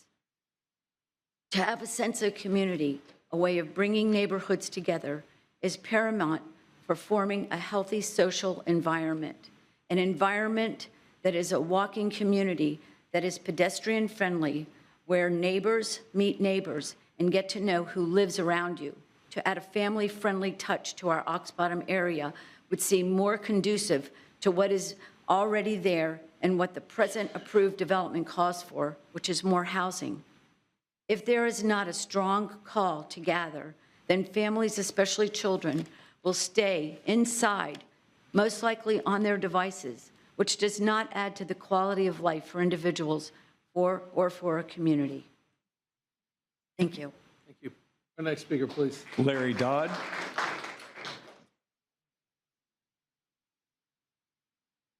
Mr. Dodd will be followed by Steve Wynn, and then we have one speaker connected virtually. Your name and address for the record, please. Larry Dodd, Hollystone Lane. I have spoken to all 5 of the city commissioners, and one of the things that was interesting in these conversations was what goes into your process in determining your vote. We had a few that actually indicated that the input of the citizens actually is a factor. We've had a couple that said it's out of their hands, that it's based on whatever the city attorney offers as a thing, whatever the planning commission said, or whatever the staff recommends, and that it's out of their hands. I find that hard to believe because the comp plan is a guide. It's not a Bible. There's ambiguity that we spoke about in our session that gives you latitude. So just because the I's are dotted and the T's are crossed does not mean you have to vote yes. Just because the city attorney says that the I's are dotted and the T's are crossed does not mean you have to vote yes. You can take the residents into account when you decide your vote. It also gives you latitude on individual aspects of the city or areas of the city that they all don't have to follow the same exact letter of the law. Things can be different in different aspects of the city. So just because it follows the overall comp plan doesn't mean it fits in every area of the community. So you've heard about the restaurant aspect or the fast food restaurant. You've heard about the aspect of the gas stations. But in addition, we think that it's actually, this thing is inconsistent with the comp plan from a mobility standpoint and a conservation standpoint. One aspect that was brought up was lawsuit on something that was done on Magnolia and Park. Well, the lawsuit had nothing to do with voting no. It had to do with some comment that may or may not have been said that was the basis of a lawsuit that you guys, all you had to do was rehear it, and then you could decide yes or no. So the idea that of fearing a lawsuit, we should actually had some that said if the city commissioner says, if the city attorney says yes, and the planning commission voted yes, and staff says yes, I'm not getting my name on a lawsuit. I'm voting yes. That's not a criteria for voting. That's not taking us into consideration and the city into consideration. And this is going to have an adverse effect on a potential adverse effect on other PUDs that are lining up, waiting to hear what you guys vote here. And they're just going to also go through and make some changes. Our homeowner association was not even notified, and we're the closest one to it. So it listed all the ones that were notified. Hollystone Homeowners Association was not notified in that process. So we're kind of behind the 8 ball. We got a late start to the process, and we feel like the developer's very versed in what they do. They know that they can make a concession to get one vote and later on say, I want that concession back. And that's what seems to happen. That was your staff that mentioned that the first concession was no fast food, no gas station, and now all of a sudden they're coming back and saying, yeah, I didn't mean it. I want to go ahead and get that now. But that was the only way they got the first vote to begin with. It's not fair to the residents in the city to be bait and switch, bait and switch. You're at 30 We feel like seconds. we're the frog in the pot. And I've said this to all of you. You guys ask for a little bit and turn up the temperature just a hair, and then just a hair more, and there's just a hair more, until we're boiling to death. We just would prefer you to finally, after 9 rounds of changes, to side with the residents who vote for you. That's what we want. We want to know that our voices are listened to and that we're being taken into consideration. And it's not just the I's are dotted and T's are crossed, but that the heart of the plan is what's being followed. You're at 3 minutes. Thank you. Thank you. Our next speaker, please.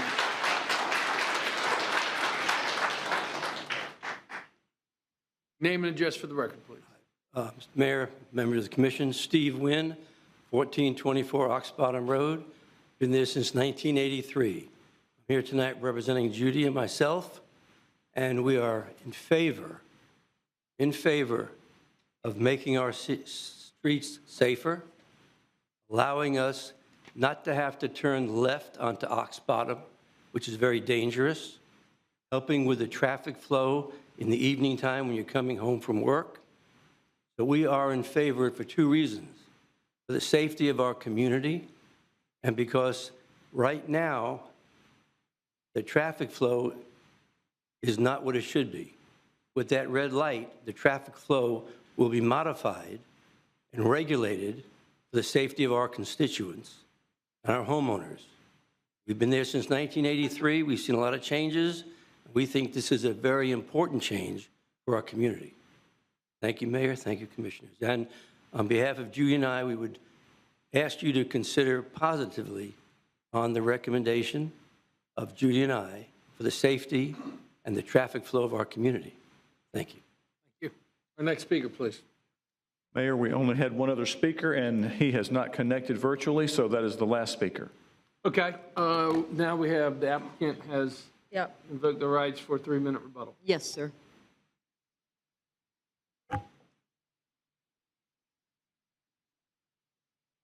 Okay, who's coming forward for your rebuttal?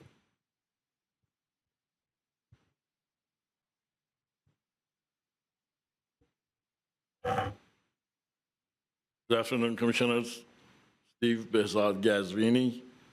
I want to reiterate some of the matters that your staff and your attorney and our attorney discussed. The issue that is in front of you tonight is not what's going to happen to traffic, what's going to happen to the number of units. It's a zoning document in front of you. And the way to review that, per your staff again, and attorney, is it, does it meet the comp plan? Is it inconsistent with the comp plan? If it does, then it has to get approved. There's not other conditions. There's not other matters to consider. I want to say this. On the north of us, this property, there's Walmart, 100,000 square feet, 1,500 parking lots there. Next to it, there's a gas station. Next to it, there's a CVS. Next to it, there's a ABC liquor store. The closest house, or even residential, is more than 1,000 feet away. Y'all see the picture, the lake that was there. That's the lake that is constructed, much better, more bigger, and beautiful than what it was there before. And none of these uses necessarily mean that are going to happen. It's just the process is lengthy. We cannot come in front of the commission every time with a different use and apply. On the south of us, there's Ox Bottom Road with a 30-foot buffer there that you cannot even see this project. On the east of us, there's a 6-lane highway. I mean, there's a 6-lane highway with 50,000 or more traffic on it. The question is, if we cannot construct commercial on a 6-lane highway in a commercial node, where can we build it in this town? If that is not an acceptable location, and if that does not meet the requirements, whether it is moral, whether it is by the code, where can we build it? There's nothing from this node, which is, I consider this whole thing a commercial node, there is nothing from here all the way to I-10. I-10 is congested, has a big traffic issue. They talked about, Starbucks having a problem. Yes. So any of the commercial that happens in here actually takes the load off of that. I appreciate your time. There was a lot of conversation about the water standing. That is by design. We're trying to keep the water from running into the lake while it's under construction. And we appreciate it. I hope that you consider this inconsistent with the comp plan and vote yes for it. Thank you. Thank you. Okay, first of all, do we have any questions for the applicant before we get into discussion or questions of staff? I have a question for the attorney. Okay, Commissioner Williams-Cox. Madam Attorney, please restate and reframe the question that we must respond to tonight. Yes, Commissioner. The question before the commission is whether the amendment that is at issue here is consistent with the requirements of the development code and the comp plan. Thank you. Okay, let's open it up for discussion. Commissioner Matlow. Thank you, Mr. Mayor. And there were several concerns raised about the floodplain and the previous fill permits that were issued. My understanding that fill permit was issued while this PUD was being negotiated. And I was just hoping staff could walk us through when the fill permit was issued, why it was issued and how that relates to the standards in our comp plan about developing on floodplains and wetlands. Mr. Reddick. Thank you, and good evening, Mayor and Commissioners. So the PUD itself and the concept plan that reflects what is now ultimately in place of having a commercial area of land there along Thomasville Road, that was adopted in 2018. So at that time, we had an approved concept plan to be able to issue a permit that also reflected the proposed extension of Eldadary. So it's really that amendment in 2018 that gave us the authorization to be able to issue that permit, that fill permit. Regarding the comments about the floodplain, the floodplain in that area is flood zone A. It's not a regulated floodplain as we sort of refer to it generally, but also a condition of this. So what we'll see now is while our maps may show that, the FEMA maps may show right now that this fill area is in the floodplain, in reality it's no longer in that area. So a requirement of this PUD amendment from my staff, and then what will be required before we would issue a permit, is to submit the revised floodplain area and those new maps to FEMA. And then the way that we operate is we won't issue a permit. We go by FEMA's remapping and their approval of it, not by when we think it's redone. So that order of operations would be they've completed the work, they submit the new map delineations to FEMA, FEMA approves it, and then we go off of that newly approved map when we're looking at moving forward with, say, a permit for a new commercial development in that area. So was the city aware and in negotiations for the PUD amendment when the permit was issued, that there'd be changes to the PUD? No, this amendment that you're considering right now had not been brought to staff at the time that environmental management permit was submitted and reviewed. So that predated any of this that you're doing now. Okay, and will you address the Eldadary extension as well?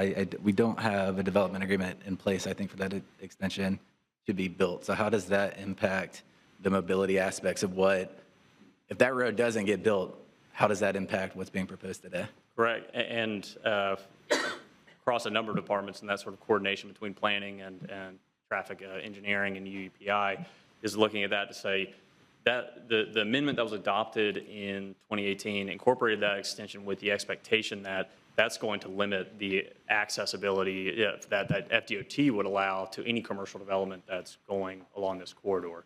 So if that didn't go through, that would be problematic for, say, the future potential of this because, for example, it would be problematic for your traffic circulation in that area. So your concurrency impacts in that area.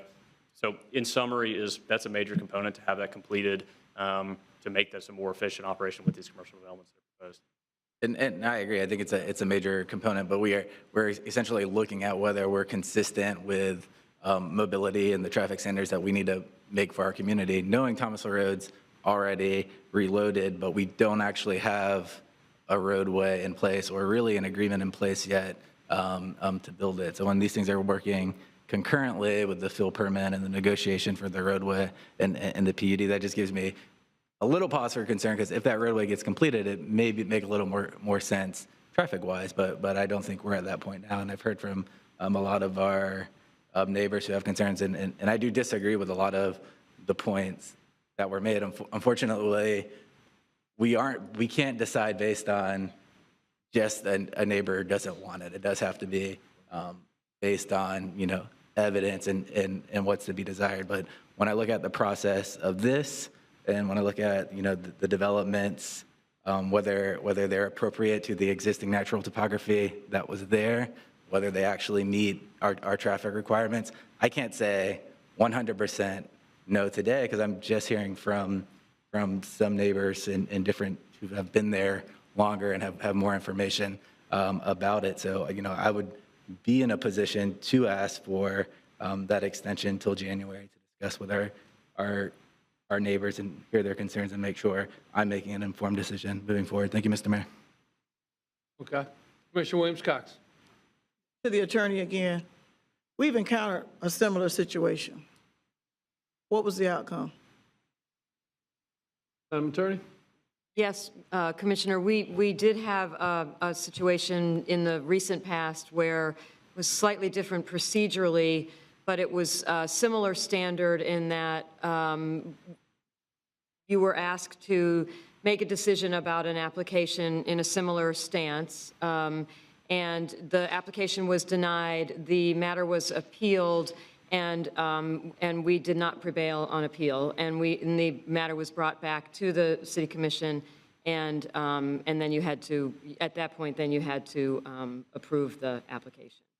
And there was a cost for losing that appeal financially. Sure, there was cost involved in prosecuting it. On point, Mr. Mayor.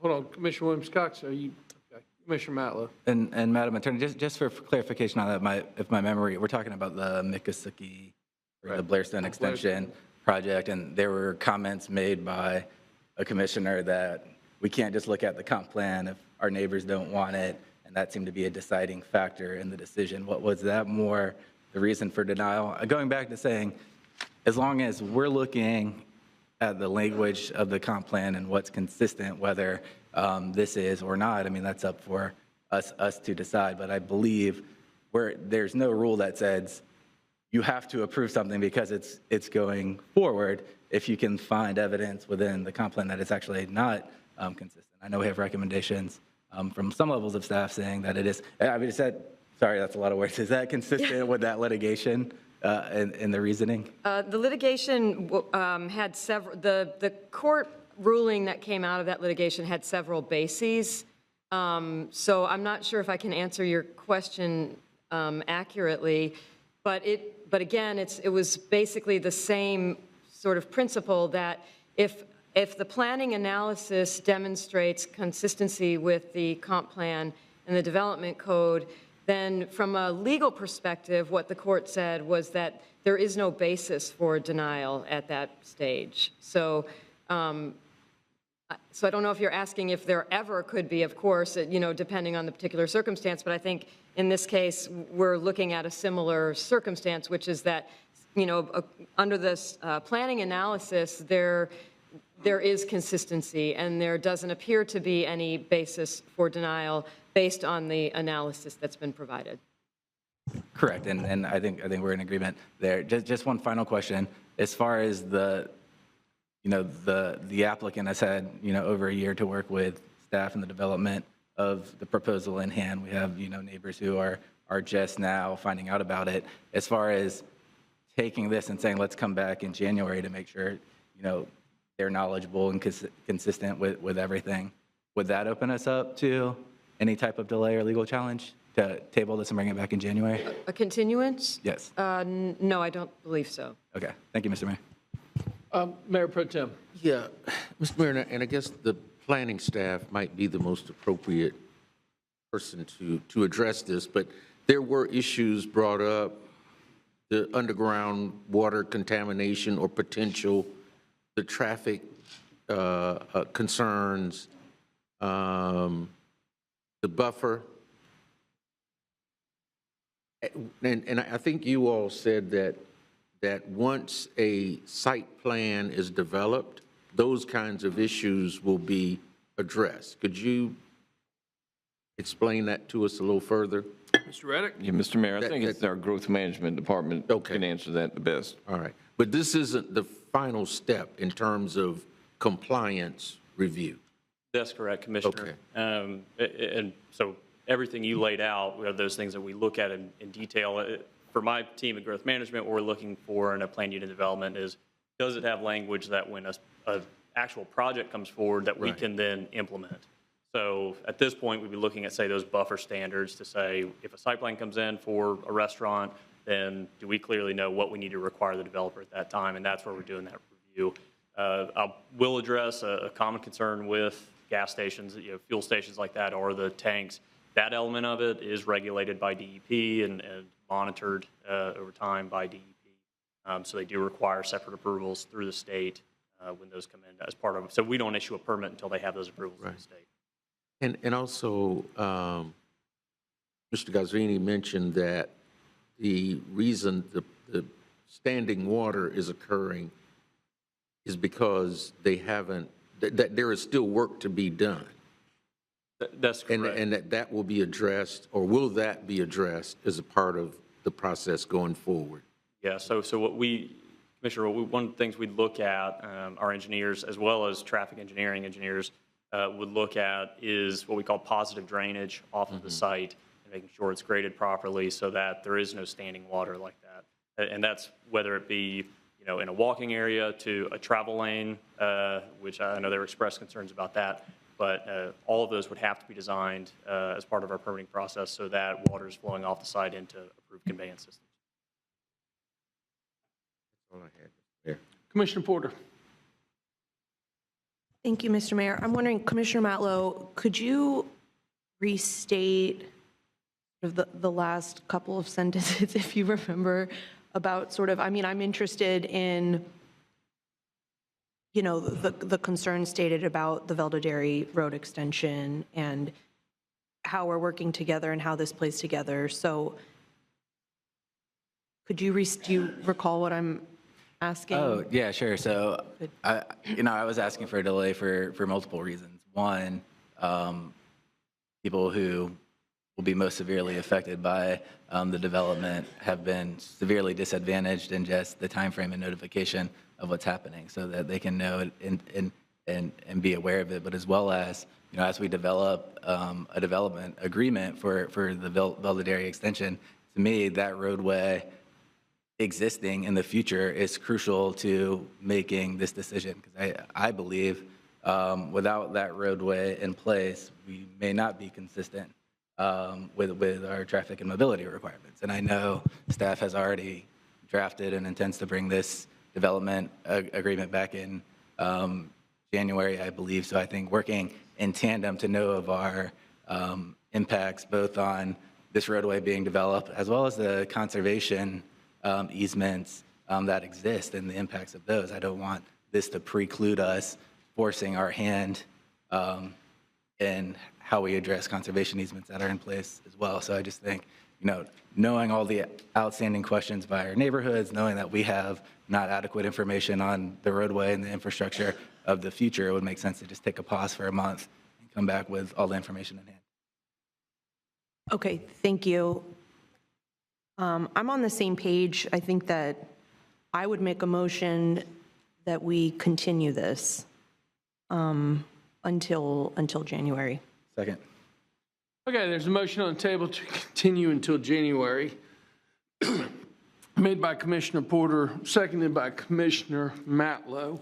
I'm not in favor of continuing. I think we need to make a decision. We're just going to be right back at the exact same place in January as we are right now. We have all the information in front of us. This is one of these very difficult decisions when, no matter how you vote, whether you vote in favor or vote against, it's a very passionate issue and people are going to be upset. And so I encourage everybody to really think in and you know, vote your conscience based on the information that's provided. Commissioner Williams-Cox, did you want to say something on point? On point. The question will still be the same in January. Correct. The question is not going to change. Correct. Correct. First of all, I want to thank everybody from the public that took their time to reach out. I enjoyed sitting down and meeting with you and discussing this issue and really diving in. It's a true testament to your neighborhoods, how much you love this community and love your neighborhoods as well. I want to thank staff for all their time. John, I got a bunch of questions for you, if you don't mind, sir, for clarification as well, but I know that y'all have been working hard on this as well. I will also say the irony that we inherited this. Well, I mean, Curtis, you were here in 2018, but the majority of the amendments that passed were done by previous commissions where none of us were serving. Right. And so it's an interesting situation from a historical standpoint of what we're dealing with. Let's go back to the floodplain. I want to make sure that we're clear about this. Are we allowing development in the floodplain? No, we will not be allowing development. Who sets the floodplains, by the way? The federal government does. Okay. But we're not allowing development in the floodplain? Correct. There will not be. Sorry. Okay. Will all retention ponds must meet the Bradfordville water standards, correct? That's correct. And new ponds constructed will have to. And those are the most stringent standards in Leon County, correct? Yes, similar to our lake protection standards. And in fact, all of your stormwater system has to work before you can put in the first inch of any other type of infrastructure. That's correct. First it goes in, part of the construction. Let's talk about traffic, and I want to mention, by the way, for the record, the superintendent of schools also submitted a letter electronically to all 5 of us in favor of the signalization aspects for school traffic. Which one is? It's DeSoto Trail. Yeah. That's located on Veldary Road. And I want to make sure that y'all knew about that on the record. Let's talk about the realignment. That is actually one of the conditions, correct? That's correct. That was approved by right as part of that 2018 amendment. That was approved within another PUD, correct? That's correct. This PUD, just a previous. Right. Yes. So it will be built, actually. That's correct. Okay.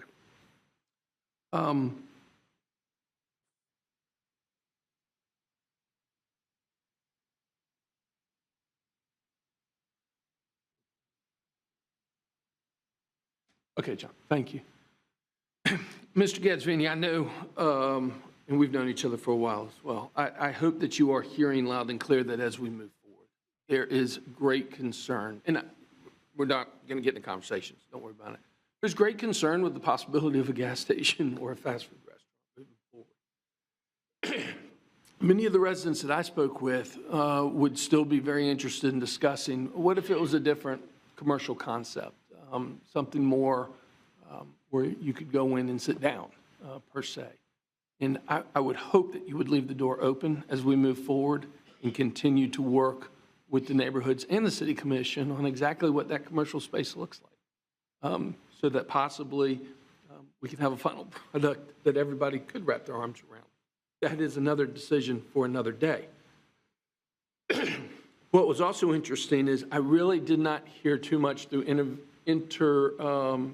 between one-on-one conversations with the neighborhoods and even tonight, so much about the housing element of what's being proposed. I mean, there's an increase, and that was mentioned on the record. But it seems that much of the concern is coming actually around the commercial aspect, in particular, a possible gas station, possible fast food restaurant. I'm not even sure that I'm necessarily on board with whatever concept because I don't know what's going to be proposed. The next step is you will have to submit a PUD for this, and it would have to go through the process. And there'll be public participation as well. But again, I know this is difficult, but the question that's before us tonight, and if it was proposed, the question that would be before us in January is not, am I in favor personally of a gas station or not? Am I in favor of a fast food restaurant or not? Again, if that is what is officially submitted, that will go through the process and we will weigh in. The question tonight is a legal question, and it's a difficult one because, once again, Madam Attorney, we have to evaluate the legal merits, whether they have met or not met the conditions that have approved. Yes. Remind us the steps. I'm really struggling, y'all. I'm sorry about this. Remind me the steps. This has been before the Planning Commission? Yes. And what was the vote at the Planning Commission? 4-1. Russell can tell you. Yeah. 4-1. 4-1. Right. What other steps has this been through? The Development Review DRC? DRC. Yeah, Mr. Mayor, I think our planning staff could probably highlight better. the steps the best. Great. Dr. Harbin, And if I can you may, help me out? I believe, Mr. Mayor, just to make sure everybody's clear, if the PUD amendment is approved, the next step for development would be a site plan. Right. Okay, thank you. The steps that it's been through, we received the application in September 2023. It went through the Development Review Committee October 9th with recommended approval with conditions 5-0. Then it went to the Planning Commission for a public hearing on November 7th. It was recommended approval with conditions 4-1. And then we had the intro of ordinance November 8th here at City Commission. This is the adoption here. Okay, thank you. It's often mentioned, do we listen, do we not listen? No, I listen. That's why I took all the meetings and have thoroughly read through all the information and whatnot. Again, this is one of those situations where whether I vote in favor or vote against, there's going to be people unhappy on either side of the issue. I am prepared to support the item tonight, and there is a motion on the table to postpone, but I am going to make a substitute motion for option number 1. Is there a second to the motion? I'll second the motion. Okay, there is a second to the motion by Commissioner Williams-Cox. Would anybody like to speak to the motion that's on the table? And I'm simply making the motion because, again, I don't know if we postpone, if there will be no new information. We're going to be right back to where we are right now. Yeah. And the future of what is going to be developed, there's still plenty of opportunity for the developer and the neighbors and for us, quite frankly, at the city to all be able to work together on that. Commissioner Porter. Thank you, Mr. Mayor, and I want to thank all the residents for coming out tonight and for the time I know you've spent on this issue. I'm personally troubled by change after change after change. That's a red flag to me. I think we have a history of our neighborhoods being told one thing and then we or developers doing another. The bait and switch just has to stop. We were told from staff in 2004 that the exclusion of fast food as an allowable use was a compromise and a part of this. I want to say that I sympathize with all the people who came today from the neighborhoods about what this process even looks like. I hear from people all the time how discouraging and demoralizing and how undignified it feels to participate in this process, how personal this is, how emotional, and to basically just, you know, you speak your hearts and then it's just like we're voting no and no one is saying that. And I'm not really talking about at this stage necessarily, but as that being part of the process. I think specifically when it comes to this PUD amendment and in reading the comprehensive plan as a whole, I do have concerns about where there are inconsistencies with the comprehensive plan. You know, if you read our comprehensive plan, I mean, it talks about the quality of life related to the area. I mean, let me read, some things that we talk about that are in the, that are in the item. For our mobility elements, fostering vibrant communities with compact urban forms, enhancing pedestrian or bicycle mobility or transit accessibility. The way that our comprehensive plan talks about our future and our growth management, I don't see reflected here. I don't see in many of the decisions we make, the amendments we approve that are encouraging sprawl, which is explicitly in the comprehensive plan discouraged. The conservation easement elements, I'm still concerned about. I don't feel like I have clarity that I need for those questions. So I understand the position we're in, and I think we all care about the people who've come today, but I'm not ready to say that this is consistent with the comprehensive plan, and I'll be voting no. Thank you. Mayor Pro Tem. Thank you, Mr. Chairman. I want to thank everyone for coming out as well. I can tell you when I moved into my neighborhood, which is on the south side of Tallahassee, a developer was coming in and wanted to build apartments in our single-family neighborhood. And of course, it stressed us. We didn't have a neighborhood association. My wife and I had just moved in when we learned about this proposed development. And so we were in a similar situation. I won't say the same, but a similar situation. I've been president of our neighborhood association for the last 30 years that I've lived in my house. And I'm proud of where I live. That's why my wife and I are still there and have raised our family there. So I understand your concerns from that perspective. I make it a point to be everywhere I can, when I can, in this neighborhood to hear from citizens directly so they don't have to come and sit in those seats. I can't tell you how many residents, neighbors, and others that because they see me at the senior center or at the Walker Ford Community Center, at a senior center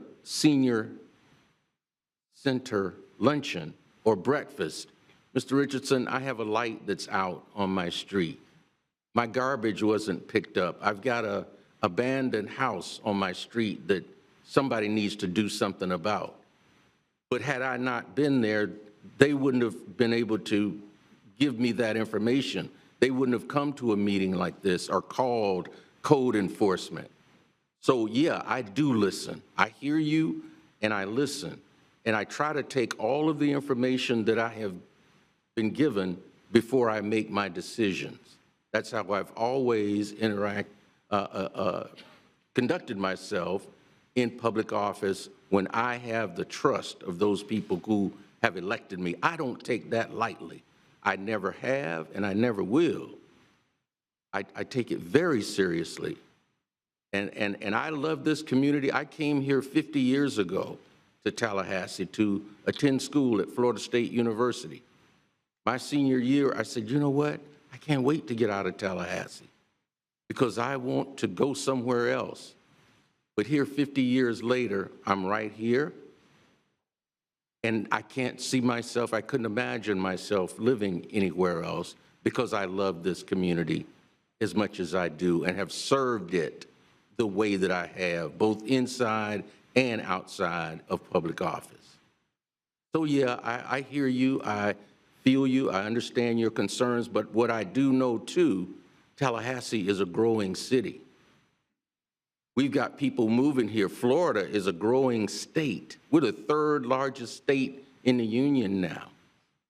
And a lot of that growth and development is going to be happening across the panhandle of Florida. I don't know if you all have been over in the Panama City area and some of the beaches area over that way. It's phenomenal how that part of Florida is growing, and it's coming this way. And we've got to be prepared for that growth. in every aspect, in terms of infrastructure, our housing, our commercial development, and that's where we find ourselves. I can remember when we were trying to put in, what's the street that runs? Blairstone Road. I'm sorry, I'm having a senior moment here, y'all. When we were trying to put in Blairstone Road, it took us 25 years to get Blairstone Road completed because of issues like what you're raising right now. There were neighborhoods who said, no, we don't want that road through our neighborhood. It's going to disrupt our neighborhood. It's going to cause traffic. It's 25 years. Now I drive Blairstone Road just for the beauty of it sometimes. And it helps me get from my house to the north side of town in a quicker way without having to go through Tallahassee. So yeah, we hear you, but at the same time, our city is growing and we've got to be prepared for that growth. And what gives me some comfort is the fact that you all will still have an opportunity to be involved. And I know the Gosvinis have been willing to work in some instances with the neighbors and with the businesses that were impacted by their development. And I hope that that will be the case this time around as well. And this is not the end of the process. That there still will be opportunities for you all to have input into this and to make sure that what is done, because there's still going to be some very strict requirements put on this before it can be done. That road being done is not an easy lift. That's going to be a heavy lift. But before anything is done on that property, that road it's going to have to be a commitment to making sure that that road is built. You've heard our growth management staff talk about what's going to be done to address the issue of runoff and stormwater. All of that and that's going to have to be approved by the federal government. Okay? And so for those reasons, I'm comfortable right now voting for where we are. And I would just suggest that we all keep an eye on where we're going from here and be involved in that process. Thank you, Mr. Mayor. Thank you. Commissioner Williams-Cox. Thank you, Mr. Mayor. Having served on the Planning Commission for 3 years, I come from a different perspective. I do hear. And when I served on the Planning Commission, I heard the neighbors who came to those meetings. And whether I agree with it or not, I still had to answer the question if it was consistent, because you can't make these decisions based on you favor one group of folks over another group of folks. The comprehensive plan is a tool, irrespective of person or individual, so that you can try to have some consistency in what we're doing and try to grow. That doesn't mean that it never changes. It does change. Amendments are made all the time. But I come from a different place, and I look at Lou in the audience. I look at Russell and Laura and others, Artie and others who we sat in those rooms, sometimes in this room till 1 o'clock in the morning, dealing with those kinds of issues. So I'm very confident too that we still have to answer this question. It's not a matter of whether we want it to happen in our neighborhood or not, because it has happened in our neighborhoods. And I did listen. I did meet with who reached out to meet with me, and I appreciate the opportunity to hear your concerns, and I get it. But I hope you get that we have an obligation that regardless of which neighborhood it is, we have to adhere to the comprehensive plan and consistently do that. So I do hear you. I appreciate you coming out. I appreciate the opportunity to meet with you and to hear your concerns. I get it, but we have to do this. So thank you. Substitute motion on the table for option 1. I made the motion, seconded by Commissioner Williams-Cox. Any further comment? Seeing none. All those in favor of the motion on the table signify by saying aye. Aye. Aye. All those opposed? Nay. Nay. And it passes 3-2 with Commissioner Matlow and Commissioner Porter in opposition. That is all that is on the public hearing. We go back to item number 12.03. Mr. Manager. Thank you, Mr. Mayor. Item 12.03 seeks your approval for a leave buyback option for general employees, as well as to extend it through a memorandum of agreement to the collective bargaining units representing police and fire. You'll recall you approved these as a special exception in each of the last 2 years. It was not our intent to offer it again this year, but I will say we got a great deal of feedback from employees as we neared the end of the year, and based on their feedback and how well received the program was and how valued it was as an employee tool, we have put this forward again this year and recommended. What we also know, just comparing notes, is this has become more of a standard as we look across other organizations that offer personal leave and these kind of benefits. For example, our sister government, Leon County, they've had something like this in place for many, many years. And so this is in step with other personnel benefits. We're recommending your approval using the same conditions as we did in the previous 2 years, and we would include this going forward into our personnel policies and procedures. Excellent. Thank you. All right. Mr. Clark, any public comment on this item? On item 12.03, Stanley Sims. Mr. Sims is still here. If we don't have Mr. Sims, then there are no speakers on the item. Okay. Colleagues. Staff recommendation, Mr. Mayor. Second. Been properly moved by the Mayor Pro Tem, seconded by Commissioner Williams-Cox. Commissioner Matlow. Thank you, Mr. Mayor. I had some questions on this. What's the estimated dollar amount for the leave buyback? Mr. Manager. Let me ask you, maybe Robert Wiggin has that number. I think I know it, but I don't want to guess. Robert, can you help me with that? Certainly. It's $1.8 million that in previous 2 experiences, that's been an average amount. Almost $2 million. Okay. And do you know previously how many employees received that compensation? I think it's around 800. Does that sound? That I do not know how many employees took advantage of that. Okay, that's fine. It's around 800 out of, I think, some 4,000 employees we have at the city. Do you know who the top recipients of dollar amounts leave buyback was for?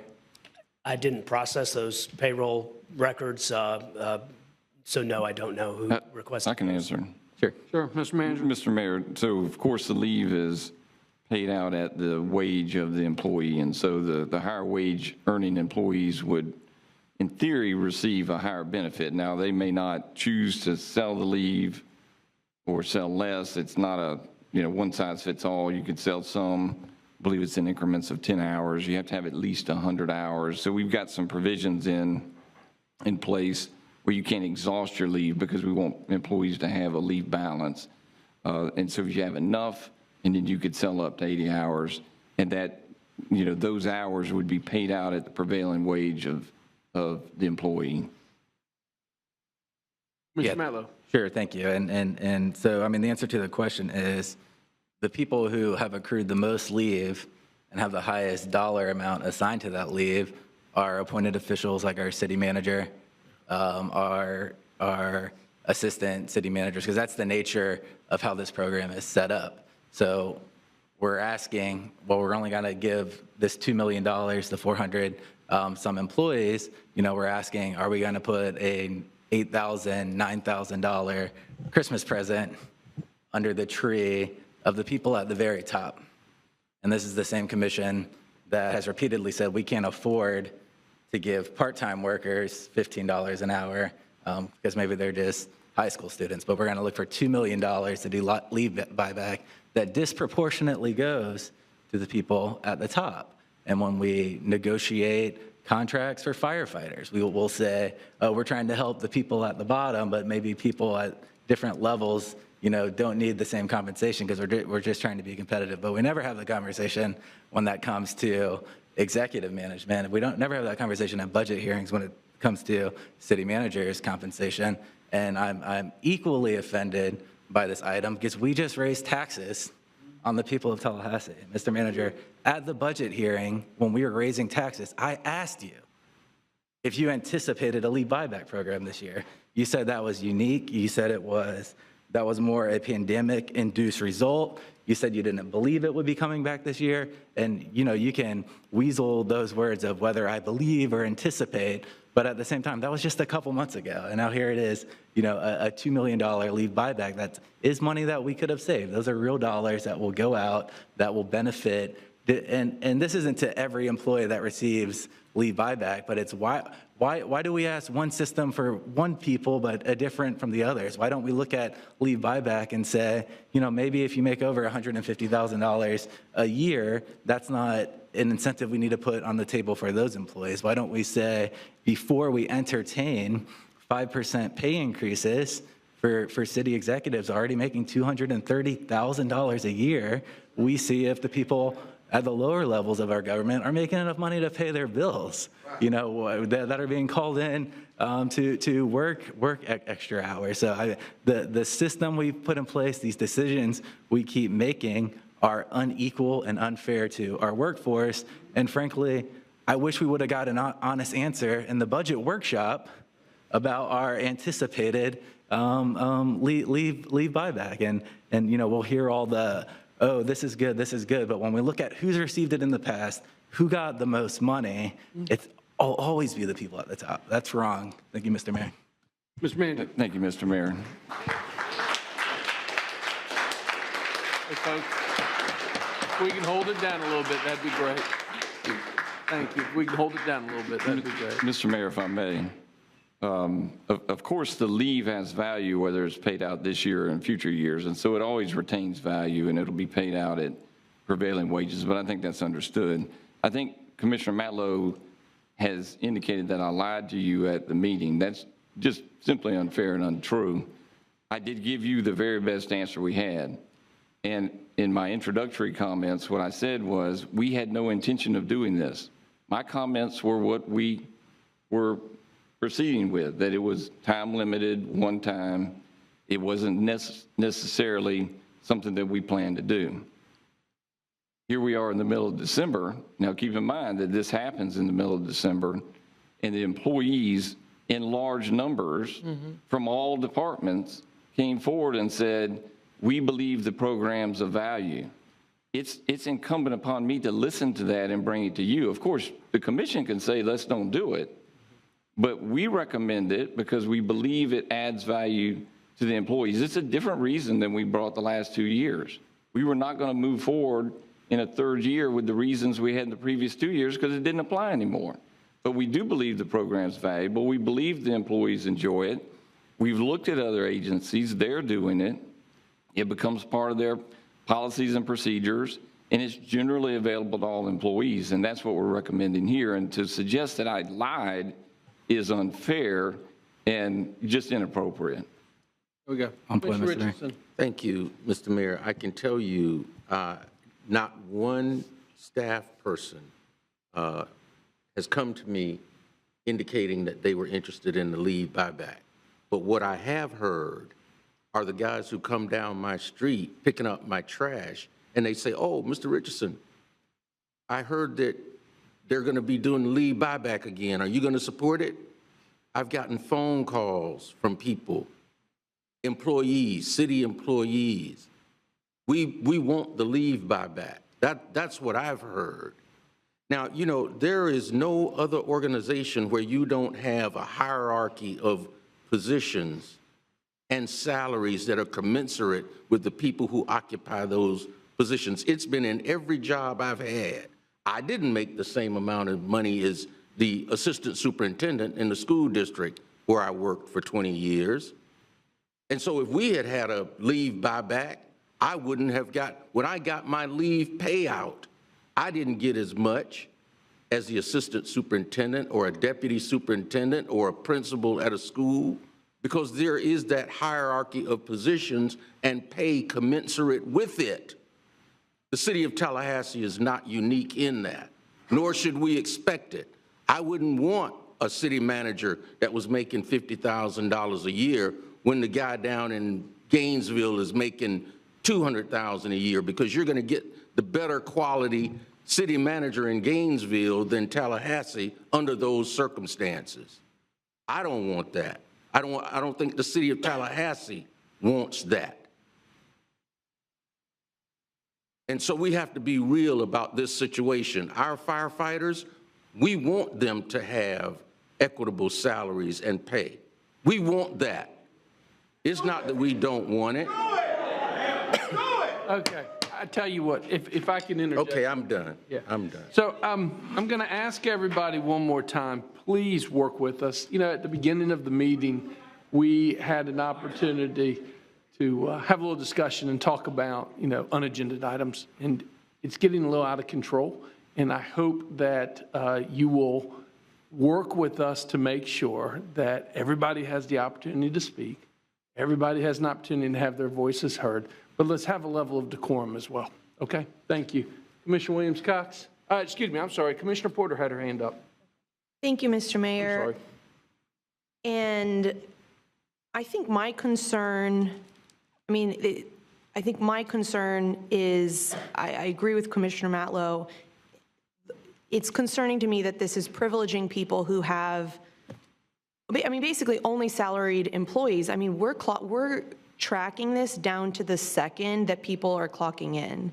And people who are on salary are not having to clock in or out and take those 15 minutes that they're late when they're dropping their kids off from school or when they're going to the doctor's office. I also have a problem with and this is up to individual employees, but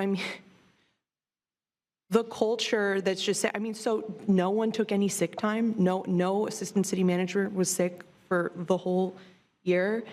Departments that are short-staffed don't have buyback hours. I just don't see this as being an equitable distribution of our resources, and we talk so much about being a family here, and I support people getting what,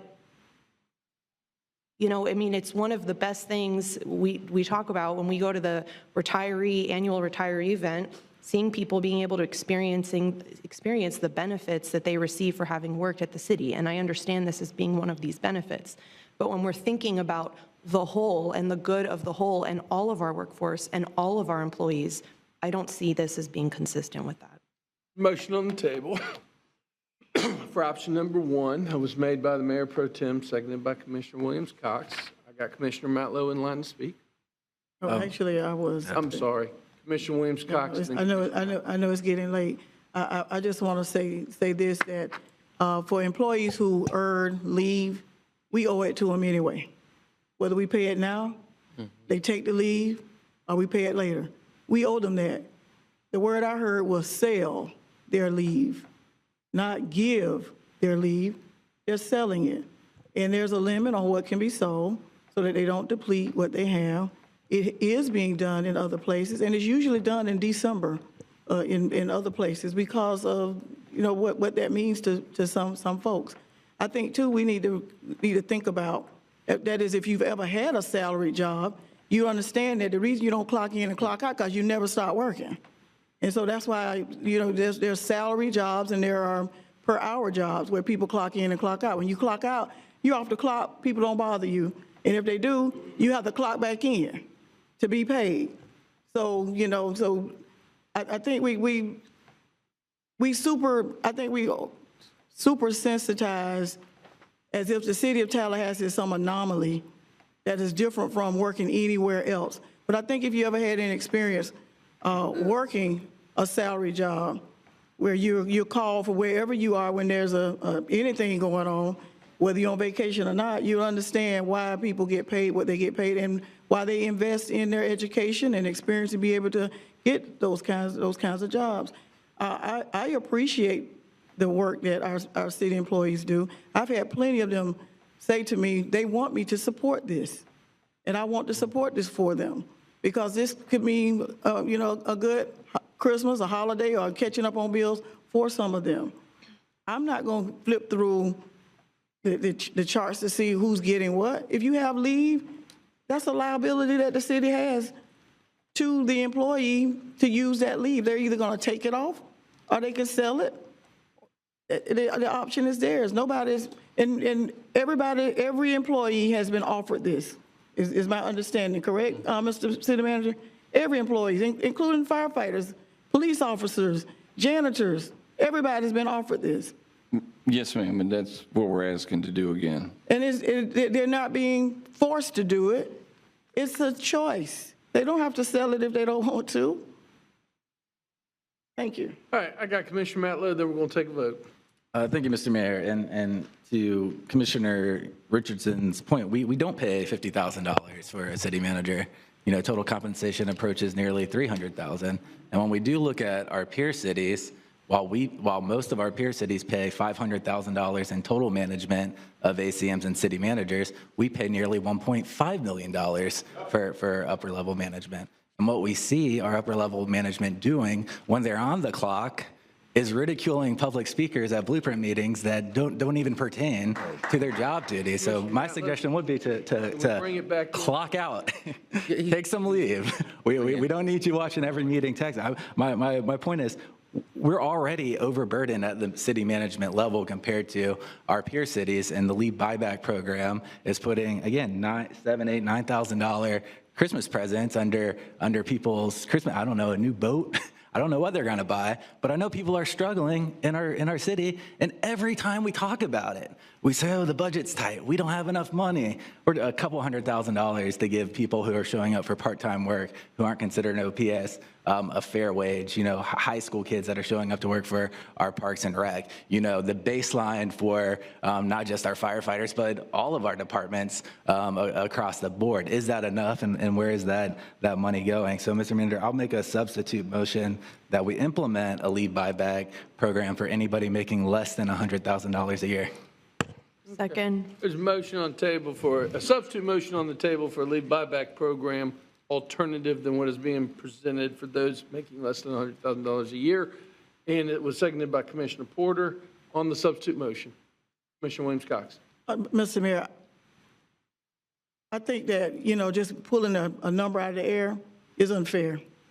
We have individuals who work in technology and innovation. We have engineers. We have people who are out there cleaning up spills and all of those kinds of things. I'm not sure what they're making to do what they're doing, but to just pull an arbitrary number out of the air is unfair. And and I know I have the option of voting against it, and I shall, because that is not how we do business. Okay, put a substitute motion on the table. All those in favor signify by saying aye. Aye. All those opposed? No. Nay.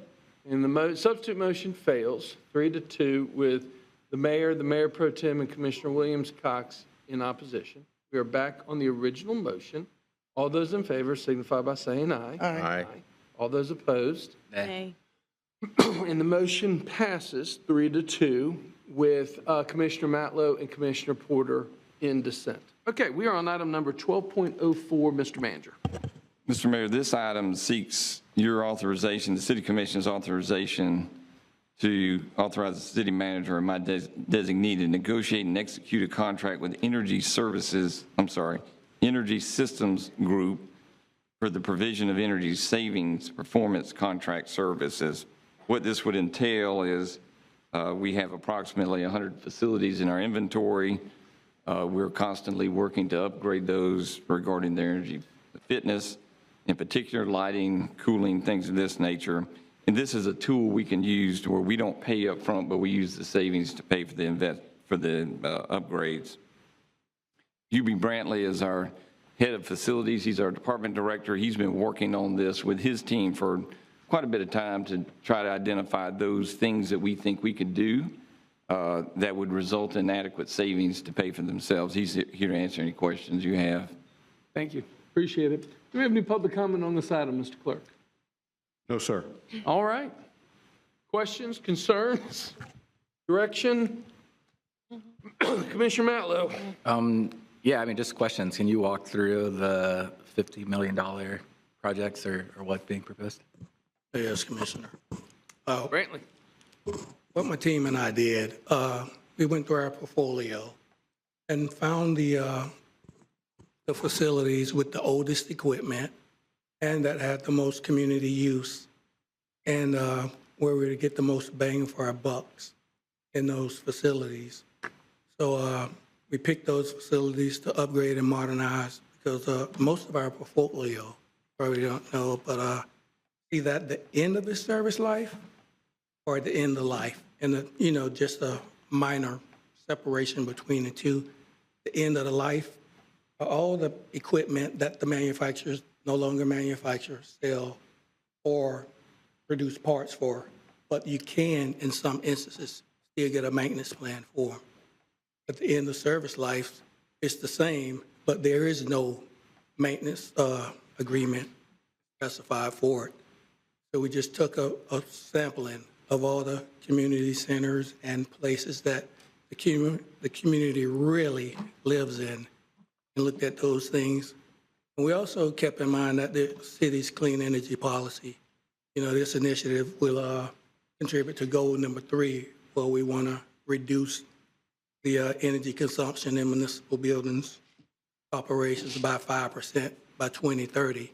And then also, sir, kind of supports the green building policy, where we try to establish green energy efficient buildings and sustainable resilience and healthy building standards. And that's how we came up with it. And there's a federal benefit to approving this as well? Yes, what happens in the Inflation Reduction Act for energy consumers, different kinds of plants that we consider to get a rebate, if you will, for using those plants. And we're considering here at City Hall to use a ice plant. It's an alternative energy source. And the benefits of that ice plant is that we're able to run our chiller at night when the peak costs are low to make ice. And then when the peak costs are high during the daytime, we cool facilities through the ice. And that's where we get that rebate from, considering that option. Yeah, thank you, Mr. Mayor. I just wanted to highlight some of those points. Sure, absolutely. Is there motion, direction, colleagues? Move staff recommendation. Second. Staff recommendation has been properly moved by Commissioner Williams-Cox, seconded by the Mayor Pro Tem. Any further discussion? Seeing none. All those in favor signify by saying aye. Aye. Aye. All those opposed. Passes unanimously, 5-0. Mr. Manager, do we have any other business come before the city under policy formation and direction? No, sir. Okay, we are on unagended speakers. And Mr. Clark, how many speakers do we have this evening? Mayor, we have approximately 30 speakers. All right, and we're going to let everybody speak. And let's begin. Now, folks, I'm going to ask you, please work with us, and let's set the example for everyone that's watching on TV as well that's here today on how we can handle ourselves with the appropriate decorum and get the business done for the city of Tallahassee. We look forward to hearing from each and every one of you. Mayor, our first speaker is Harry Brown. Harry Brown will be followed by Erwin Jackson.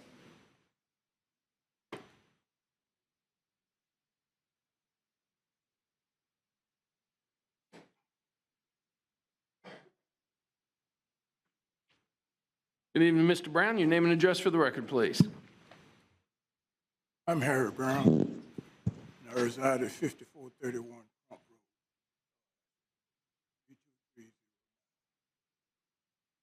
I couldn't help but watch Ms. Cox at the last meeting, claiming she was so dramatic about being threatened. When Reverend Stevens was speaking about something going on with her and the pastor.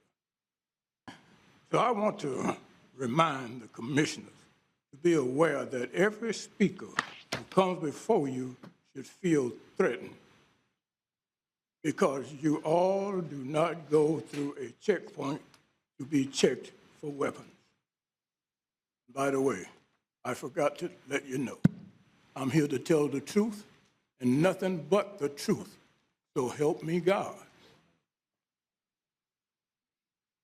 Scott Maddox was wearing a gun when he stood at the dais and read a plethora of lies about me that Anita Favors had Sharon O'Fahony prepare for Scott to read.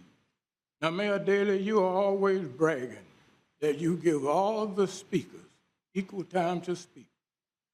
That is not true. Because at the last meeting, you allowed the third woman to speak on the item number 11.03. and never reminded her to give her name and address for the record, and that she had 3 minutes to speak. So you just said what you do and you were wrong.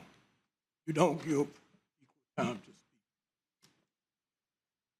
I shared with the person sitting in the audience what you had done. He replied, "She is white." People are observing your every action. That is the reason Democrat Zing says our city commission has all the maturity of a middle school student government association.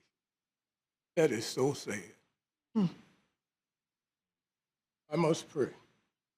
Holy Father, in the name of your Son, Jesus, I thank you for keeping me safe through more than 19 years of bitter racism and bigotry in this government. Holy Father, please let our city attorney, Mrs. Jackson, know that if she keeps her word, keeps your word as a lamp to her feet and a light to her path, that you will take her to places unimagined. Father, I know that you will take her from glory to glory, a height of heavenly bliss and prosperity. Father, I love you, and I thank you for what you do for us all. Now, I want everyone to know my book is ready, it's published. You're at 3 minutes. I have how long? Thank you very much. Thank you, Mr. Brown. Okay. Thank you. I knew that. 3 minutes are up. Our next Very speaker, funny. please. It's very funny when I read this at home. Mr. Brown, My time I'm going to ask you to I don't- please take your I don't seat. get down. Thank you, sir. Thank you. Our next speaker. Erwin Jackson, and then Anna Marie Shealy. Great. Name and address for the record, please.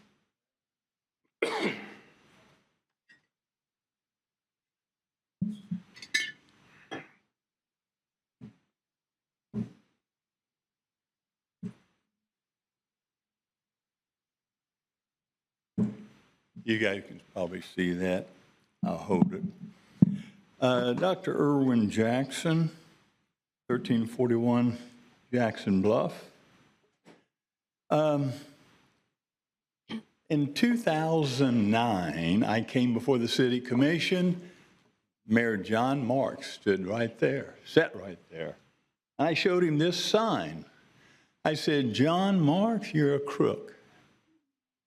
You're taking money, you're selling your votes." I think we all know how that worked out. I never thought that 14 years later I would be bringing this sign to talk about with a new group of commissioners and mayor. I had hoped that by now we would simply try to forget, move on from the corrupt past.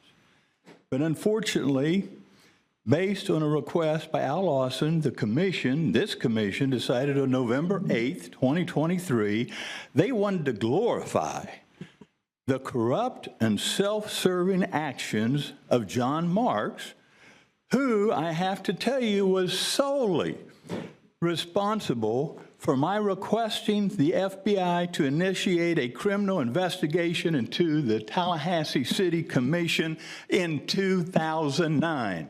I met with the FBI the morning before I met with John Marks that evening, and shared my sign with him. Why, commissioners, why react to naming a building after John Marks? I realize that Al Lawson said John Marks is an expert. Yes, he is, and using his political position as mayor to create a financial rewards for himself. Al Lawson said Marks has a legacy deeply rooted in our community. Oh, yes, and ask the Southside residents who would have been unable to comfortably breathe if Marks was successful in building his biomass plant in their neighborhood, not his. Marks would have been handsomely rewarded financially the first day the biomass plant was going to be operating. His support would be paid for, and the toxins and fumes would only be in the south side of the community, not in his northeast community, his northeast house. You're at 30 seconds. Lawson says Marks was an exemplary representative, yes, but only for those only for his financial interests and for those who paid him. For example, John Marks received $900,000 in exchange for voting to give Honeywell a $45 million no-bid contract. $900,000. How about the $1 million in deferred comp that was a scam? ADE, AT&T, the $1 million gift to his buddy Harold Knowles? Dr. Jackson, I need you folks want to glorify John Marks and name a building after him? Please take a seat, Dr. Jackson. Absolutely not. I'm going to be back for the next Jackson, your time 8 weeks. Okay, the next 8 weeks, we're going to take each one of these crimes. Dr. Jackson, and please, sir. We're going to discuss work with it me. right We've here. got 30 Thank you very much. And I'll try to get a little bit quicker, but thank you. I'm going to have our next speaker. Next speaker is Anna Marie Shealy, and then Joey Davis, if you will.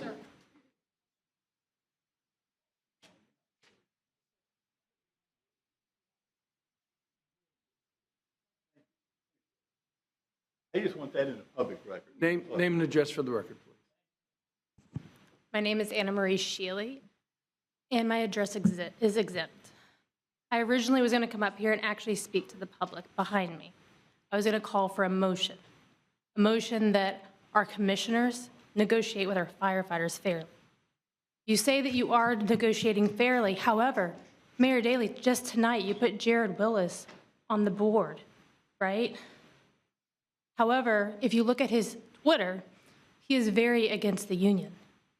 I don't think that you are negotiating fairly. I think that you are very biased in how you are negotiating with them.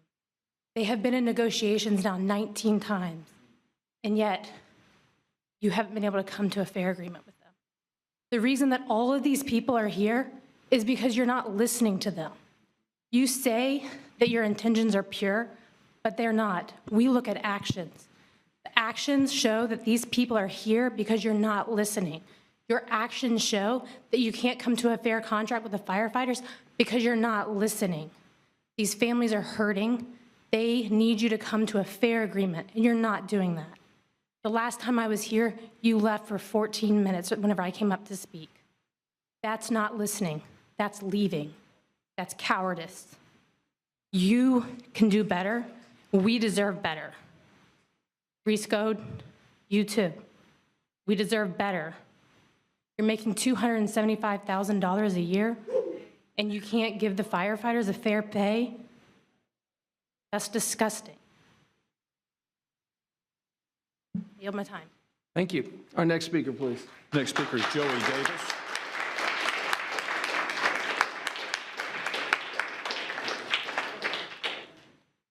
Mayor, he'd be followed by Dot Inman Johnson if she's still here, and then Ryan Shealy. Great. Name and address for the record, please.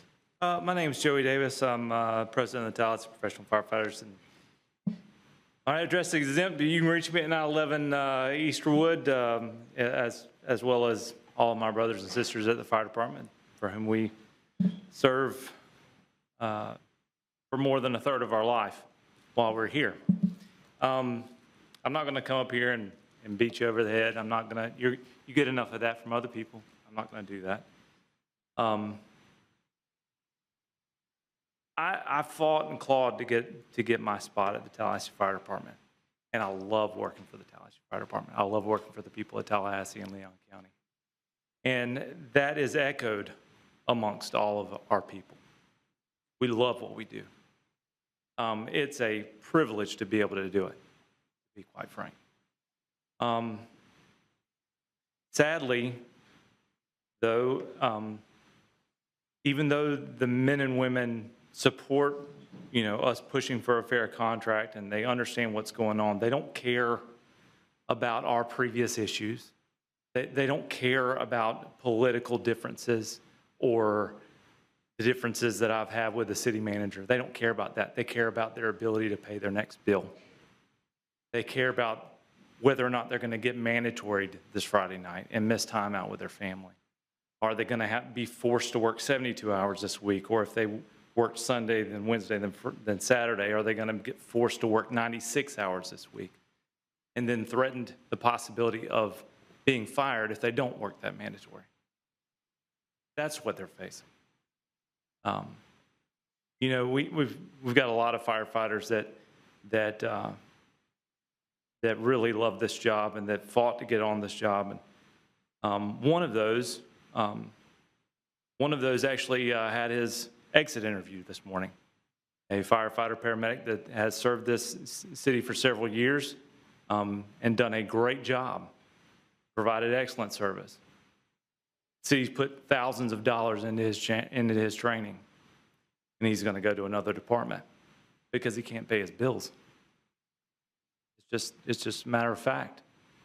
Somebody who wanted to be on this job because he idolized someone in his family who was on this job. A legacy firefighter is what they call him up northeast. You're at 30 seconds. He's not going to retire from Tallahassee. We've got to fix this. You can fix this tonight. You can fix it anytime you want. It takes 3 votes. I'm not going to tell you what all you should do, but we have to fix this. We have to. Thank you. Thank you. The next speaker, please. Dot Inman Johnson. Not seeing Dot Inman Johnson, then Ryan Shealy. No Ryan Shealy, then John. Here he is. Oh, I'm sorry.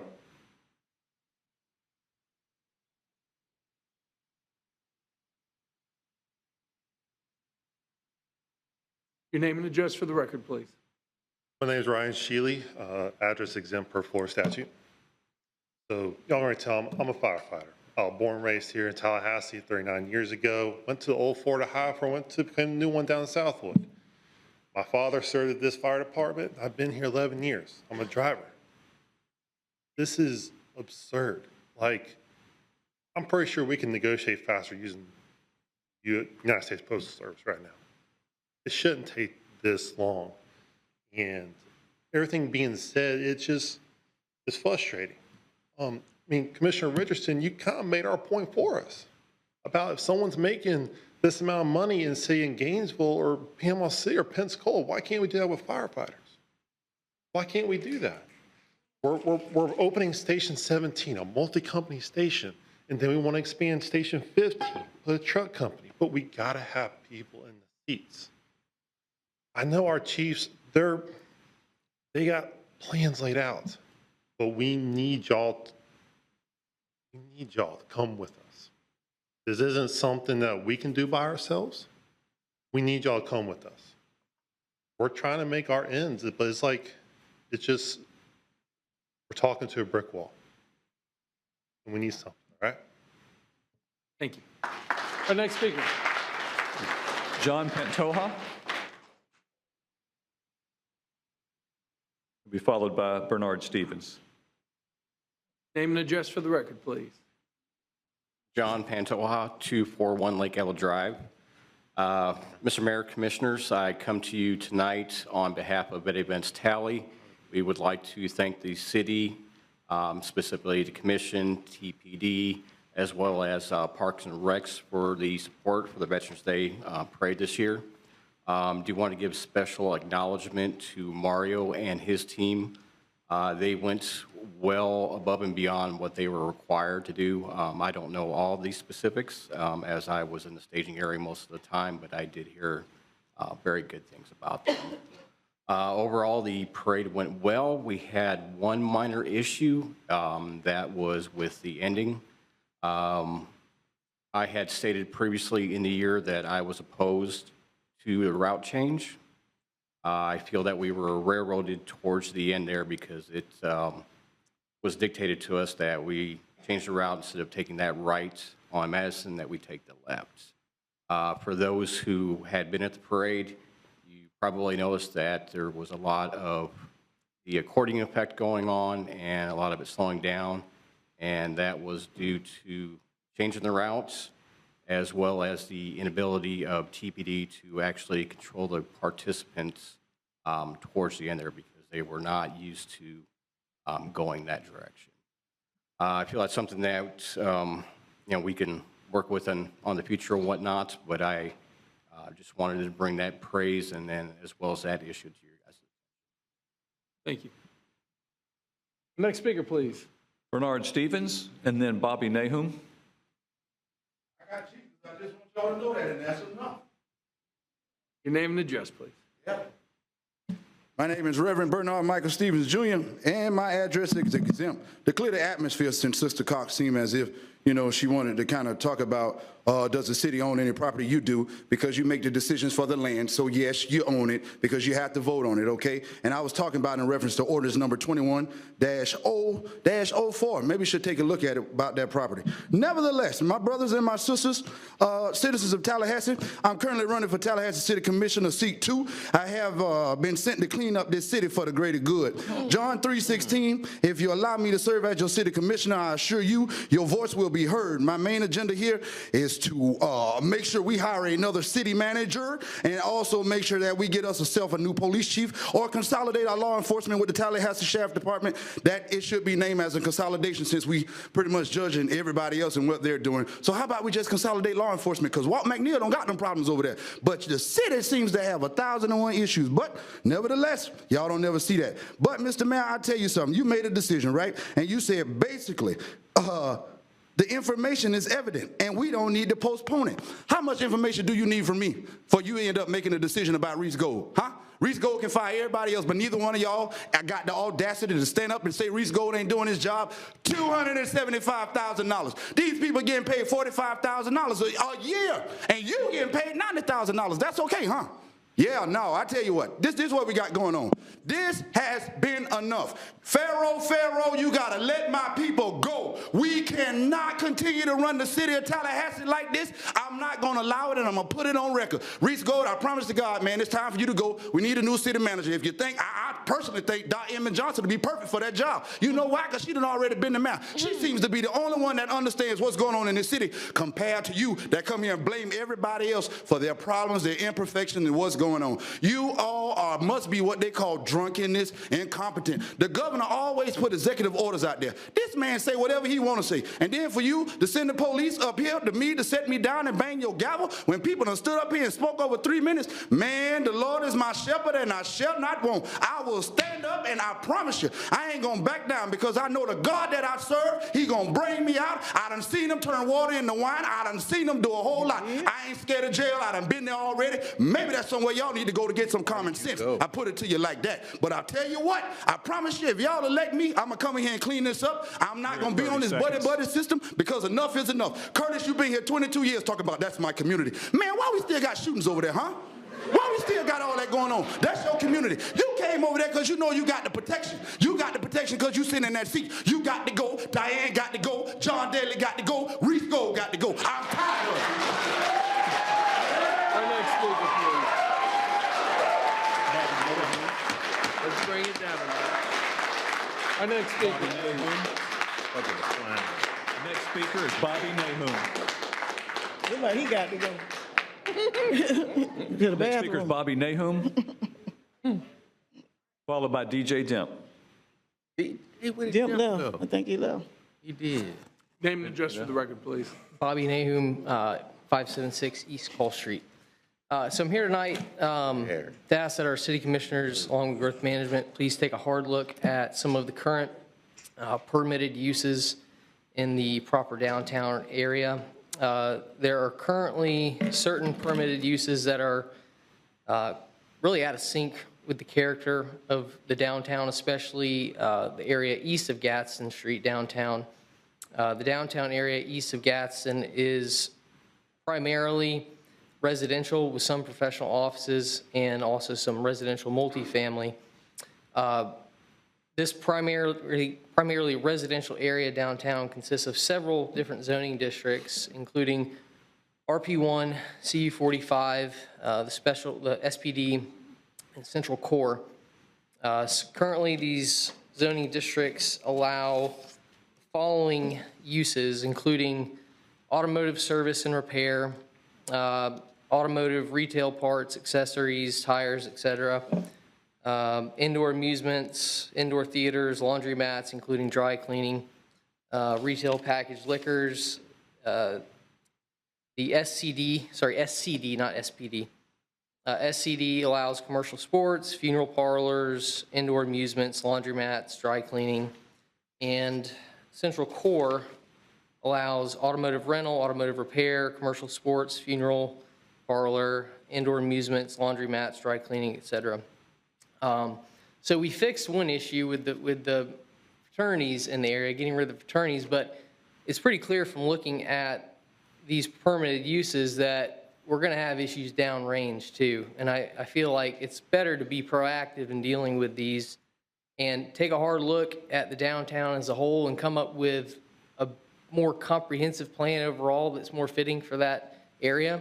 If you go to any of areas, cities in this region of the country, Charleston, Savannah, St. Augustine, Ferdinand Beach, any of these places that have a great downtown, one thing that's common is they all have pretty restrictive land uses in those areas to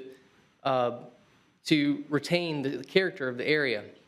And I think we need to take a hard look at that. So, I mean, and, you know, we don't really even have the infrastructure in the downtown to allow for some of these permitted uses like automotive repair and indoor amusement and all this stuff. So I think you guys did a good job on the fraternities and sororities, but I think we have some more work to do. And I think I would suggest that you guys take a hard look at that. And that's all I got. Thank you. Next speaker, please. Next speaker is Nikki Parker. Nikki Parker. Leah Zawacki.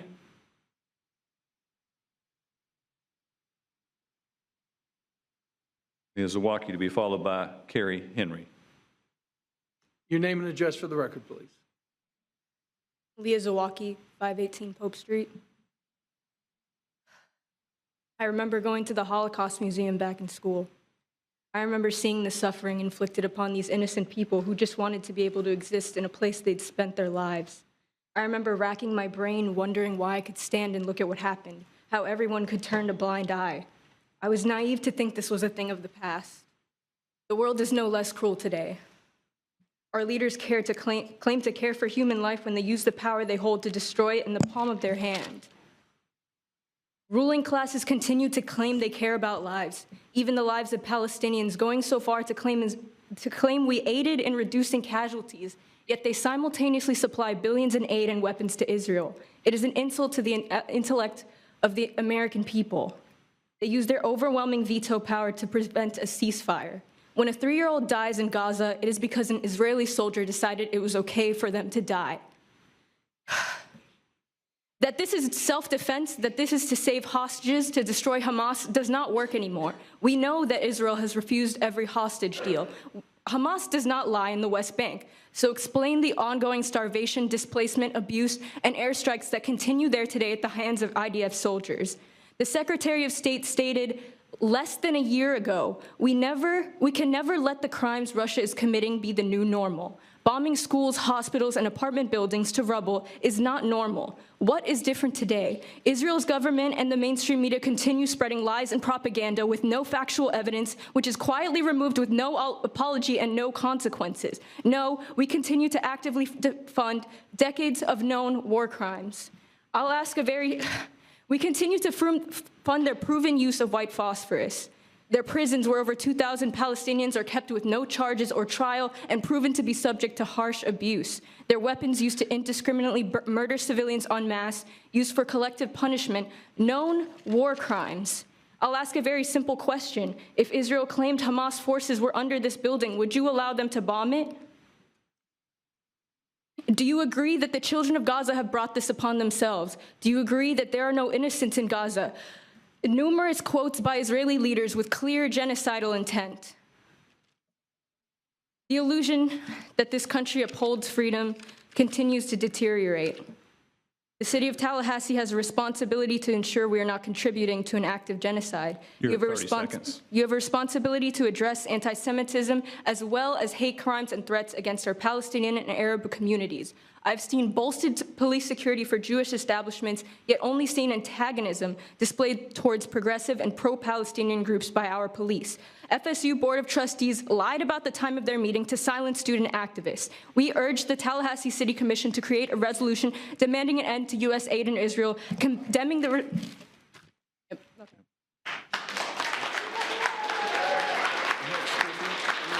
Carrie Henry. Carrie Henry is the next speaker.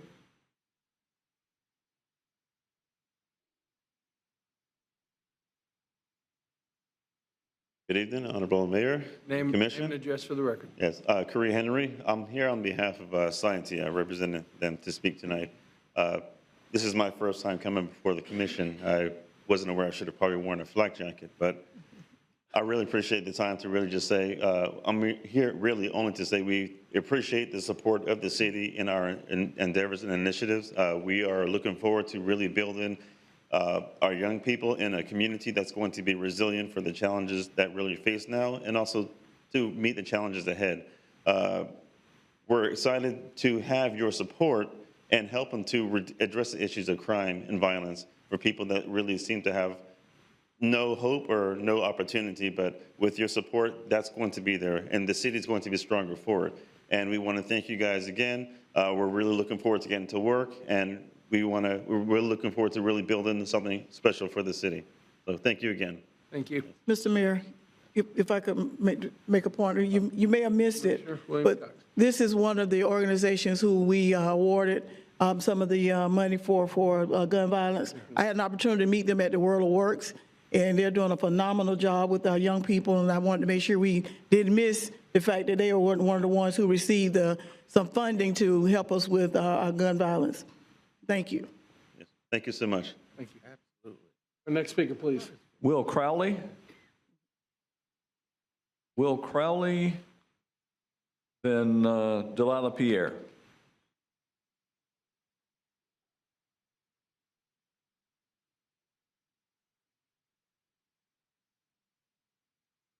Name and address for the record, please.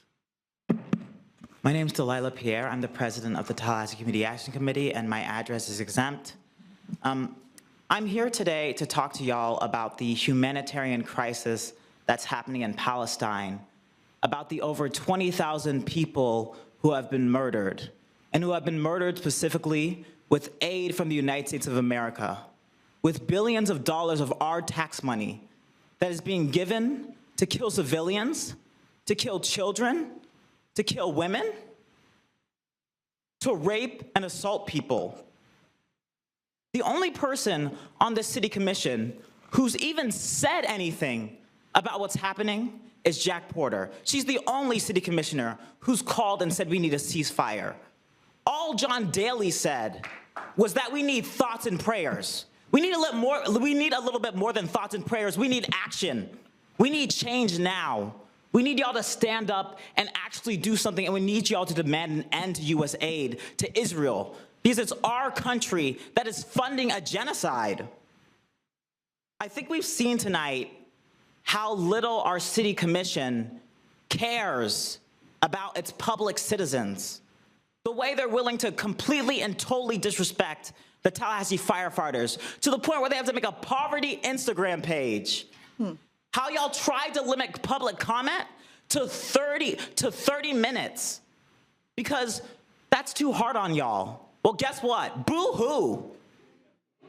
Go home and sit in your comfortable beds after you vote down policies that protect people in Tallahassee. You'll be okay. You know who won't be okay? The people of Palestine, the Palestinian and Arab communities in the United States of America. 3 Palestinian people shot by a white supremacist. By not standing up for Palestinians in Palestine, by not saying anything there, you don't stand up for Palestinians in the Tallahassee community. You show who you really care for. You show who you really stand for. Y'all will talk for hours about what people in Kalar need, about what people who don't even live in the direct city of Tallahassee needs. But guess what? I bet 1 or 2 of you will say something about what's happening in the Palestinian and Arab communities.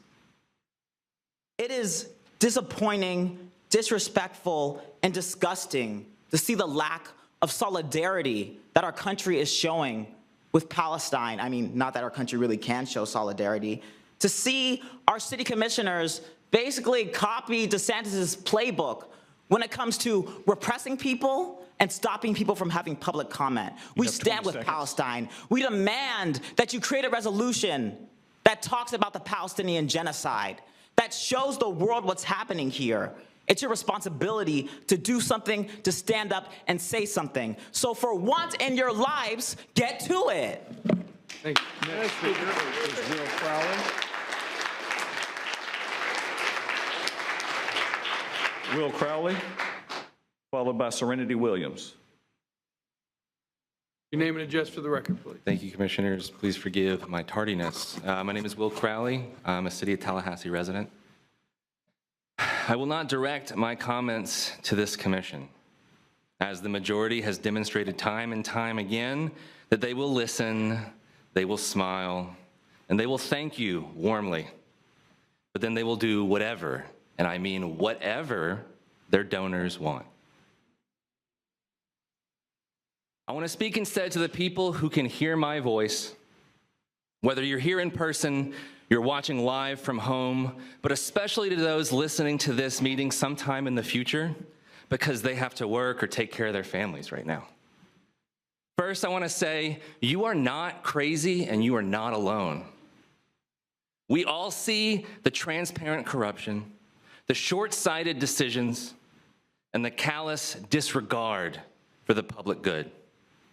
We see Mayor Daley, Commissioner Williams-Cox, Commissioner Curtis Richardson shower their donors with grant money and key appointments and record-breaking contracts. I'm sorry, I have to stop for a second. Jared Willis and Bugra Demirel on the Charter Review Commission, these like your primary campaign boosters, people that you've already given a lot of grant money to, and we've already talked about how ridiculous that is, and you're blatantly putting them in charge of deciding the future of our city. That's just so ridiculous. We see these same villains inflict pain and suffering on those who dare to stand up for themselves, like the firefighters and their families who spoke up tonight. Let's applaud the firefighters right now. Let's all standing ovation. I want to see it. The second thing, thank you. The second thing I would say is that we can still fix this. It is not too late. And in fact, judging by the flickers of fear I see in the eyes of some folks up there on the dais, positive change has never been closer than it is today. Now, finally, and most importantly, I call on all of you here tonight, all of you who hear my voice, all of you watching from home in the future, to get involved. Curtis Richardson is up for re-election next year. That's the deciding vote. Let's kick him out.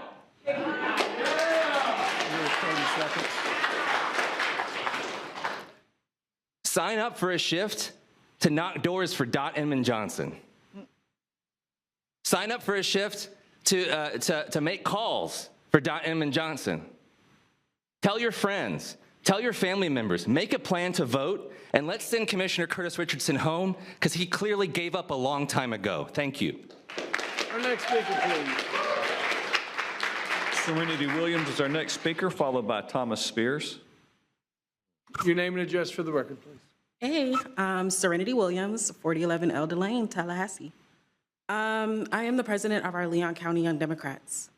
And we recently did a survey of our membership, almost 100 strong, from students and non-students. And I just want to read you some of the comments. When asked, do you think Tallahassee is going in the right direction? What are some issues that you see in Tallahassee? This is what was said. If you attend college here and you don't go to FSU, it's really difficult to get things like groceries or essential items without a car because Tallahassee isn't very walking friendly, especially when you're near FAMU. Rent is very high, and as a student here, buying groceries are expensive. The broke college student life is real, but it's worse than I imagined. I don't think Tallahassee is headed in the right direction. Rent is high, and skip some things. I think the issue in Tallahassee is that there is not enough funding to the city, to our communities, or even to FAMU. A lot of money gets directed to FSU when some streets don't even have lights. Tallahassee is not moving in the right direction. I stayed in Tallahassee this past summer, and I witnessed a huge increase in the homeless population. Tallahassee, being the capital of Florida, is actually infuriating because they don't do anything about this. I would say that Tallahassee is becoming more unsafe, and because of the consistent events that's happening and no direct policies of anything policies or anything of that sort being done to protect its residents and its college students. Slowly but surely, I do not think Tallahassee is going in a good direction. I've seen and even been to several food distributions welcoming students to the community.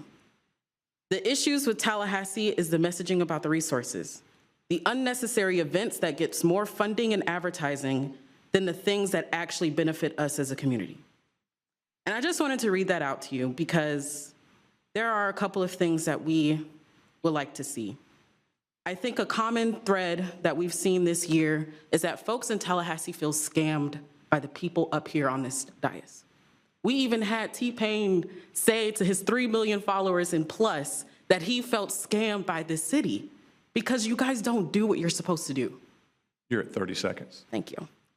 We are asking, going back in time, Commissioner Williams-Cox last year said that when we gave money to FSU Stadium, FSU gave us a list of deliverables that they were going to give to us as the community. We have not seen it yet. We would like that posted. And I'm happy to meet with whoever is here with that information. Those who are living in Orange Avenue apartments, they're still displaced. You heard somebody today say that those vouchers they can't even use. We want them to be taken care of. You're at 3 minutes. And for the city charter review, we want to make sure that it is open enough so we can add in more things for our Citizens Police Review Board. Thank you. Thank you. Thank you. Our next speaker, please. Thomas Spears, and then Robert Lee.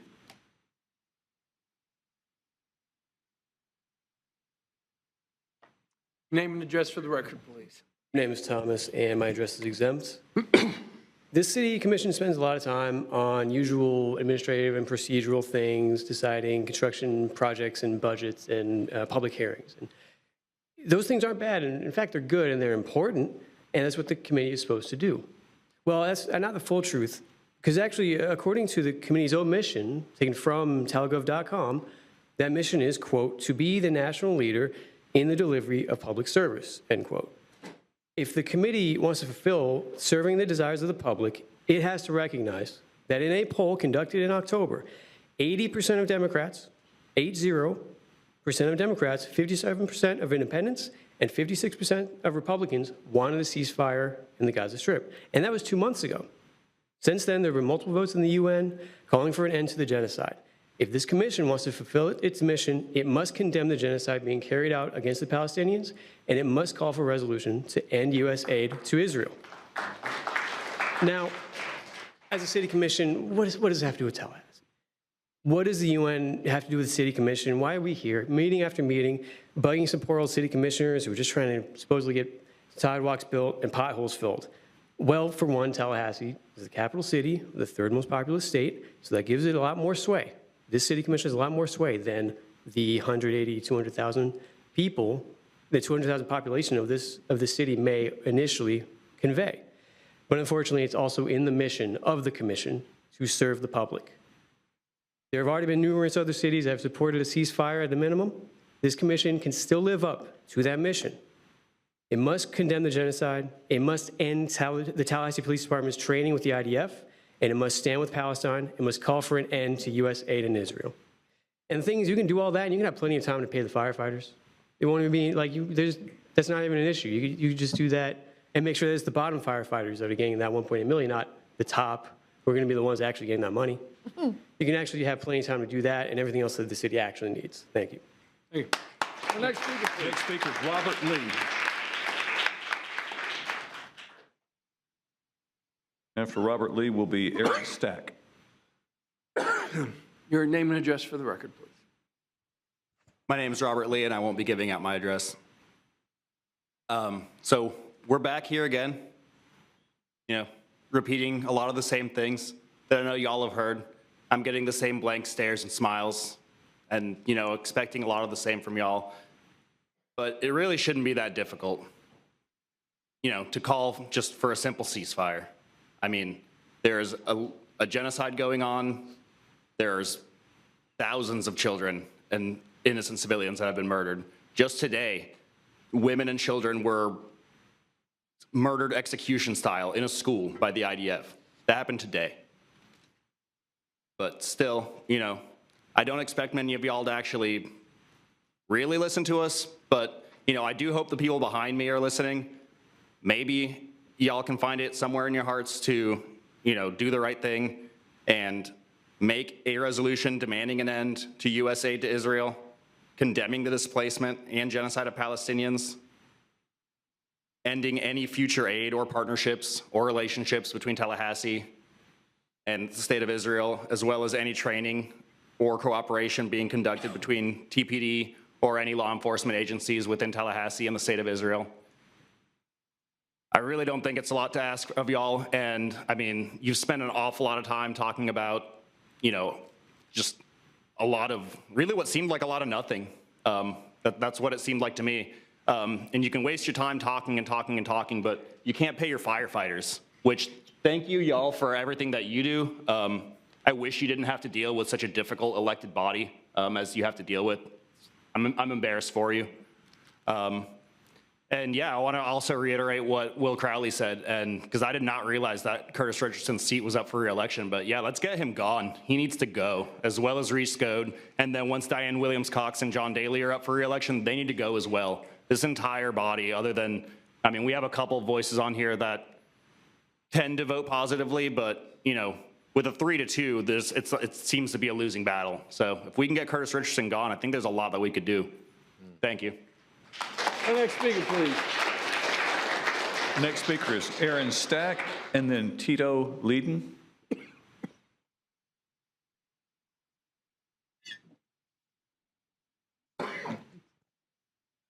My name is Aaron Stack. My address is exempt. I am here tonight because my heart is broken in grief as a mother, and I ask every person here to think of a child in your life. Remember a time when they were little, between the ages of 2 and 5. That is a sacred time you remember.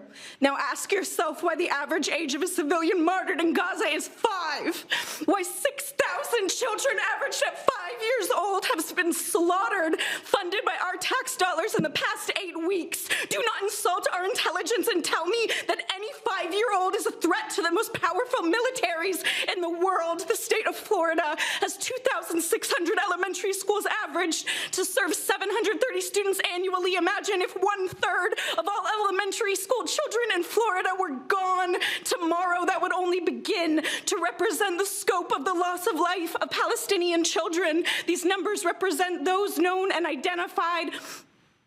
While we know many rest beneath the rubble, never to be buried by their mothers. If sitting with these truths makes your stomach turn, congratulations, your humanity is intact. If you feel indifference, know that when you're not hungry for justice, it's often because we're full on privilege. We ask the City Commission create a resolution demanding an end to the U.S. aid to Israel and condemn the genocide of Palestinians. We insist the resolution include a demand to end the occupation of the lands of native Palestinians by the foreign invading terrorist regime whose active wartime occupation they have endured for 75 years. The consistent war crimes of the Israeli government prove their current administration is a terrorist regime by all international standards and cannot be trusted to protect civilian and cannot be trusted to protect civilian lives. Liberties are basic human rights. We ask you, city commissioners, to protect your citizens, that this resolution expressly denounce any future aid partnerships or relationships between the Israeli government and the city of Tallahassee. We demand an end to any training, cooperation, or investments between TPD and any Israeli policing entities or forces to protect our communities, families, and children. We're asking you to do the right thing and stand with Palestine. Every one of those children were their mothers. Every everything. You're at 30 seconds. Do not sit in silence. Do the right thing. Grow a spine for Palestine. Thank you. Our next speaker, please. Next speaker is Tito Wheaton. And then next will be Cass Casanova. Your name and address for the record, please. Tito Leaden, my address is exempt. And honestly, I'm a little disgusted, right? That 30 minutes thing that we saw, you're really gonna give it 30 minutes? You know the firefighters was gonna come. You know that we was gonna come. We said we was gonna come last time. You said 30 minutes. You really had the audacity to say that. And it's crazy. It's crazy. Y'all gonna keep doing this, right? You're gonna keep ignoring the 18,000 lives lost, 45% of buildings destroyed, like universities, hospitals, doctors, like how many people have to die? Like tell me, how many people have to die? What's a good number? Or, I mean, I see that you could respond to people in the middle of their things. You could respond to me now, like what's a good number? What's a good number of people that need to die for you to draft some type of resolution, right? I see when your buddy was up there talking about the residential plans, you're like, oh, we knew each other for such a long time, blah, blah, blah. Oh, we could talk about that later. What? What? Oh my goodness. Oh my goodness. I need y'all to condemn Israel. Right, I need y'all to cut off all ties with Israel, right? Okay, and I need y'all to protect the Palestinian community here. Like, that's not hard. That's not hard. Especially, Curtis, you especially need to hop on this, because people don't like you. People clearly don't like you. If it's anyone else, right? I know them too, they might hop on it, right? But Curtis, you need to straighten out. Anyway, I gone. Our next speaker, please. Next speaker is Cass Casanova. Cass Casanova, and then Catherine Nitch. Your name and address for the record, please. My name is Cass. I'm not giving you my address. I've been to a lot of these meetings over the past 5 or 6 years, and I've never heard y'all speak more than you spoke tonight about some pond in Oxbottom. I'm a member of SDS, Students for a Democratic Society at FSU. I'm a Tallahassee resident, have been for 6 years. FSU tried to get us kicked out of their Board of Trustees meeting and is serving us a code of conduct violation saying that we can't enroll for classes because we dared to ask why they're invested in companies that are killing Palestinians. Y'all trying to silence us by saying we can only have 30 minutes for public comment and then talking for a good 45 minutes about a pond in Oxbottom. This is something that none of us really care about, and the people who do care about it seems you're not going to listen to them anyways, so I don't know what that was all about. And then somehow Williams, Cox, and Richardson find time to tout about their political accomplishments, and try and, talk in the demeaning way that they do to us, but you don't have the time to attend a negotiation session with the firefighters.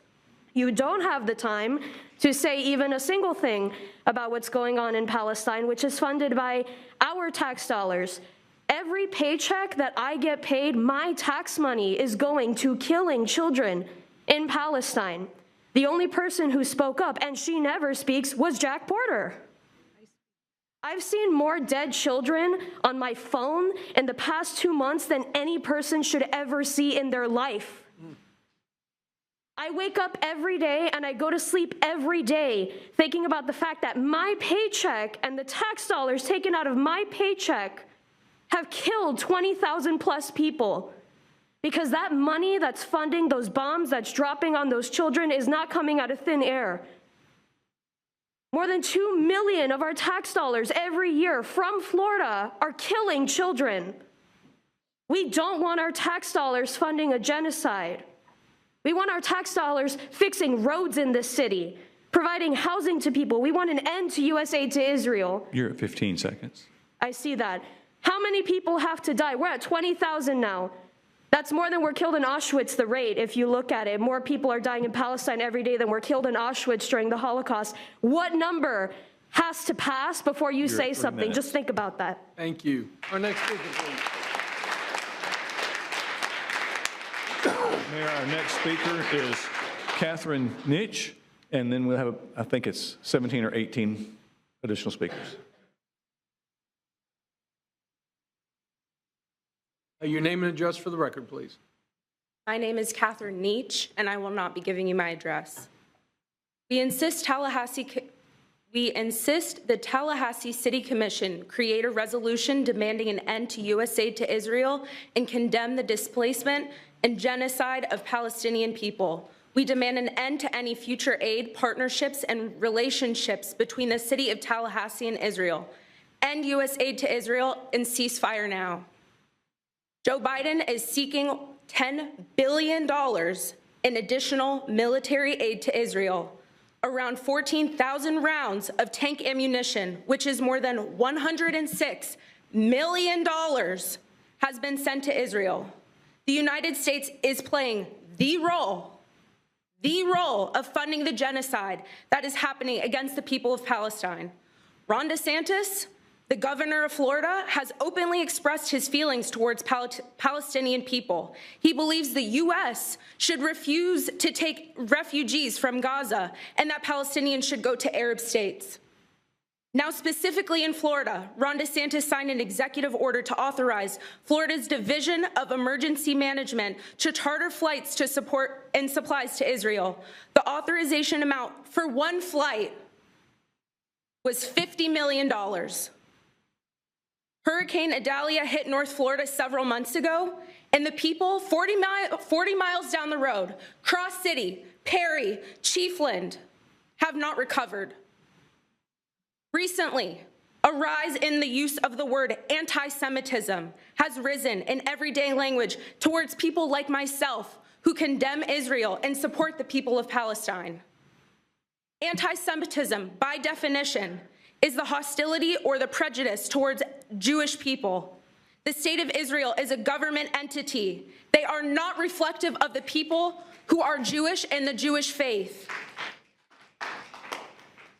From the river to the sea, Palestine will be free, has also been weaponized as calling for genocide against the Jewish people. Geographically, Gaza is located between the Mediterranean Sea and the Jordan River. Currently, under Israeli law and military force between the river and the sea, Palestinians are not free. They are limited on their movement within Gaza and the West Bank. They have curfews. They have checkpoints. They can be arbitrarily strip searched, arrested, beaten. The heightened alert of anti-Semitism takes away the true meaning. You're at 30 seconds. Being anti-Zionist is not equivalent to anti-Semitism. Stealing someone's homeland, forcibly removing them from the brutalizing them is the true issue here. End U.S. aid to Israel, ceasefire now, and end the occupation. Free Palestine.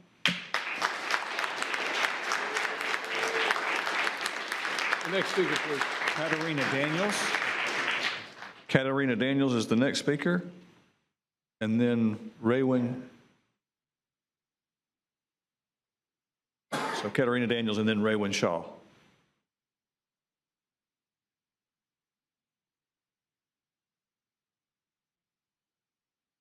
Could you give us your name and address for the record, please? And you'll have 3 minutes to speak. Hi, my name is Katarina, and I will not be giving my address. Okay, here I am today, again, 1 month later from last time I was here, and 10,000 more Palestinians are dead within the month that I was standing here tonight versus last month. And so I'm going to restate our demands. We insist that the Tallahassee City Commission creates a resolution demanding the end to U.S. aid to Israel and condemning the displacement and genocide of Palestinians. We demand an end to any future aid, partnerships, or relationships with Israel and the City of Tallahassee, as well as to end all training and cooperation or investments between the Tallahassee Police Department and Israeli policing entities. I originally came here with a whole speech about like how, you know, it's not controversial to call for a ceasefire. It's not controversial to condemn the murdering of 10,000 children. But honestly, I don't think you guys care. At least not most of you guys, which is kind of disappointing. I think that I've seen you guys not care the entire night, even when it comes to your firefighters who are saving lives in Tallahassee, when it comes to people in the communities, you don't listen to them and you prioritize the money of billionaires or millionaires and your own pockets over the individuals who you are harming. And I heard like multiple times, other people are doing it so we can, that Gainesville is paying their, you know, top executives over the people on the bottom. So that's okay if Tallahassee does it, but when has that ever been okay? I thought that when each of you guys probably came into the field, you wanted to make the world a better place. You wanted to make Tallahassee a better place, but you're making it worse by not protecting Palestinian Tallahassee people, and you're not protecting your firefighters. You're not doing anything but allowing people to make money off of our suffering. And it's just very, very annoying.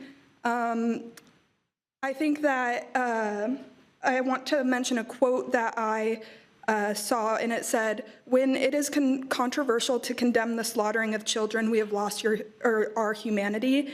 And I really just want you guys to assess, like truly deep down, if you actually have like a humane soul in your body, to like recognize that killing children and bombing schools and bombing the 3rd floor of a cancer hospital of children is wrong. I'd love for you guys to say something, because it could be your kids. It could be our kids. It could be anyone's kids. It's only simply that they're Palestinian that it's okay. The next speaker is Raywin Shaw, and then Ahmad Daraldik. You give us your name and address for the record, please. You'll have 3 minutes to speak. My name is Raywin Shaw. My address is exempt. Okay. I have never attended one of these meetings or spoken up like this, but I have been moved to take action given the dire circumstances. I was born and raised in Tallahassee, Florida, and it's important to me that my local community and leadership stands up for what's right and humane. I'm disgusted that my tax dollars are funding the genocide of Palestinians in Gaza. I fall asleep to pictures and videos of dead babies, orphaned children with amputated limbs, mothers and fathers crying for their children, and they're starving and sleeping in flooded tents. Then I wake up the next morning to find that almost everyone who's supposed to represent the will of the people do not. According to Data for Progress, 61% of Americans support a permanent ceasefire. I believe the city of Tallahassee has a responsibility to denounce the brutal slaughter of civilians and the United States' role in that. I insist that the Tallahassee City Commission create a resolution demanding an end to U.S. aid to Israel and condemning the displacement and genocide of Palestinians. I demand an end to any future aid, partnerships, or relationships with Israel and the city of Tallahassee. I demand an end to any training, cooperation, or investments between the Tallahassee Police Department and any Israeli policing entities or forces. I stand with Palestine and U.S. aid to Israel. Thank you.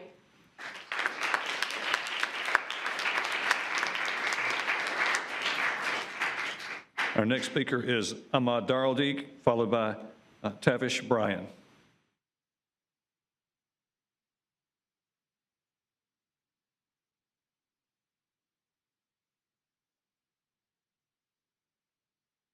I had 2 questions before I started Give us your name and address, please, and you'll have 3 minutes. I have 2 questions before I start my statement for the board. Give us your name and address, please, and you'll have 3 minutes to speak. I gave you a petition on the 25th of October, and I believe it was Mr. Cook who told me he was going to find out if you guys received a copy of that petition, and I would like a yes or no answer from each commissioner on whether you received that petition and if I can have a response, yes or no, going down the board. Give us your name and address for the record, and you will have 3 minutes to speak. Where's the mayor? I'd like to address my comments to the mayor. I am the mayor pro tem, and I have 2 questions for this commission. Mr. Cook, would you start the clock, please?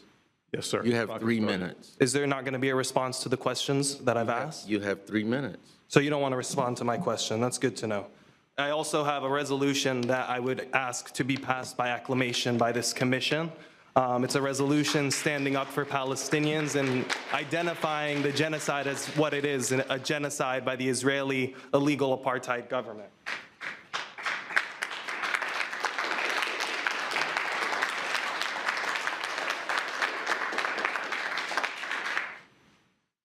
And I have a copy for each commissioner if you take a moment and look at that, because I really would appreciate if the commission took it upon itself to adopt that language and to pass it by acclamation, because there's no reason that this city shouldn't stand by its citizens. I'm here for the 3rd time as a reminder that Palestinians exist everywhere. We're not just a phenomenon that's in the Middle East. We are here, we are in your cities, we are in your streets. We are in every space that you may not want us to be, but we are here, and we will remind you that we are here to stay. And you can attempt to silence us, you can attempt to bomb us, you can attempt to eradicate us.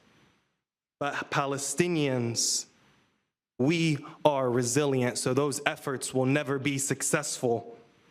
Over 8,000 children have been massacred. Over 4,000 women have been massacred. Over 20,000 Palestinian civilians have been massacred.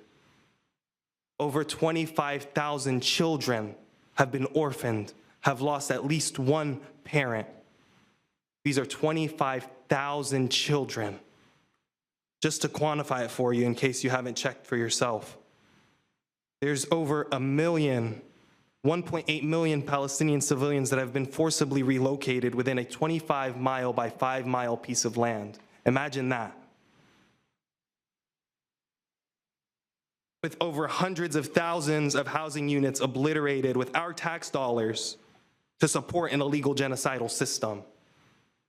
And Commissioner Richardson, you stated something earlier in this meeting about wanting to be a part of the solution for housing and making it accessible and affordable.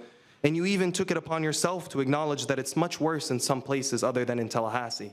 You have about 30 seconds. And those other places are like Gaza, where hundreds of thousands of housing units have been demolished, decimated by the IOF, the Israeli occupation forces. The firefighters deserve a higher rate to be paid. You know, you have so many things that as a city you should be doing, and you're taking it upon yourself to stay silent and complicit with a genocide, to ignore your citizens who deserve a fair wage, and instead you debate whether it's imperative to line your own pockets. I think, and the only thing that I would ask is that you take it upon yourself to look at this resolution that I've given you, and that you answer the question at the end of this meeting on whether or not you saw that petition, because it's vital that you respond. Thank you, sir. I don't need your thanks. Thank you. Next speaker is Tavish Bryan. Tavish Bryan, then Alfredo Vega. You'd give us your name and address for the record, please. My name is Tavish Bryan. Oh, sorry. You have 3 minutes. Right. My name is Tavish Bryan, and my address will be exempt.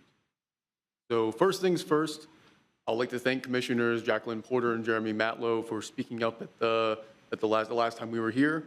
We appreciate that. We'd like to hear more from all of you speaking up, because your silence speaks volumes. As we speak on the 67th day after October 7th, the confirmed death toll quickly approaches 20,000 people, not including those trapped in the rubble. 9 out of 40 hospitals remain operational in Gaza. Over 2/3 of the buildings have been completely destroyed. 90% of Gazans have been displaced from their homes. Disease and starvation have begun to claim lives and are expected to take more lives than the bombings themselves. Civilians are being rounded up, stripped, detained, and taken to undisclosed locations by the IOF. Execution-style massacres have now claimed the lives of Gazan civilians as well. All the while, the bombing has reached its most intense point yet. All of this is carried out by a cold, bloodthirsty, and calculating colonial military with no regard for international law, or human suffering. A military funded and armed by the Biden administration and consequently our tax dollars. The IOF admittedly uses its mass surveillance apparatus alongside AI technology to produce more targets than they can physically bomb. Nothing is done by accident. Every civilian death is a calculated decision by an IOF bureaucratic process. It is not collateral damage. It is in the face of these horrors we must demand a ceasefire. We must end the U.S. aid to Israel. We must protect our Palestinian brothers and sisters at home and abroad. Silence is complicity. Now, I would like to sincerely ask all of you to legitimately respond to this question. Please go in a line. Do you think this is a genocide?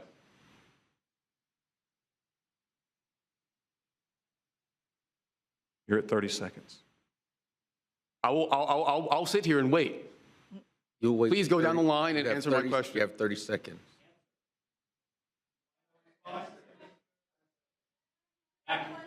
Speak up!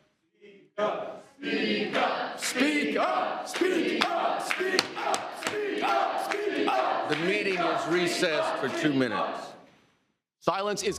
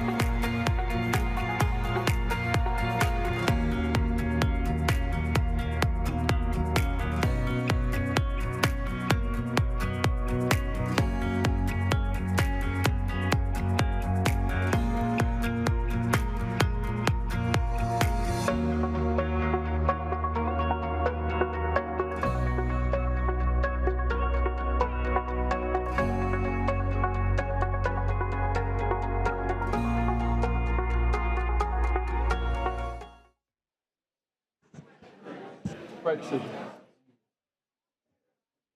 Mayor, our next speaker is Alfredo Vega. I'm sorry, that was Alfredo Vega. Our next speaker is Abigail Willis. Oh, okay, there we go. Name and address for the record, please. Alfredo Vega, I'm a Tallahassee resident. I just want to start by pointing out this is a very interesting meeting. When I got here, you guys were just telling the Ox Bottom people that you were okay with selling out that community for whatever money those suits gave you. And then you had firefighters come up here and beg for a living wage, which is kind of insane to me. You would think that the people who are actually here to support the community, you would be supporting them as well, but seems like that's not your prerogative. I am here in support of TCAC's demands.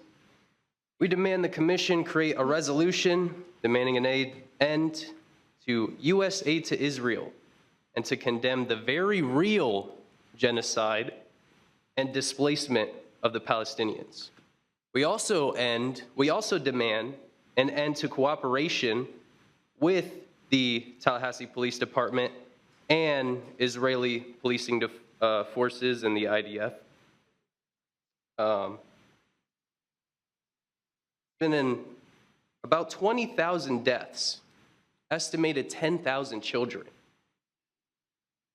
If that doesn't stir something up within you, I don't know what will. I mean, if it were you who were naked, kneeling down in the sand, blindfolded with a gun to the back of your head, I would be up here fighting for your rights too. If it was your children buried under rubble. Sir, we're not going to address to my children. Oh, it's okay when it's Palestinian children, but I'm going to ask you right now, and I'm going to call you back in the line.